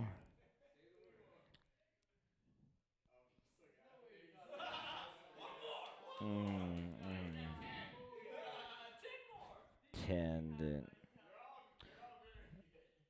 Yeah. What do you call an Italian guy who's in the mob that's the fattest guy in the mob? He's a food fella. Oh, come on. I knew a guy who used to swim all the time and he took naps in the ocean. He used to sleep with the fishes. Oh, come on. That's it. Isn't that amazing? Give it up for the Italians, everybody, for participating. This next man coming to the stage, he's a fucking legend. He's one of my very good friends. Give it up for Pete Nash.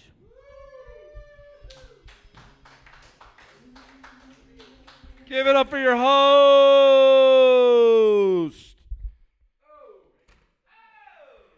It's Italian night. You know America's the best, right? You know that, right? That's good.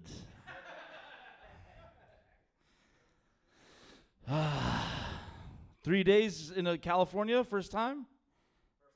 First time? What'd you do the first day you got here?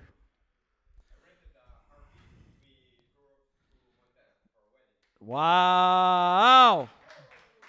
You look very happy. You're from Italy too?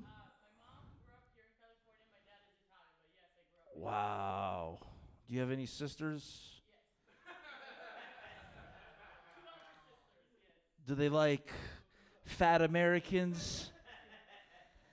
Because in America we have a tradition. We bring the foreigners on stage that are newly married, and we all gather around. And you know what a s'more is?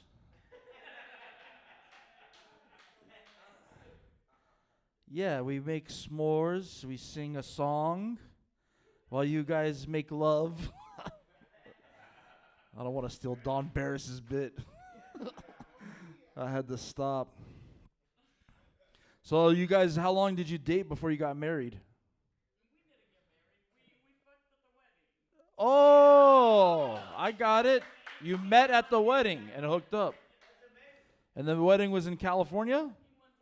Montana. When you guys were hooking up, was there like one of those, what is that thing called in the Western movies? The fucking, the hay that rolls by? Was there a tumbleweed? Was there like any animal sounds in the? Where were you, in the woods or at a hotel? A Montana hotel? Wow, that's the trashiest hookup ever. Well, have fun, guys. You know. That's a good sign. You always want it to work. You never want to depend on the pills, because then, you build a dependency. You know what I'm talking about, right? Do they have boner pills in Italy? What are they called? Fettuccine al boner. I don't know. I'm fucking around, man. California, baby. Rock on, dude. Yeah, one time I worked at a Italian restaurant, and I used to put stuff in the food.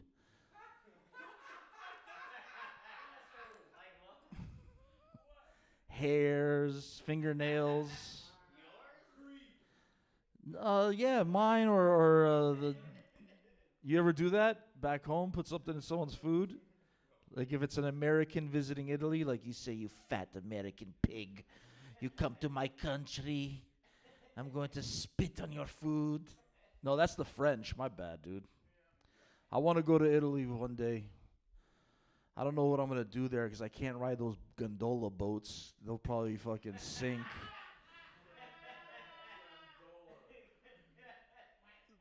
Da gondola. I used to live there for 5 years. Did you ever go? Oh, at the Venetian, right? What does Venetian mean? Oh, it is? Oh, okay. It makes sense now. Wow. You learn something every day. That's true? You like Kanye West? You ever been with an American black man? Oh, shit! She's a freak, man. Yo, you gotta put a little extra work, man, You're filling in some big shoes. Name it Georgie. Georgie Porgy. Kiss the girls and make the... Dude, enough of this vulgar shit, man. I don't want to be vulgar. Sorry, guys. It's L.A. It's an alley. It's very dark here, so it's a lot of weird shit going on in L.A., guys. I just took a girl out on a date, and when you have a attractive girl on a date, you get real excited. So I was out, we're hanging out. I didn't know how excited I was until I took her to the ice cream place I go to normally. So I took her to get the ice cream, and the lady that works at the ice cream place is an old Vietnamese lady, and she knows me because I go there every night, because when you're 300 pounds, you don't need an excuse to get ice cream. So I'm often there, but I had the girl with me this time, and I go and I'm like, "Judy, good to see you. Let me get a Rocky Road." She's going to have a chocolate mint. And she's looking at me, and she's like, "Oh my gosh, Peter, you look so happy today. You look your smile, it's very big. Usually you come in here sad and depressed and you order extra ice cream, but today you are very happy." So, it just dawned on me that I was depressed the whole time, and I would just get ice cream to feel good. What is that? Was that a laugh?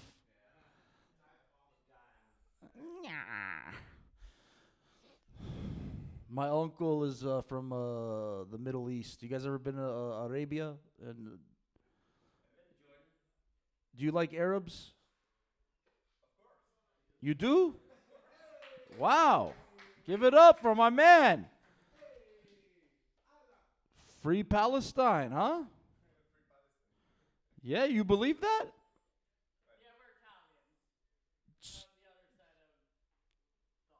Yeah?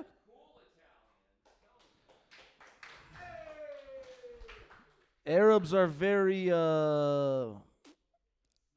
aggressive and sensitive, you know? Are you guys sensitive at all? You have like feelings? You ever cry alone? I'm lonely, as you could tell. You know, that's good. God knows your every thought. He knows your every intention. You might as well just be open book with him. Jesus loves you. There's nothing like the peace of God.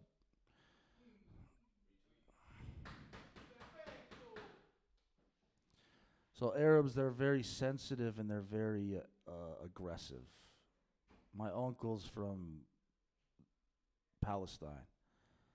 And he comes to me with his phone and he's like, "What is this? What is this? Who is this?" And I'm looking at the phone and it's a text message advertisement for a penis enlargement. And he thought someone was texting him that personally. He didn't understand it was an advertisement. And I'm like, Amo, this is not somebody commenting on your penis size. It's an advertisement for a pill to make your penis bigger. And he was baffled by that. He's like, they really have this. I wish I knew this 20 years ago. But then he got all philosophical. He's like, it doesn't, it's, the size is not important. It's the motion in the ocean.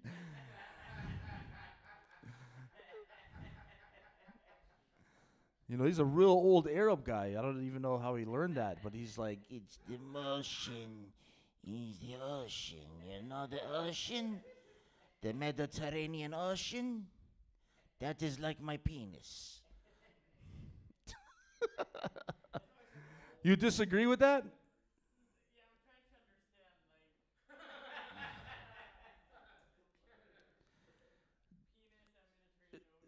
Does size matter?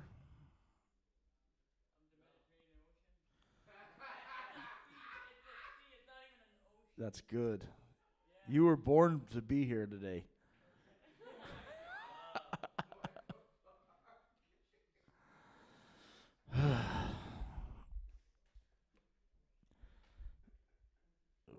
Did you give me that? In America, you could volunteer to ride with the police. Do they have that? How's your police in Italy? Policia. Yeah, policia. Policia. Can you go with them and ride with them for the day? No. All right. Did you guys fly here? Are you guys comfortable flying? I was scared of flying. I was scared of flying for a lot of years. Very, very scared. And then I got over the fear of flying. And then now I'm scared of flying again. Because I ran into a pilot that was drunk. He was drinking and he was telling me all the secrets of the plane. You know how dangerous flying is? There's no safety. The pilot told me flying a plane is like, he compared flying to a plane to jujitsu. He's like, if you know jujitsu, anything about jujitsu, that's how it is flying a plane, If you're not good at jujitsu, you know what jujitsu is? Yeah?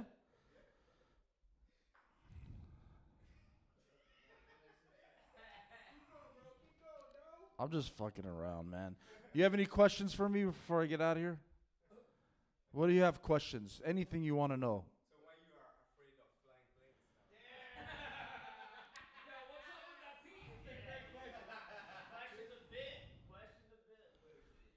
now? The reason I wasn't The reason I got over my fears because I believed that it was safe. Like everything is, but the pilot was telling me it's not safe. He's like, when I'm up there, I'm wrestling the plane. So there's about 800 planes that crash a year that they don't tell us about. And if you guys want to do something fun while you're in America, 80% of bank robbers get away. They don't tell you that fact. So if you guys want to rob a bank, you could do it. Then you need a gun? Have you ever shot a gun? Yes, sir. Oh my gosh. You guys look like secret agents. This is the fucking Mossad right here. All right. You guys, man, have some fun, man. Have some drinks. We're going to dance later. You guys ready to have a party? Because this doesn't... We lock the doors. You can't leave here after the next half an hour. And that's when the vampires come out, man. Give it over Pete Nash, dude. I love that man. Huh? The restroom is through that door, down the hall on the far right. You'll see it. It's very European of y'all to go together. That's amazing. Give it up for the Italians. Oh, you're staying. Oh, my God. Even more European. I don't know. I don't know how Europe works exactly. But I imagine it's something like that. Damn, dude. Well, now that she's out of the room, I got to ask you a question. I'm about to bring up Shannon, but I literally have to just get this out. Wait, so you just fucked this girl at a wedding in Montana, and then now y'all are here together, and that was 3 days ago? That's... How did you... Dude, how good was that pussy, dude? That had to have been the greatest pussy of all time that you traveled from Montana to here, and she was like, I'm going to an open mic. I don't know, I'm Italian. And then you were just like, well, I bet you're not even Italian, dude. I bet you're a fucking Southern boy. I just threw this Italian accent when I get drunk. And then next thing I know, I started saying Arrivederci Olive Garden in her ear. And next thing I know, she's sucking my dick, and I'm at Accidental Chaos.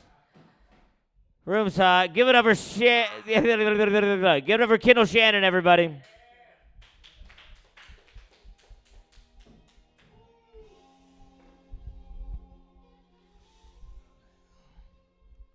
All right, so how is this whole fucking DJ thing working, dude? Because I gotta know. Do I have, like, somebody with me?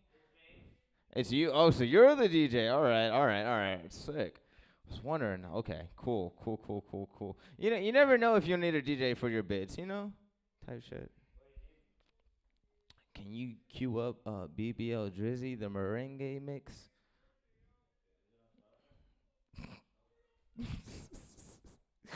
Yeah, it's somewhere. I think it's on Spotify probably. My body still hasn't caught up to the fact that I'm on stage. How are you guys doing? You guys doing all right? Nah, fuck that. You doing all right? You doing good? Fuck yeah. That's right. Make some noise. How you doing?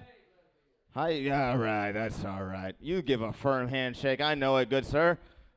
You give a good one. I know you do. You give that interview handshake. That, oh, it's good to meet you. And then they look at you for 4 seconds, and then they, all right. Well, you bring your resume back.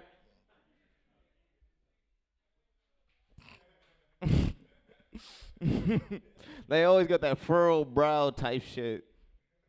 That's a weird cut. I don't know. Hey, but you know, they hit you with the. That's how That's how you know that manager's cool. Cause he hits you with the I don't trust you yet, but you look like an all right one. You know what I mean? And then they keep it going. My name's Kendall. It's nice to meet you guys. You guys are from Europe? Hello. Hi. United States. We're idiots, right? Yeah? That's what you guys say. That's what you guys do. You guys be like, United States, the United States of America, and then you do the Elvis Presley. That's what you, right? uh, U.S. is crazy, bro. Why? I don't know, dude. Where do I start, huh? She knows.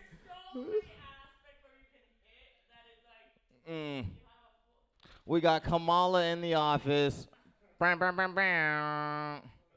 We got President Trump in the office. Bam, bam, bam, bam. It's like, what do you want? It's a literal rock, and then like an impersonation of the rock. Like, you know what I mean? Like, it's crazy what we got as options for the United States, man, to rule this country. Mm-hmm. Self-driving taxis, which is weird. There's like the two different, you have the people dying next to like self-driving cars, That's the United States. Right. Okay, weird headline to pull out of nowhere. We know how Elon Musk gets down. Okay, all right.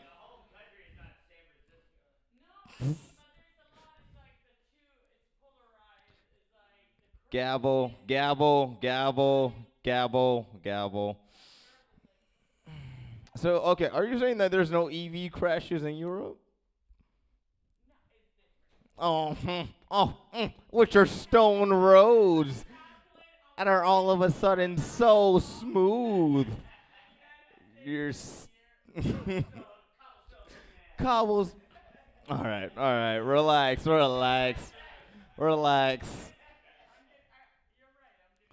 Oh no.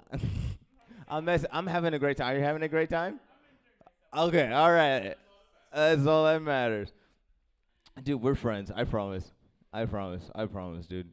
You remind me of like Princess Diaries. You know what I mean? Like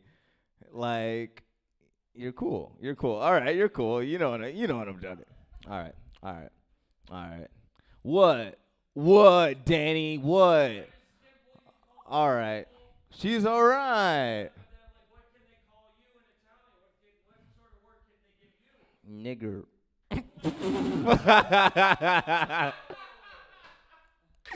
Oh man.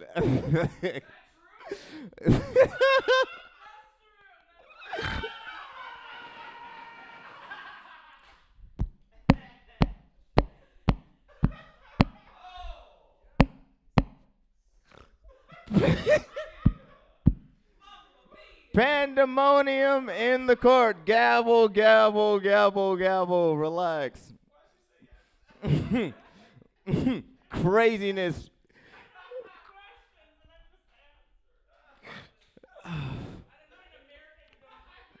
Dude, and I'm not gonna cap.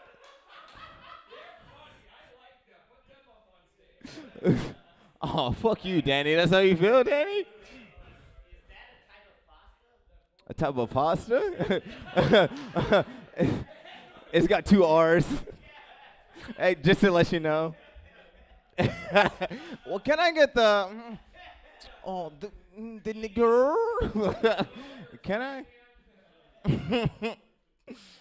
Yes, sir, please. Yeah. Oh, professional. Comedy's fun, isn't it? It's a good time, huh? I realized. Anybody ever been to Puerto Rico? No. You gotta go to Puerto Rico.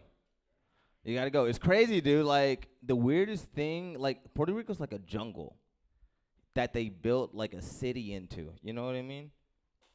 Like you might see a tiger in Puerto Rico. Like it's literal rainforest, right? But another weird thing is that like everybody in Puerto Rico got a BBL, like a Brazilian butt lift. You know what I mean? They got the hey yo, papi, hey yo. I gotta wait for them to catch up.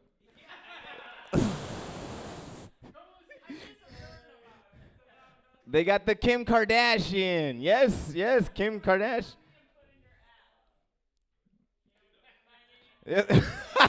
And he goes, all right.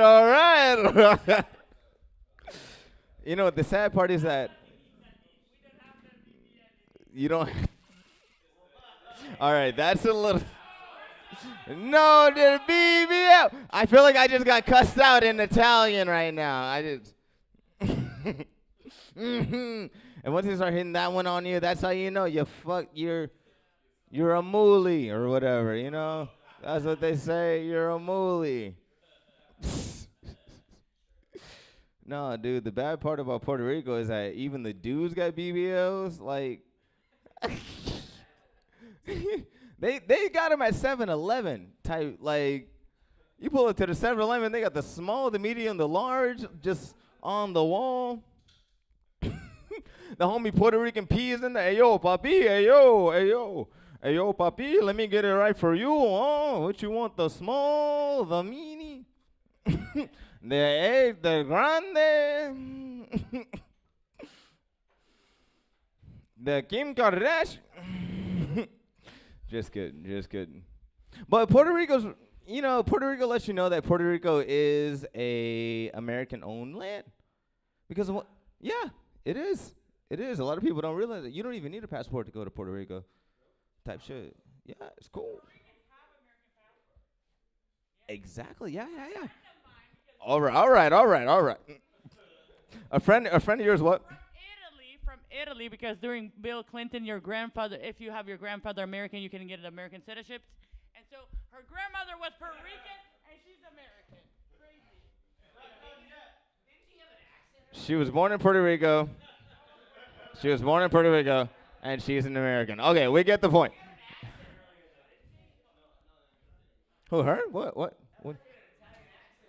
No, she was doing. Okay.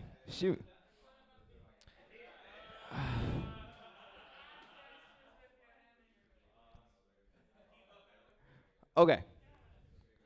Yeah. So what I was saying is, when I went to Puerto Rico, freaking, they're in there, and it says on the wall, no Negroes. Deadass. Yeah. So it lets you know, like, okay. Here I am. Thank you. You get me. Here I am. I was on the beach. Okay. But after that, I was like, man, I got to get Puerto Rico back. I got to get him, man. I got to get him back. Fuck him. Fuck Puerto Rico. So I went around the whole city playing that Drake BBL merengue mix.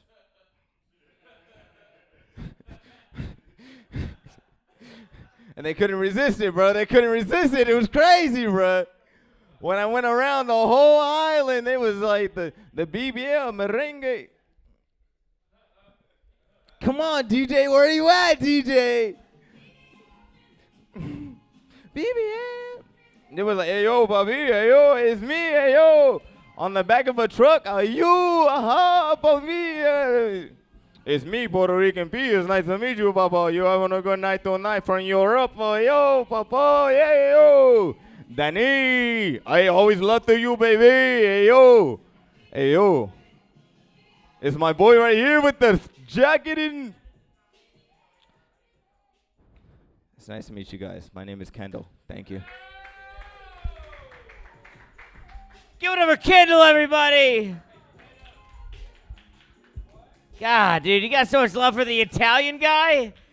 All right, I don't know how to make this a game or something, but, dude, if you get appreciation from the Italian guy, I think it's amazing that was the first time in, like 5 people since they have gotten in, that she needed to tell him what he said, which I thought was really funny. Everybody else from before him, he got everything. And then something that Kendall said, I think it was probably the N-word. He was like, no, it's... All right. That's terrible. Yeah, he got that one. He loved that one, dude. That's called winning. Give it over Kendall one more time. This next man coming to stage, you saw his dad. Yima is hugging him right now. You saw his dad, but now you get to see the young buck. Give it up for Adam Smith. Adam motherfucking Smith.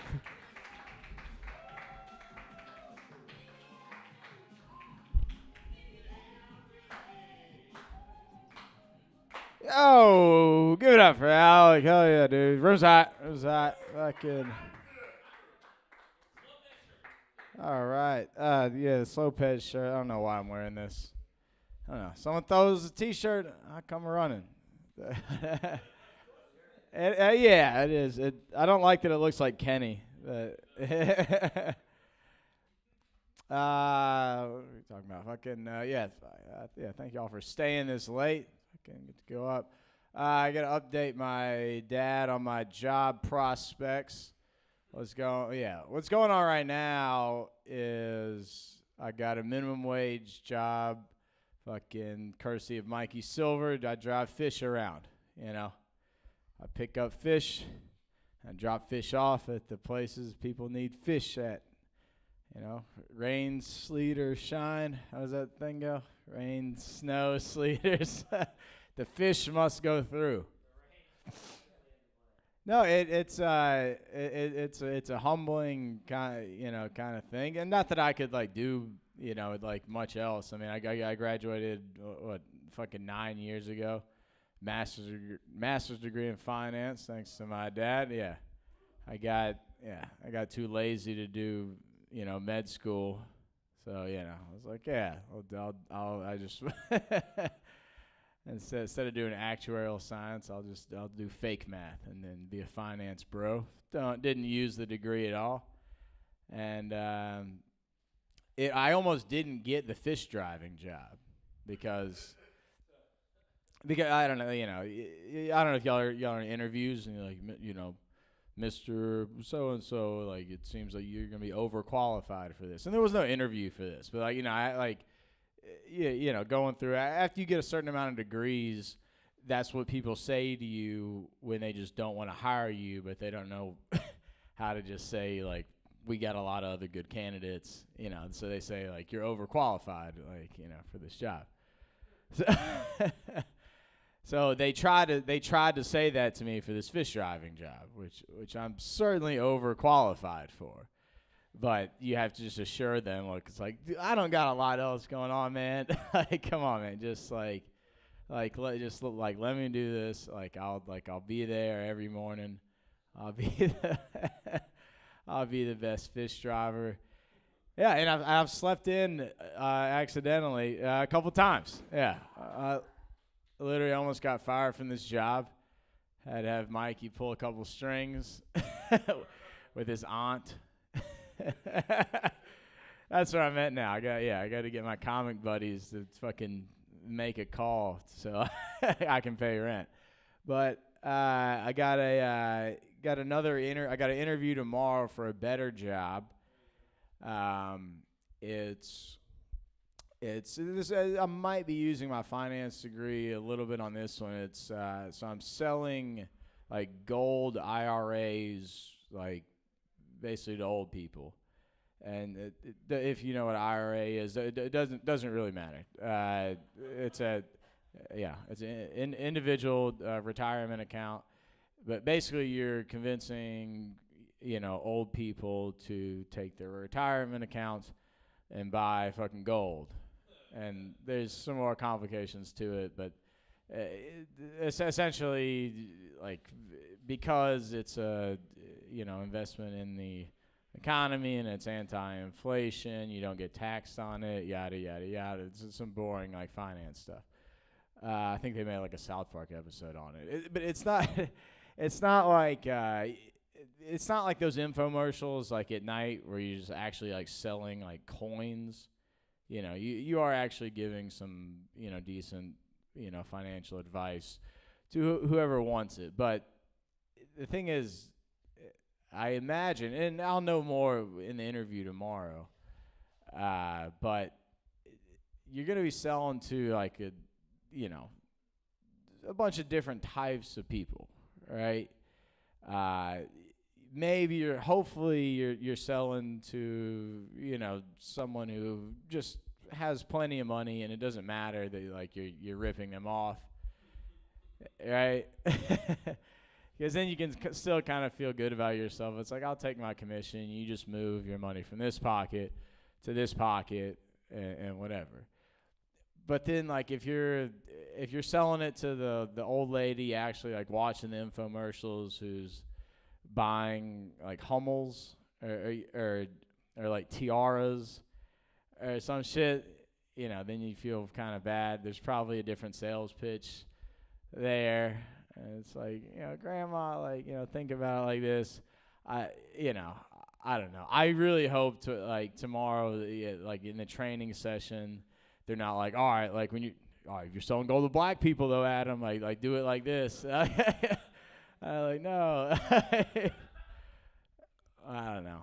I mean, I don't have a lick of fucking sales experience. I mean, I haven't even fucking interviewed in a while. I mean, the last time I was sitting in an interview, I got kind of cocky and you know it was for like an analyst role and like they asked me the question, oh, like Mr. Smith, can you explain this? So you were the alumni advisor for your fraternity, and then you lost the house, and then you lost your charter.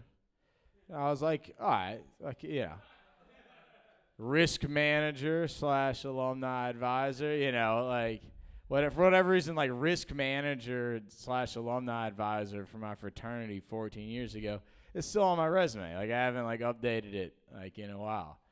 Like I still think I have like flag football, fucking like, you know, 2-time champion like on there.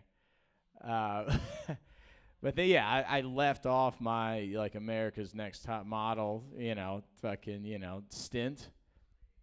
And they're like, Mr. Smith, did you take a gap year? Did you do some studying abroad or something between from 2014 to 2015? And I was just like I assume your company can use Google, you know. So Google me, motherfucker. Hey, I think it's just like a funny thing to say in an interview. It's like, yeah, Google me, motherfucker. I assume your company used Google. You know the fuck I am. Yeah, I didn't get that job. No, but then like the funny thing was I did for my master's degree. You know, it was a dual degree in mathematical risk management and actuarial science and finance or whatever. And I was interviewing for a pretty high level like role at a exchange in Atlanta, and they started you off with one of those like softball questions, like not like tell me who you are, but they're like, what does risk mean to you? Yeah. Like, you know, and like they meant it in a financial way, you know, it's like fucking, you know, systematic risk or whatever. I was like, what the fuck does risk mean to me? You know how you're talking to the fucking Sigma Nu, fucking, you know, you're talking to the Sigma Nu fucking risk manager right here. You know, I made sure the pledges, you know, fucking, you know, didn't die. And like I just thought it was a bullshit question, so I gave them a bullshit answer, you know. And they were like, no, we meant it in like a financial way. I said, I know you fucking meant it in a financial way. Who the fuck, like, are you fucking kidding me, you fucking idiots? And I'm like just getting mad at the people who are like gonna give me a job. Like, you think I'm fucking retarded? He's like, you can't say retarded in this company. I'm like, all right. Next question. But I don't know. Maybe I have an authority fucking problem or something, but I don't know. I'm not like nervous about this interview tomorrow, but you know, it's over the phone, and I don't do well over the phone, as y'all know. I don't I don't use my phone. I don't pick up my phone. I think texting is gay, which it is. Like, you know, so it's like when any of y'all are trying to get in touch with me, I'm like, I'll probably see you at the club tonight. I'm there every night. The fuck is so important that you have to fucking use this phone to fucking talk to me? So I don't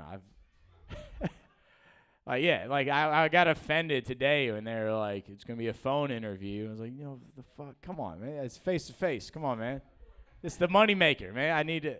I do much better face to face. Like I botch every fucking phone interview. Yeah, it's terrible. But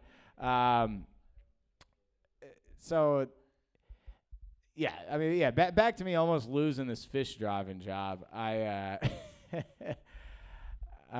You know those, it's mostly in New York, but you know those guys that like run up to your car and just like spray dirty soapy water on and just start squeegeeing your fucking shit. So I'm sitting here working, you know, I'm like driving my van around, and homeless guy comes out of nowhere with the dirty soapy water, sprays it on the windshield, and I just kind of snap out of nowhere. I was in a good mood. I just like, get the fuck out of here. Just like waved him off, you know, get the fuck out of here, you know.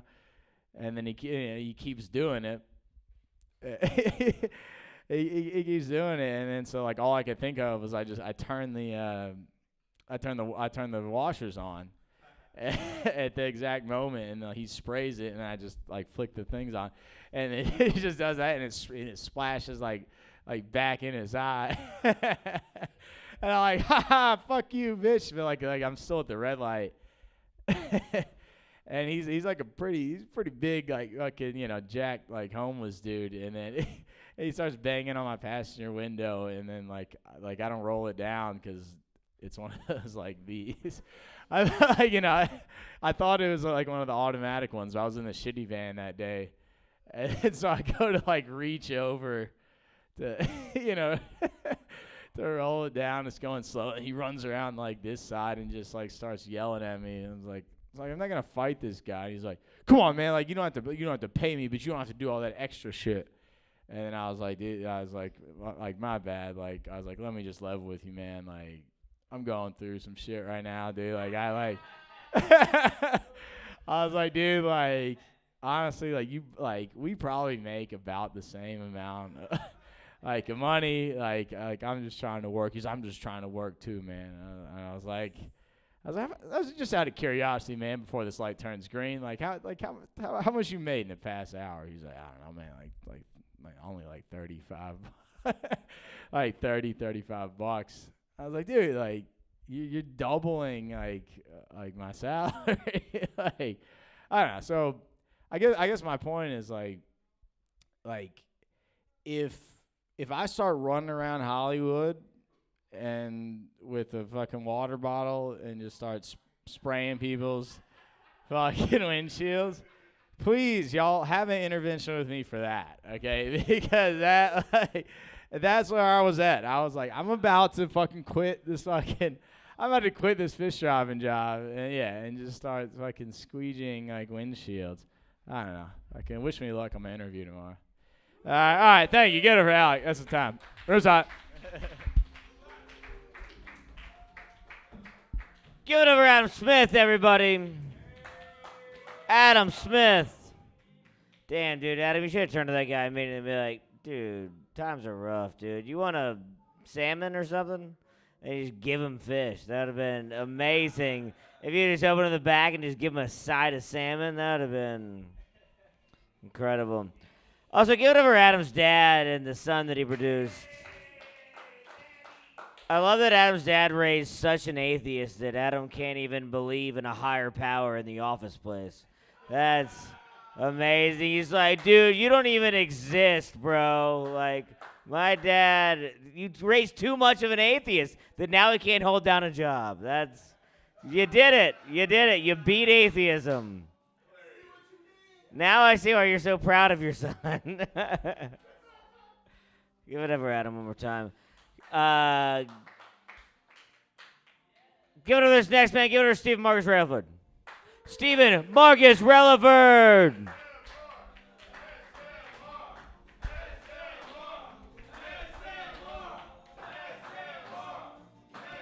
Hey, thank you. That was intense. I appreciate it, though. Can I get one of those fancy beers again that you had back there? Keep it going for Alec. Adam Smith. Papa Smith in the building tonight. Yes. Oh, man. All right. I don't know where should I don't know. I'm in an interesting mood. I don't know if I should do some other stuff or some other stuff, you know.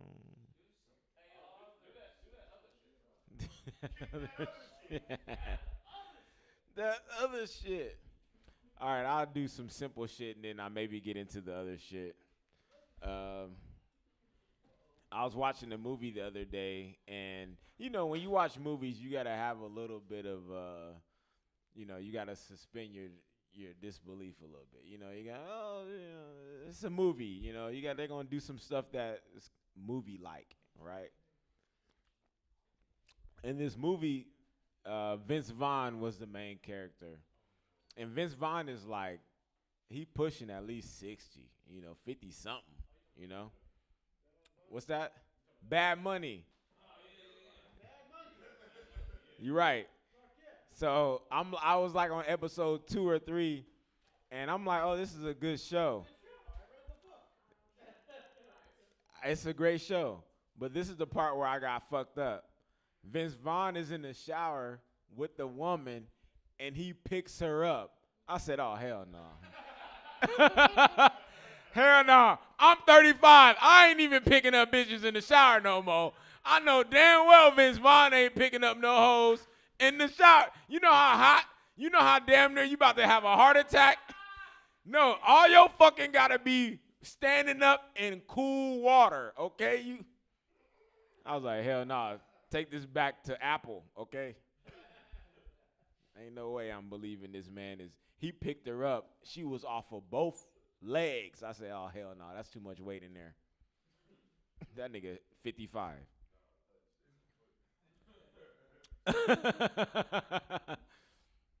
Hey, isn't it amazing how you just get used to flying private? Like, who would have ever thought, like, the last time you was commercial, like, the only time you fly commercials is, like, if you have the whole team with you, you know? It's like, we'll buy the whole plane, you know? But that first million, you remember spending that one. But all the millions after that, it's like 20s. It's like fascinating. Ever since I got my helicopter pilot license, I literally fly into my shows now, Yima. It's crazy. I land on crypto and just go into my show. I love that. I love that. Being rich and famous is great. You guys should try it. Being rich and famous is amazing. It's crazy too, cause like when I was poor, no one would give me nothing. But now that I'm rich, I don't even have to spend my money. Like before it was like no money, no goods. Now it's like your money, no good. Hey, all right. Hey, I keep it. All right. Even today was a tough decision. I'm like, Lambo, Ferrari, Lambo. Which one should I?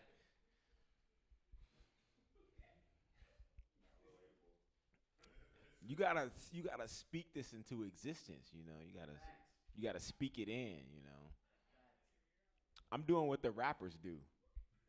Rappers, they talk about the life that they live in to becoming, and then 2 years later, like, that nigga really in a Ferrari.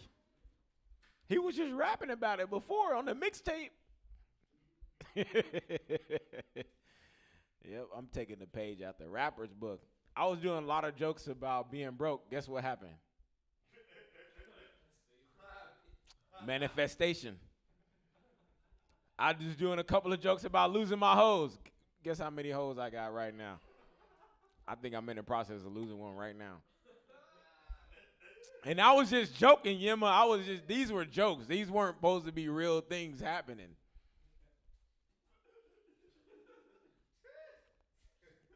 So now I'm like, I gotta dedicate some time to my future self, you know, my foreseeing self, you know.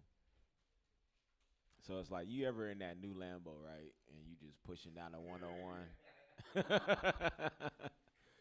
You just pushing down a 101 and you heading to LAX. You got to pick up another bad thing. You flying in. Actually, last month you said, I'm not going to fly in no more beautiful women. And here you are flying them in again. Truth be told, this is the second gold Olympic medalist you done dated this month. It's crazy. Different sports, though. Different sports. Yeah, the last time going to be the last time, right? And you pick her up, and you trying to decide, man, should I go to the house in Malibu or Hollywood Hills, you know?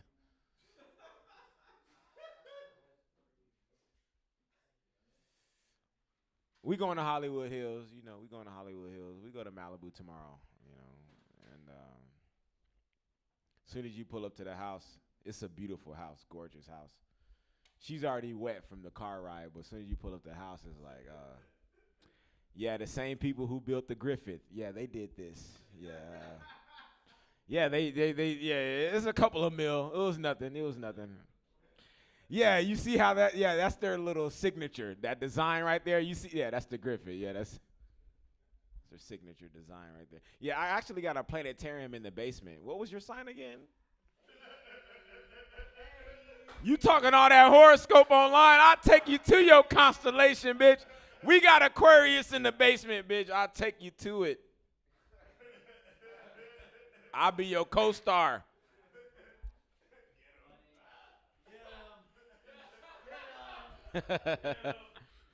Hey, have you guys listed some of your favorite things about having an indoor and an outdoor pool?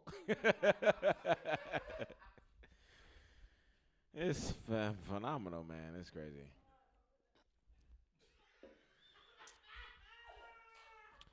It's just the life. It's the life that we live in now.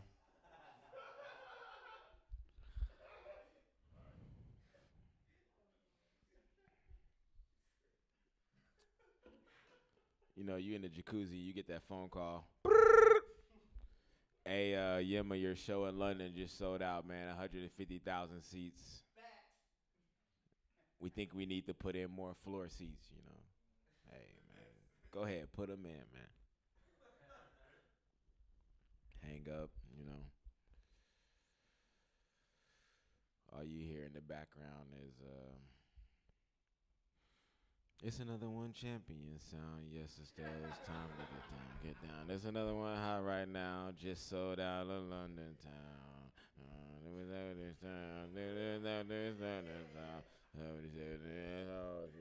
Tell her we need more floor seats.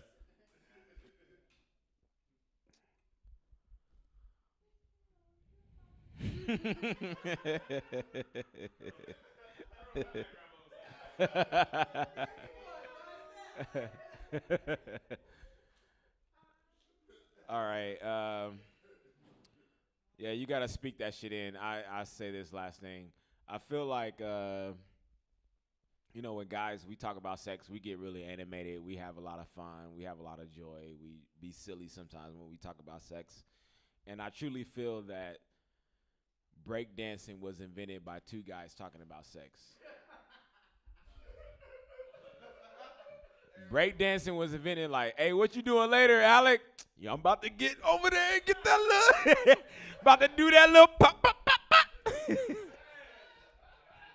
All right, thank you. Get over Steve Murray Rutherford, dude. That's how you fucking do it. I don't know if this Italian guy fully understood the star sign stuff, just because. I imagine people in Italy, if that would have been that same joke, but it would have been in Italy, it would have just been like, I got a planetarium. We can put up your star sign. We got spaghetti, fettuccine, Alfredo. All right. I assume everything you do is pasta shaped. I don't know. What? All right, dude. What do you call a guy that smokes pasta too much, dude? A pastafarian. All right. Come on.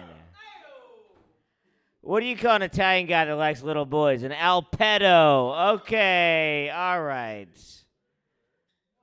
Give it up for Steve Marcus. That was really weird, that whole thing.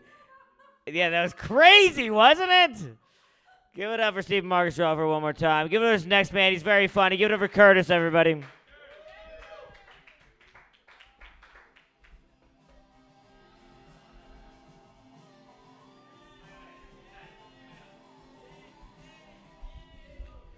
I like to put my hat up where the mic stand used to be at.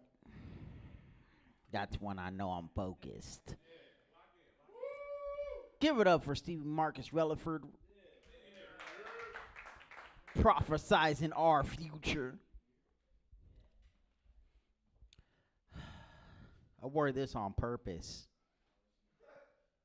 I woke up today and I was like, I'm wearing a suit.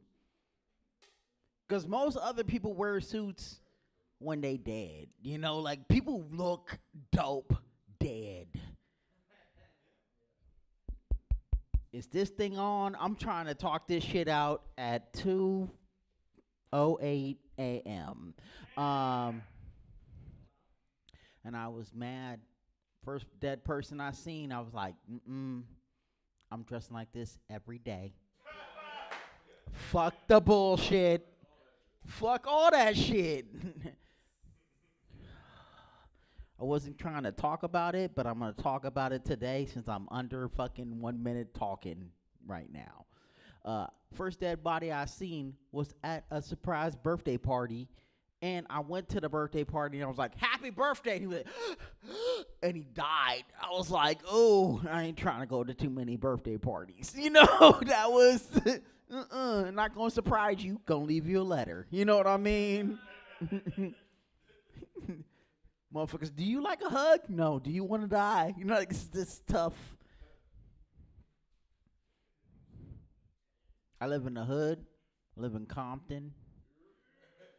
It's dope. It's dope as fuck. Nothing's better than getting a 4 a.m. compliment from a hood dude. And he, every time, tonight, I'm going to drive home. I'm going to get home at 4 a.m. and know what I'm going to hear? Hey, motherfucker, you going to make it. And I'm just thankful. Like, I don't know how to respond to aggression like that. That's a good aggression. Okay, I guess you guys don't like inspirational hood motherfuckers. I feel like that I reached like 75%, but the 25 felt like I just yelled at them.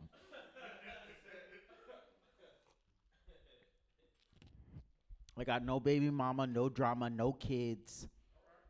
And my niggas are calling me a Pokemon. I'm rare. I'm wild. And some girl wants to pull my balls. It's wild. It's a Pokemon joke. If you didn't get it, you don't like anime. Okay. I'm an adult. It's weird being an adult now. Because, like, my dreams, when I talk to my friends about it, hey, what do you want to do? I'm like, leave this country. And they're like, dude, word? Like, they, like, surprised. That's my dream. My dream is to build a passport with a girl from another country. That is it. Okay. Is this thing on? Am I just doing a TED Talk? It's, thank you. Thank you. You know, it's wild out here. When I start looking at who the president is and I go, whatever, that's when it's time to move. It's time to move. You're welcome, dog. It comes with a tie, dog. You lucky I didn't wear a bow tie on purpose. One time I went to Slauson, right? I went to Slauson. Slauson is where black people meet to buy better clothes. So I went there, and a dude, I wore this outfit, and a dude pulled me inside. He goes, hey, brother, pray for me. He did that. He like reached out his arm and grabbed my shoulder, and I got scared because I don't read the Bible. I read stories from fucking Instagram. That's not healthy. That's not healthy. So I'm like doing Bible scriptures from friends from Instagram. Cindy from chapter 5 said, "Ooh, brunch is crazy," and he was like, "Good Lord, good Lord." he didn't know till Corinthians. He didn't know till I started fucking up Corinthians. It's wild, man. If you guys don't know, I look like an adult, and I try every day to act like it. It doesn't work out great. I do in-home caretaking. That means I make sure someone don't poop on themselves when I get back. It's wild. It's a wild job. I got bestowed a house. Yeah, that's a Game of Thrones reference. You don't get bestowed. No. Pardon me, miss. If you got bestowed a dress, that's fucking some princess shit, right?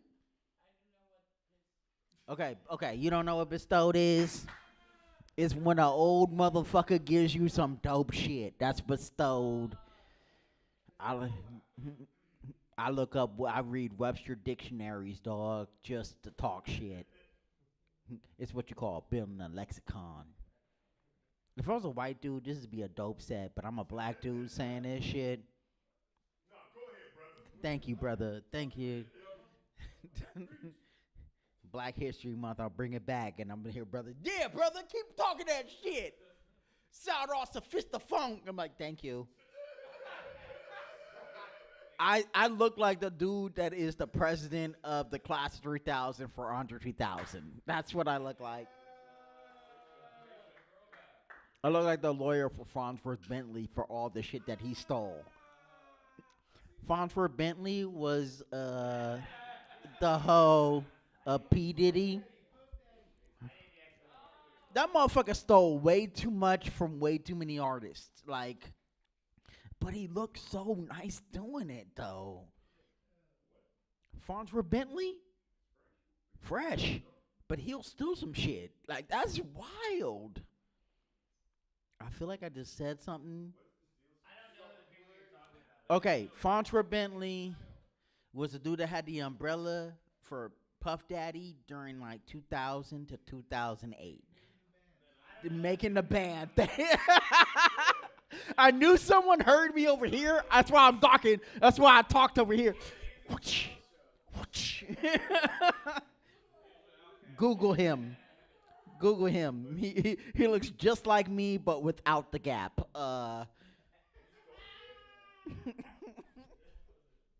Okay, I'm gonna talk.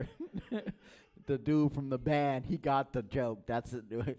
Some of these jokes ain't for everybody. It's one at a time. I did an Italian reference. I'm weird black. I'm one of the motherfuckers. You from Italy? Italy, they kind of African, cause they in the Black Sea.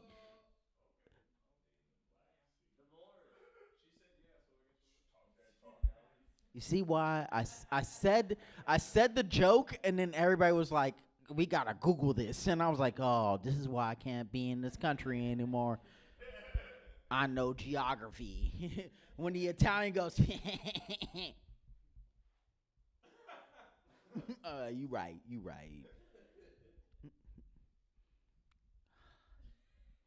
The silence means that you're texting. Okay, I got 1 minute left. Okay. Let me take a breather. I got 30 seconds. Let me just. 2 minutes. 2 minutes? Okay. Let's do some shit. Let's do some shit that I can prove I'm funny. Spent the holidays, got a niece. She's at that age of knowing to talk shit to me. Everybody in my family, as they talk shit, they start dancing, like how I've been doing this whole time. She goes, Uncle, I don't think you funny at all. I don't think you drink with friends. I was like, you right. I drink with friends and talk shit. You right. I'm a good uncle. But if you think you funnier than me, tell me a joke right now. It's got to be under 2 minutes. 2 minutes. She goes, Uncle, take your 2 fingers, put them together, push them apart. Tell me what you see. Tell me what you say. And what I realized is any kid under 10, they want to do a TikTok all of a sudden. I'm mad at that. So I did it. just to get on the gram because I'm trying to build a following. Boom, boom, that's a square. She goes, that's what I see when I look at you too, uncle. And she mooned. That's rude. The biggest rudeness is nothing beats a little kid skipping away from you. That is the meanest callback. Cause she went, la, la, la, la, la, la. You look like a Spike Lee joint. Don't need that. I don't need that. I don't need you to do a reference of a classic producer that I want to work with. Rude. Everybody's got a story to tell. I'm just happy you guys took time to listen to mine. I'm Curtis Taylor III. Take it easy, y'all.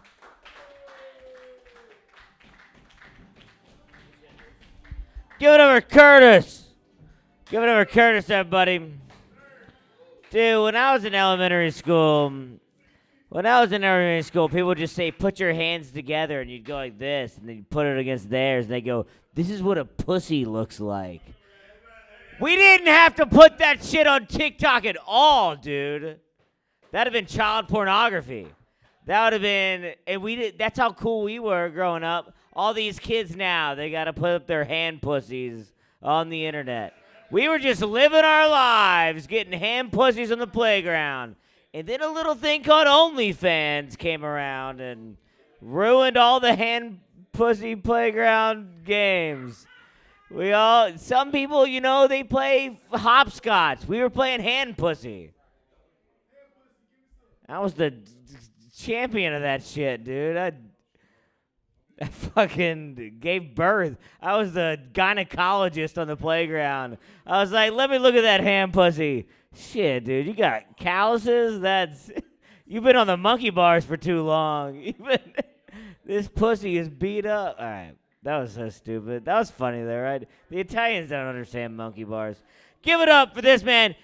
He's one of my good friends. He's a hilarious comedian. Give it up for Yima, everybody.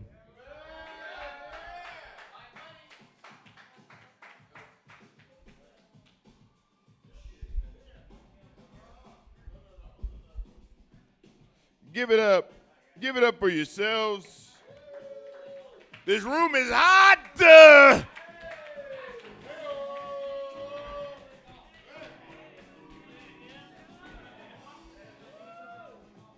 Give it up for Alec Feinstone, y'all. Our lovely host for the evening. We Might Be Friends, a podcast that's never coming out. Remember when we did that? All 4 episodes where one guest showed up? We had a great time. It was called We Might Be Friends. It was gonna be great, but then the network.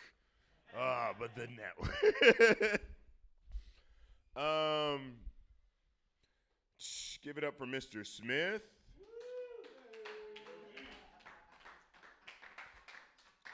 Who, I'm gonna be honest, I assume his name is Jack. I've never asked and inquired what his actual first name is.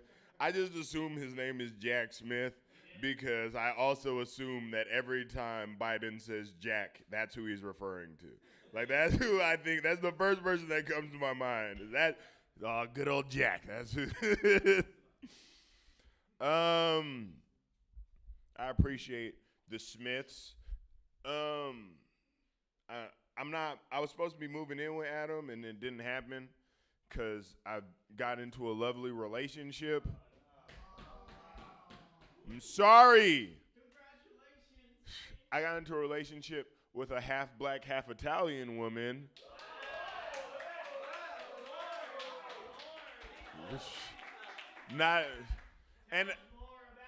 I never in my wildest dreams would have thought that I'd be staring down the possibility of getting a mother-in-law named Phyllis. You know what I'm saying? Like, I didn't know. I never thought I was gonna get a white mother-in-law named Phyllis. And it's on the table. Like, all my dreams can come true. That's how I feel right now.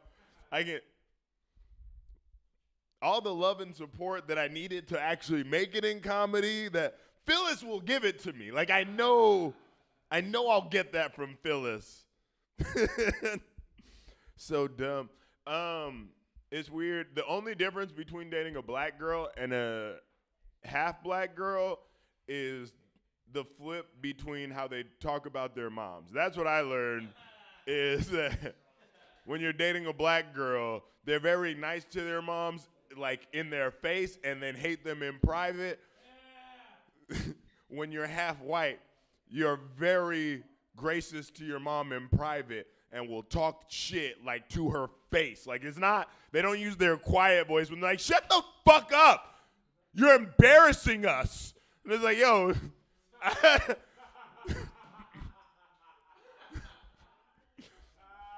Me and Phyllis are on our third glass of wine. I didn't know it was a problem until you said something. We was having a great time. You're fucking embarrassing us, Mom. You fucking drunk. Look at you. I'm so sorry. Weird watching somebody get embarrassed for their whiteness. Like, I'm so sorry. Just keep rolling your blunt. Like, yo, like, stupid. It's weird. And it's weird now that I have a half black girlfriend because now I have to be a supporter of Kamala Harris, I guess. It's like I hate politics. I hate politics where we stand currently because like I just want to be able to dislike a politician and not hate my race. You know what I mean? Like I just don't. That's it. And it's not like I'm gonna vote for Trump. Like I'm gonna vote for her. Stop trying to make me smile about that shit. Like that's it. It's like, yo, it's gonna happen. Stop making me happy. Like I'm not happy about it. It's okay. It's fine. And it's like, and people get mad at black, like it's been a thing for those who aren't in the community. You know, not everybody's been invited to the cookout. Have you? Reach one, teach one's there. All right.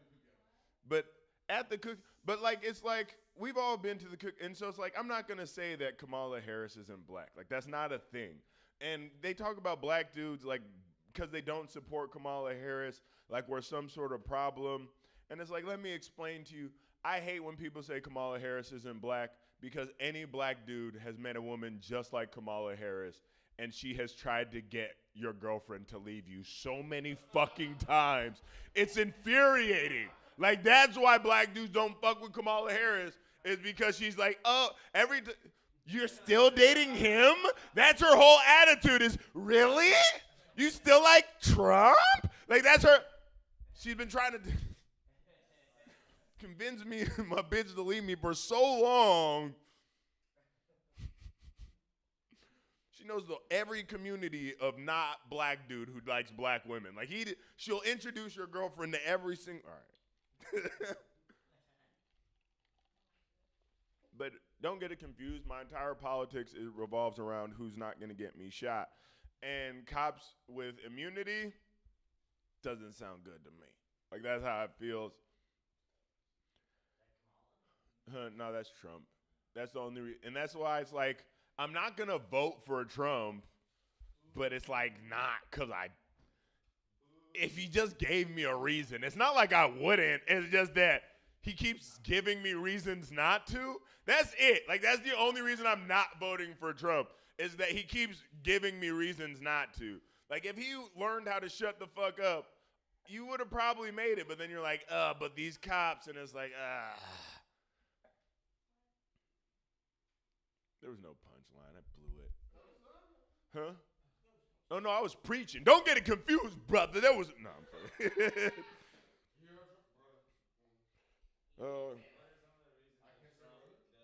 You can say brother. It's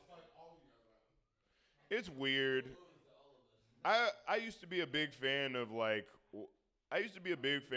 dudes who said brother, and then Hulk Hogan ruined it for me.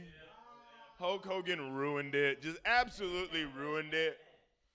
Like, you can't come, like, because, like, he was Mr. Brother. Hey, come here, brother. Like, yeah, brother. You know how it is, brother. Like, it was a thing, and then, like, You can't get caught recorded saying nigger with a hard ER. It ruins every brother you ever said. Because now that's all I can see is, look here, nigger. Like, you know what I'm saying? Like, you can't use the hard ER when you made the hard ER. Like, you.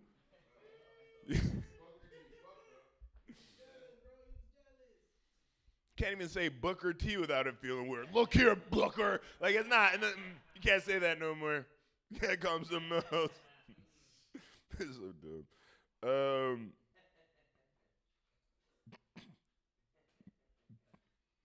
Oh, this is so dumb. But only new jokes. Milo, when did you realize you were a bad person? No. Divorce? Divorce is a good way. Huh? You say everyone else is the problem? I came to the conclusion I'm a bad person when I just wish so many people dead in traffic. I think I'm the problem. There's if there was a death note and all I needed was a license plate, oh boy, like game on, bro. Like game the fuck on. Like cut me off. One more fatal car crash through a preschool. Like that would be your. Yeah, nah. We need everybody to know how shitty of a driver and shitty of a person you are. Cut me off in the bucket. No, the kids is. Fuck them kids. Not my kids. You acting like I said go through my son in middle school. I ain't got to worry about. Like I didn't say. Stupid. It's fucked. It was regular then, but then I started realizing I was a bad person when it was like, I don't even wish, like, I feel like it's okay to wish death on people, but like, I've just gotten to the point where I'm just wishing for death just like to justify traffic. Like, I need somebody to be on fire to explain 2 hours of traffic. I just need to know what was holding us up. Like, I want to make it up to and just get a dramatic scene that justifies why we had to wait an extra hour and a half to get 5 miles. Like, you know what I'm saying? I want to get there and be like, I want to see the police officers. I want to see an interracial couple just standing in front of a wreck. Interracial is in both of them are half black and half something else. Like both, so everybody can relate. One's half black and half white, and the other one's half black and a quarter Mexican and a quarter Asian. So everyone's involved. Like everyone's like, oh shit, it's on the line right now. And then you make it, and then you see the father you see him getting held back, and he's like, my sister's in there, while the car burns, and then like now and so I don't want to be mad in traffic. I want to feel bad when I get to the end of it, where I hear people honking. I'm like, he's having a goddamn moment. He's having a moment. Leave him alone, you fucking piece of shit. You don't need that extra hour and a half. He's never going to get his sister back. But it's never that. It's always just a nigga who can't fucking merge. That's it. All right. I have mixed reviews. All right, I'm Yemo. Bye. God,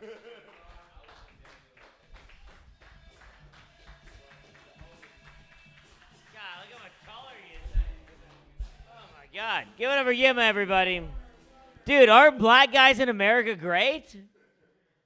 Aren't black guys great? I don't know what y'all thought in that Italia, but black guys are great, dude. Yeah, dude. Yemo, I want to tell you the story. Like literally. A week ago, I was playing dominoes in the alley at the gym, and the black lady and the black man that I was playing with, they didn't think I knew how to play. And first of all, I beat them, and but like in the middle of the game, dude, I felt so cool, dude. If you're only in Italy, only in America from Italy for a while, dude. This has got to be a tourist attraction, dude. I was playing dominoes with two black people, and they started sharing Denzel Washington quotes.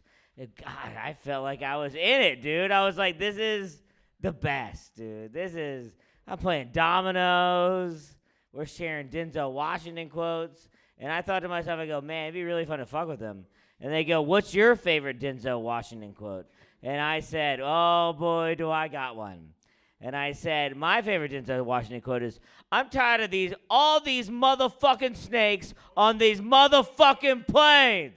Dude, they about lost their minds. Dude, they go, that's not Denzel Washington. I go, what? That's not Denzel Washington? They go, that's Samuel Jackson. I go, oh my God, I had no idea, dude. But I did have an idea, dude. That's just me terrorizing the community, I guess. I don't know. Anyway, give it up for Yema. Give it up to the next comedian. She's very funny. Give it up for Phoenix Rising. Phoenix Rising, everybody. Phoenix Rising. Phoenix motherfucking Rising.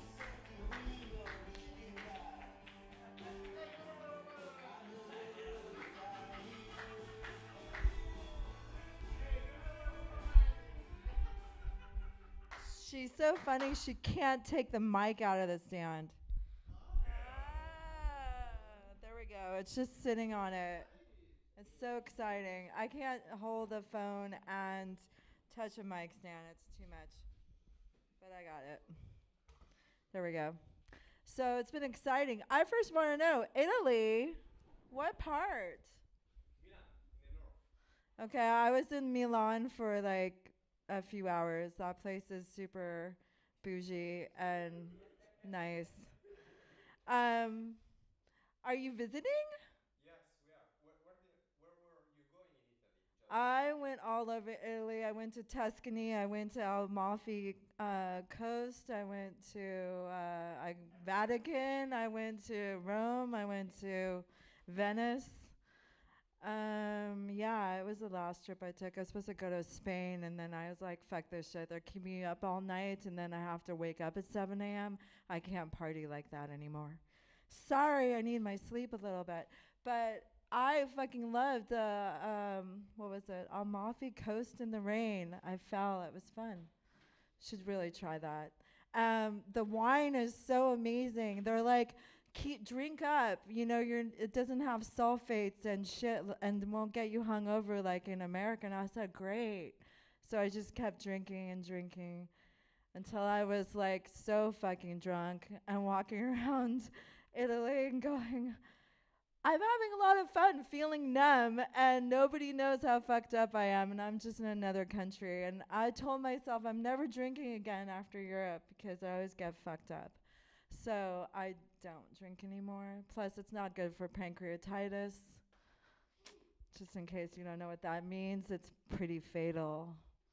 So I dodged it twice. I'm not going to try a third time. But I do love alcohol. Are you just visiting, like, for, like, you just found accidental, like, yes, thank you. You just, like, stumped your toe and you found us. How? Are you a comedian?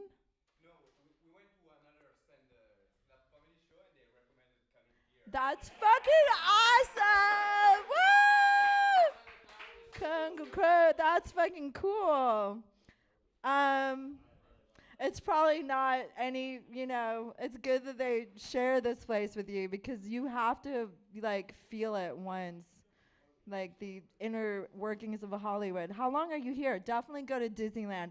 I just got back from Disneyland and, that's the most expensive place on earth. But you should definitely try it once if you've never been. You get to wait in line. You get to listen to people scream for no apparent reason except that the train is moving. And what else? Also everything's digital now. So if you make a problem, they'll ban you for life. But not gone there yet. Let's see. All the politics. All I have to say, the politics is like middle class lives matter too. And I'm not sure who's on that side. I don't think voting is a thing. I think it's a scam. But hey, let's just, you're gonna get a puppet in there that's gonna be, it's gonna be controlled by something you don't see and you'll never hear about. So, Hey, this is democracy for you. But I would love to live in Italy. Do you go to Greece like for fun? Do you? Do you? Yeah, I'm dying to go to Greece. My birthday is Sunday, although I'm technically celebrating it all year long because I figure why not. But Greece is on my radar, so that's where I have to go before the time is up because you never know who's going to run over a comedian across the street. Sorry, that's a Perry Kurtz joke. It's kind of raw. He was a very interesting comedian that unfortunately is not with us anymore, and it happened like 2 weeks ago. So let's just stay happy because we're in accidental chaos. Thank you. And that's like a thing we all have to do. You have to, when you hear accident or whatever, accidental chaos, you just bang the place. It's kind of, fuck yeah. That's cool. Sir, with the golf cart. I feel like that you guys had a party before the party and now it's sleepy time. It's like 2:30. I just have to. What? Danny. Oh, Danny. You mean Danny and Alec, they have a boxing match. Okay. Yeah, I'll pray for one of you. You know, I don't know. It's hard between a Virgo and a Gemini. I'll have to think about it. See who's faster. Geminis are crazy, and Virgos can be psychotic. So you got a coin toss. I'll do just flip heads or tails. Oh, I love this. I need sunglasses. I'm glad I dropped by. I get to see Adam's father here. That's fucking cool. I was like, is that for real? And he seems really cool. Your kids are great. Thank you for Accidental Chaos, for a place to be and I don't know, be yourself, I guess. Democracy and all that shit. I don't know what side I'm on. I'm basically on nobody's side. I think they're all fucking crazy personally, and I'm a conspiracy theorist, just FYI. I think they're all true. A little bit. What about you? You're so, I freaking love it that you're from Milan and you're here. How long are you here for traveling? Shut the front door. That's fucking crazy. Well, I hope you had a lot of fun. Yeah, and please, if you go to the Vatican, or wait, no, it's not the Vatican. There's a Trevi Fountain. Do you know Trevi Fountain? Yeah. Everyone should go to Trevi Fountain and make a wish, and maybe you'll all have Lambos and Ferraris next. You know, there is a copy of the fountain in Vegas. Oh. Yeah, that's a fucking copy. I'm not impressed. I like the real thing. I'm like, why are you throwing coins in the pool? You're already wasting money at the casino. Well, Vegas is, I don't want to get into the facade, but it's a great thing if you're not there. All right, I got the light. I appreciate you so much. I'm going to call it a night because I'm fucking tired. And thank you to everyone for listening to my 2:30 in the morning, what is it, Friday rantle. Come on up, Alec. Room's hot still. Billy Strings, I saw you here. Oh, yes, It Billy was Strings. so good. Billy Strings was fucking awesome. Give it up for Billy Strings. We were at the same concert. Oh, you were there too? Of course. Oh my God, now we're besties. Give it up for Phoenix Rising. Let's keep this thing going. We got 2 comedians left. Give it up for Gavo, everybody. Give it up for motherfucking Gavo. Fucking Gavo. Gavo! Gavo! Gavo! Your mic now, Gevo. Give it up. Hey! Oh, yeah. All right, guys, whoever painted this?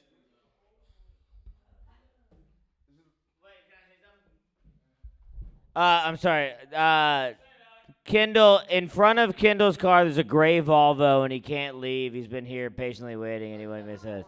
Does anybody have a gray Volvo? Oh my God, you won! You won a chance to move your car. Now you get to move your car.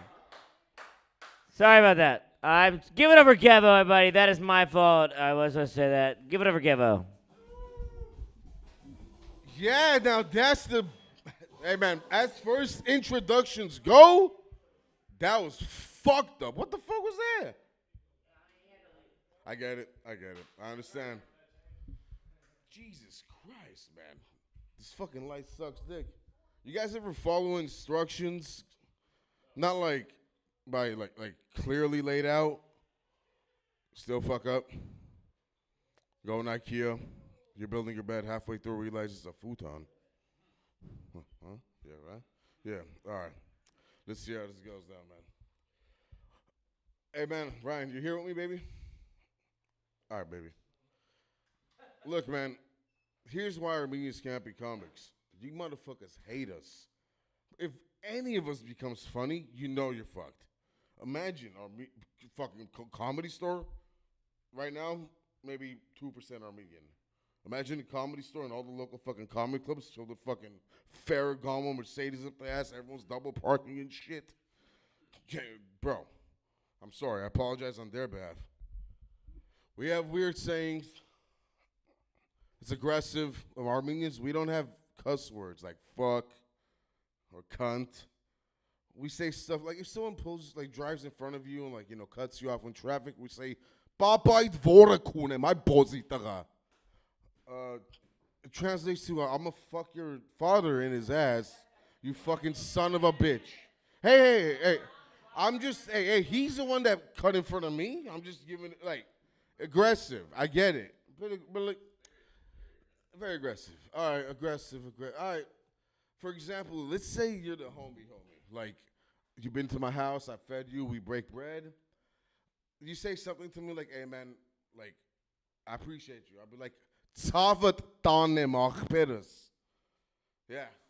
That translates to, "I will take all your pain away in your life." Aggressive. Very aggressive. It is intense. Also, that's the guy you want on your side.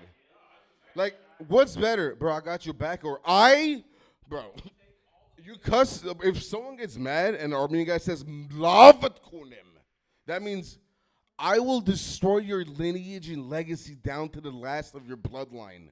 It's 3 words. That's what it means. We used to yell that in elementary school, bro. Like, middle school fucking one-on-one games in basketball. You miss your shot, your friend turns around, "Lavat kunem." You're like, bro, you don't know what it means. I told the Armenian lady, Kheret Tesnes, she told me, "You don't have a lot of Armenian women, older friends, do you?" I'm like, "No, they're about my age." She goes, "You know what you said?" I'm like, "No." She goes, I risk my dick upon it that is false. Aggressive. All right. A little bit less aggressive. You guys have babies who has babies. Damn. Yo, put the fucking light up. Shit's bright. Oh, shit.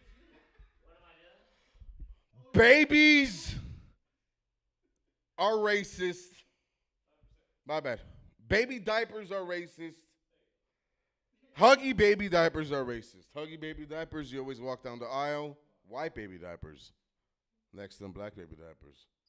A lot of Asian diapers. Why is there no Indian baby on the diapers for Huggies? It is an important question. I'll let your imagination fill the rest up. All right. What else? How we end this song? All right. Yeah, man. Hey, this is not too bad for someone that no fucking notes going up. Suck my dick, all you? What the fuck? I apologize, sir. I don't know what to do when I get like awkward. I just cuss, you know. Pozitive Josh tam gar gitara do. All right, here's the thing. Look, man, I love you guys. Shut up. I love you guys personally because you showed me a part of this world I've never seen before. Growing up, doing drugs, going through rehab, I thought the only way to be happy was to just stay clean, and that's working. Not the staying clean part, but the staying happier part. I forgot that people laughed still. Growing up the way I did, it was never about who's making the other person happy. It's who's making themselves happy. You guys truly have a blessing here, man. This doesn't matter who's funny up here. Someone coming up here expressing themselves another day, one day at a time, just a little bit. Some people are fighting much harder battles than we are. This is not, I love this. I don't need this. Let's give it up for those that are here because this is what they are. Round of applause for all you guys out here, man. Thank you, guys. Love you all. Alec, everyone. Give it over, Gevo. I don't know why he brought this picture up here, dude, but he said something about comedy. What? I won't break, dude.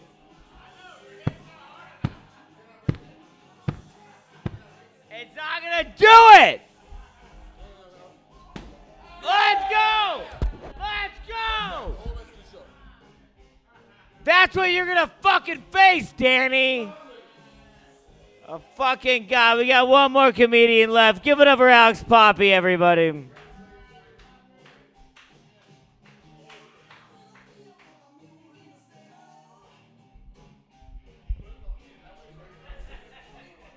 Take it, Data. Wow, that was art right there. Arte! That was arte! Michelangelo! I love fucking European porn. You guys love European porn? That shit hardcore. That shit the best. You know? You guys ever seen Italian Pinocchio? Every time he lies, his little dick gets longer and longer and harder and harder. Mamma mia. Mamma mia, she licking my fucking meatballs. And they looking like a Ray. Yeah, fuck Ray. He didn't fucking book me for tomorrow's fucking Fatso show. Fuck you, Ray. He's like, you want to be on my fucking show? You want to be on my fucking show? I'll fucking book you. I'll book you. I'll have you on. I'll fucking have you on. What happens? What happened, man? I thought we were cool, bro. But you know what? I never forget, bro, either. I'm like the Guatemalan. Alright? I never forget. Motherfucker! Another favorite Italian movie that I like, Lady and the Tramp. Yeah, that's what these guys did at that wedding. They were like eating the spaghetti, and then they fucked in the RV. And he's like, you like, and she's like, yes, yeah, more. And then they came to Los Angeles, and they went to Buca de Beppo.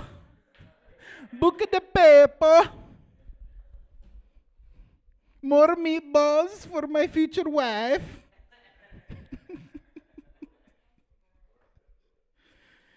Oh shit, Mr. Smith is back, yeah! Mr. Smith is back. Checking up on the club, making sure some of y'all are not asleep. I like how the Guatemalan used to be like, please adopt me.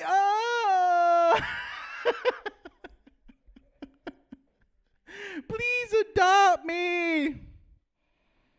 Mr. Smith, he's back. I like when Mr. Smith was like, you know what, guys? I've been here at this club for a while, I think almost a month. Not working on the teeth, not making money. And he's like, Wendy, you talk a lot about your fucking pussy. And he's like, I know more about your pussy than the fucking Bill of Rights. And then when he's like, no, you don't. No, you don't. No, you don't. And he's like, yes, I do. Every time you go up, you talk about how fucking great your fucking pussy is. And she looks at him like, no, I don't. No, I don't. Great, good, because she's in fucking denial. She's in denial. She's probably fucking pegging the guy from Third Wheel right now. But that's what I like about Mr. Schmidt. He was like, honey, you're almost 50 years old, and we know more about your fucking pussy than anything. That shit was great. Welcome back. Yeah. Oh man, somebody was talking about fucking Mr. Smith being a dentist, and they were like, "Oh, you're a dentist?" And they're like, "Oh, can you fix this?" And they showed their mouth. They showed their grill. They showed their teeth. He's a dentist. Yes. Yeah. Shut up. Yeah. Shut up. Yeah. So I got a project for you, Mr. Smith. You need to fix Billy Meyer's fucking broken ass hillbilly communist teeth. And they're gonna look fucking great. And his teeth won't look like he ate a bunch of fucking rocks. And what else? What else, Alec? Yeah, we're talking about dentistry right now. We're not talking about you trying to interrupt my set. Come on, no, go this way. Come on, Slam. What? Slam. You got it. You got it, dude. All right, here we go. It's for Italy. It's for Italia, Mussolini.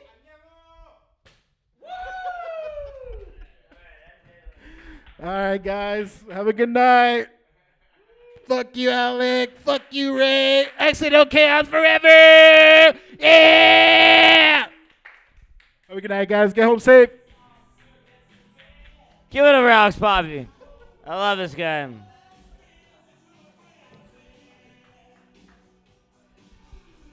right, that's the show, basically, I think.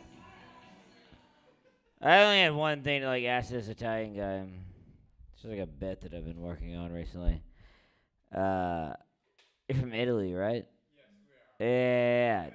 What do you think of the statue of David? Whoa, I didn't even know you could do that, dude. What'd you say? In France? In Florence, yeah, but you said France. That's the way you pronounce Florence.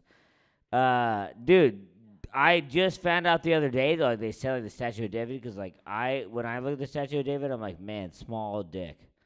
Every time I'm like, why is this guy? That sucks, dude. Could you imagine taking a dick pic and then throughout time they just put it in a museum and they go, look at this guy's dick. It's small. He's making a whole statue of it. That's terrible.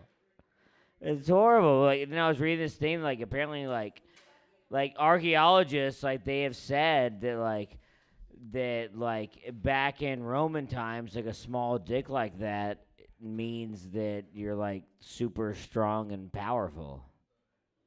Which is, that guy was clearly the smallest dicked archaeologist of all time. To where he was like, yeah, you see these dicks, dude? I know they're tiny, but you know what that means? They're cool. That's what it means. It means these guys are super smart. That's what it has nothing to do with my small penis. I don't know. Could you imagine like Italy, dude? It'd be way more Italian if like the Statue of David just had like a super hard dick. That'd be the most Italian thing ever. If you walked in, you were like, "This is Michelangelo's best piece." The craftsmanship on the veins of his cock is incredible. Like nobody would take their kids. You had to be 18 to walk into the Louvre. Could you imagine how insane that would be? Like, all right, yeah, it's incredible artwork, but the Mona Lisa has her tits out, so you get carded. Like kids are like kind of like, come on, I want to see the Mona Lisa's tits. I don't know. I guess that's it. That's pretty funny. All right, goodbye. See ya. Thank you for coming.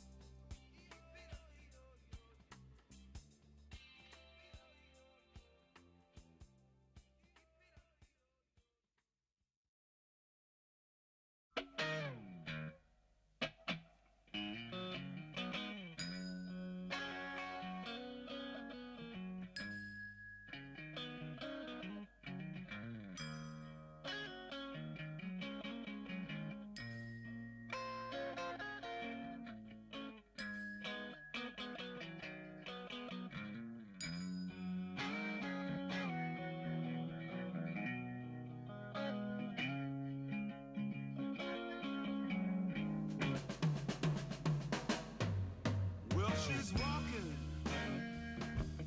through the clouds with a circus mind that's running wild. Butterflies and zebras and moonbeams and fairy tales. That's all she ever thinks about. Riding with the wind.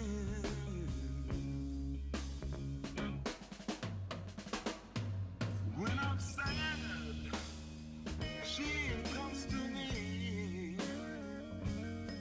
with 1,000 smiles. She gives to me free. It's alright, she said, it's alright. Take anything you want from me.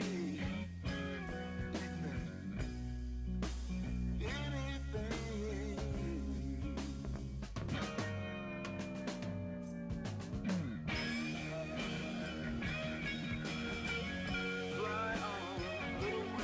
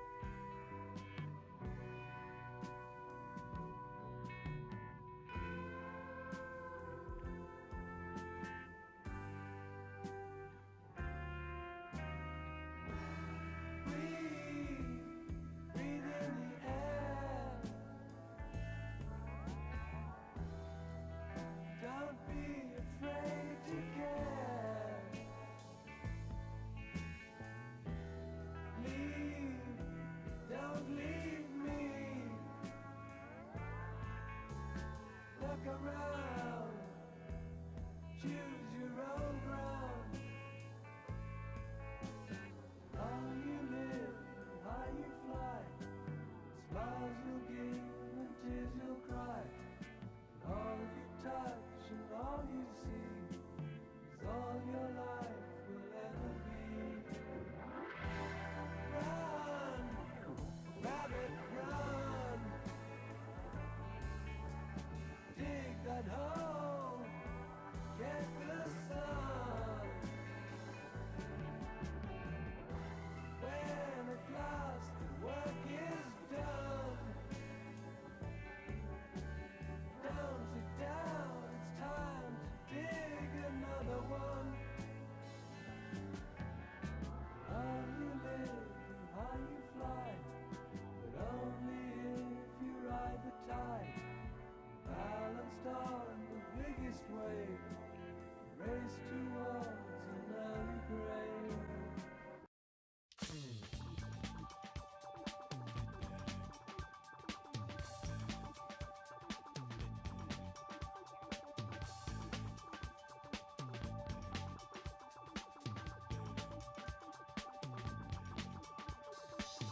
You may find yourself living in a shotgun shack, and you may find yourself in another part of the world, and you may find yourself behind the wheel of a large automobile, and you may find yourself in a beautiful house with a beautiful wife, and you may ask yourself, well, how did I get here? Letting the days go by, let the water hold me down. Letting the days go by, water flowing underground into the blue again. After the money's gone, once in a lifetime, water flowing underground. And you may ask yourself, how do I work this?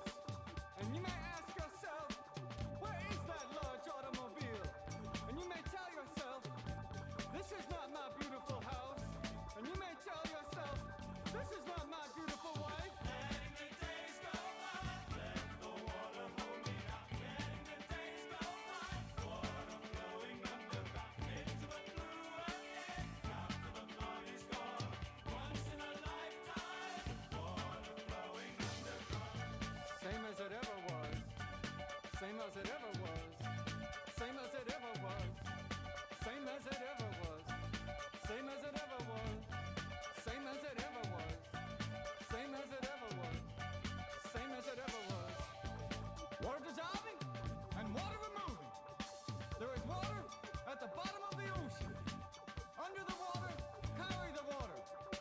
Remove the water at the bottom of the ocean. Water dissolving and water letting the days go by, let the water hold me down. Letting the days go by, water flowing underground into the blue again, into the silent water, under the rocks and stones. There is water underground. Letting the days go by, let the water hold me down. Letting the days go by, water flowing underground into the blue again. After the body's gone, once in a lifetime, water flowing underground. You may ask yourself, what is that beautiful house? You may ask yourself,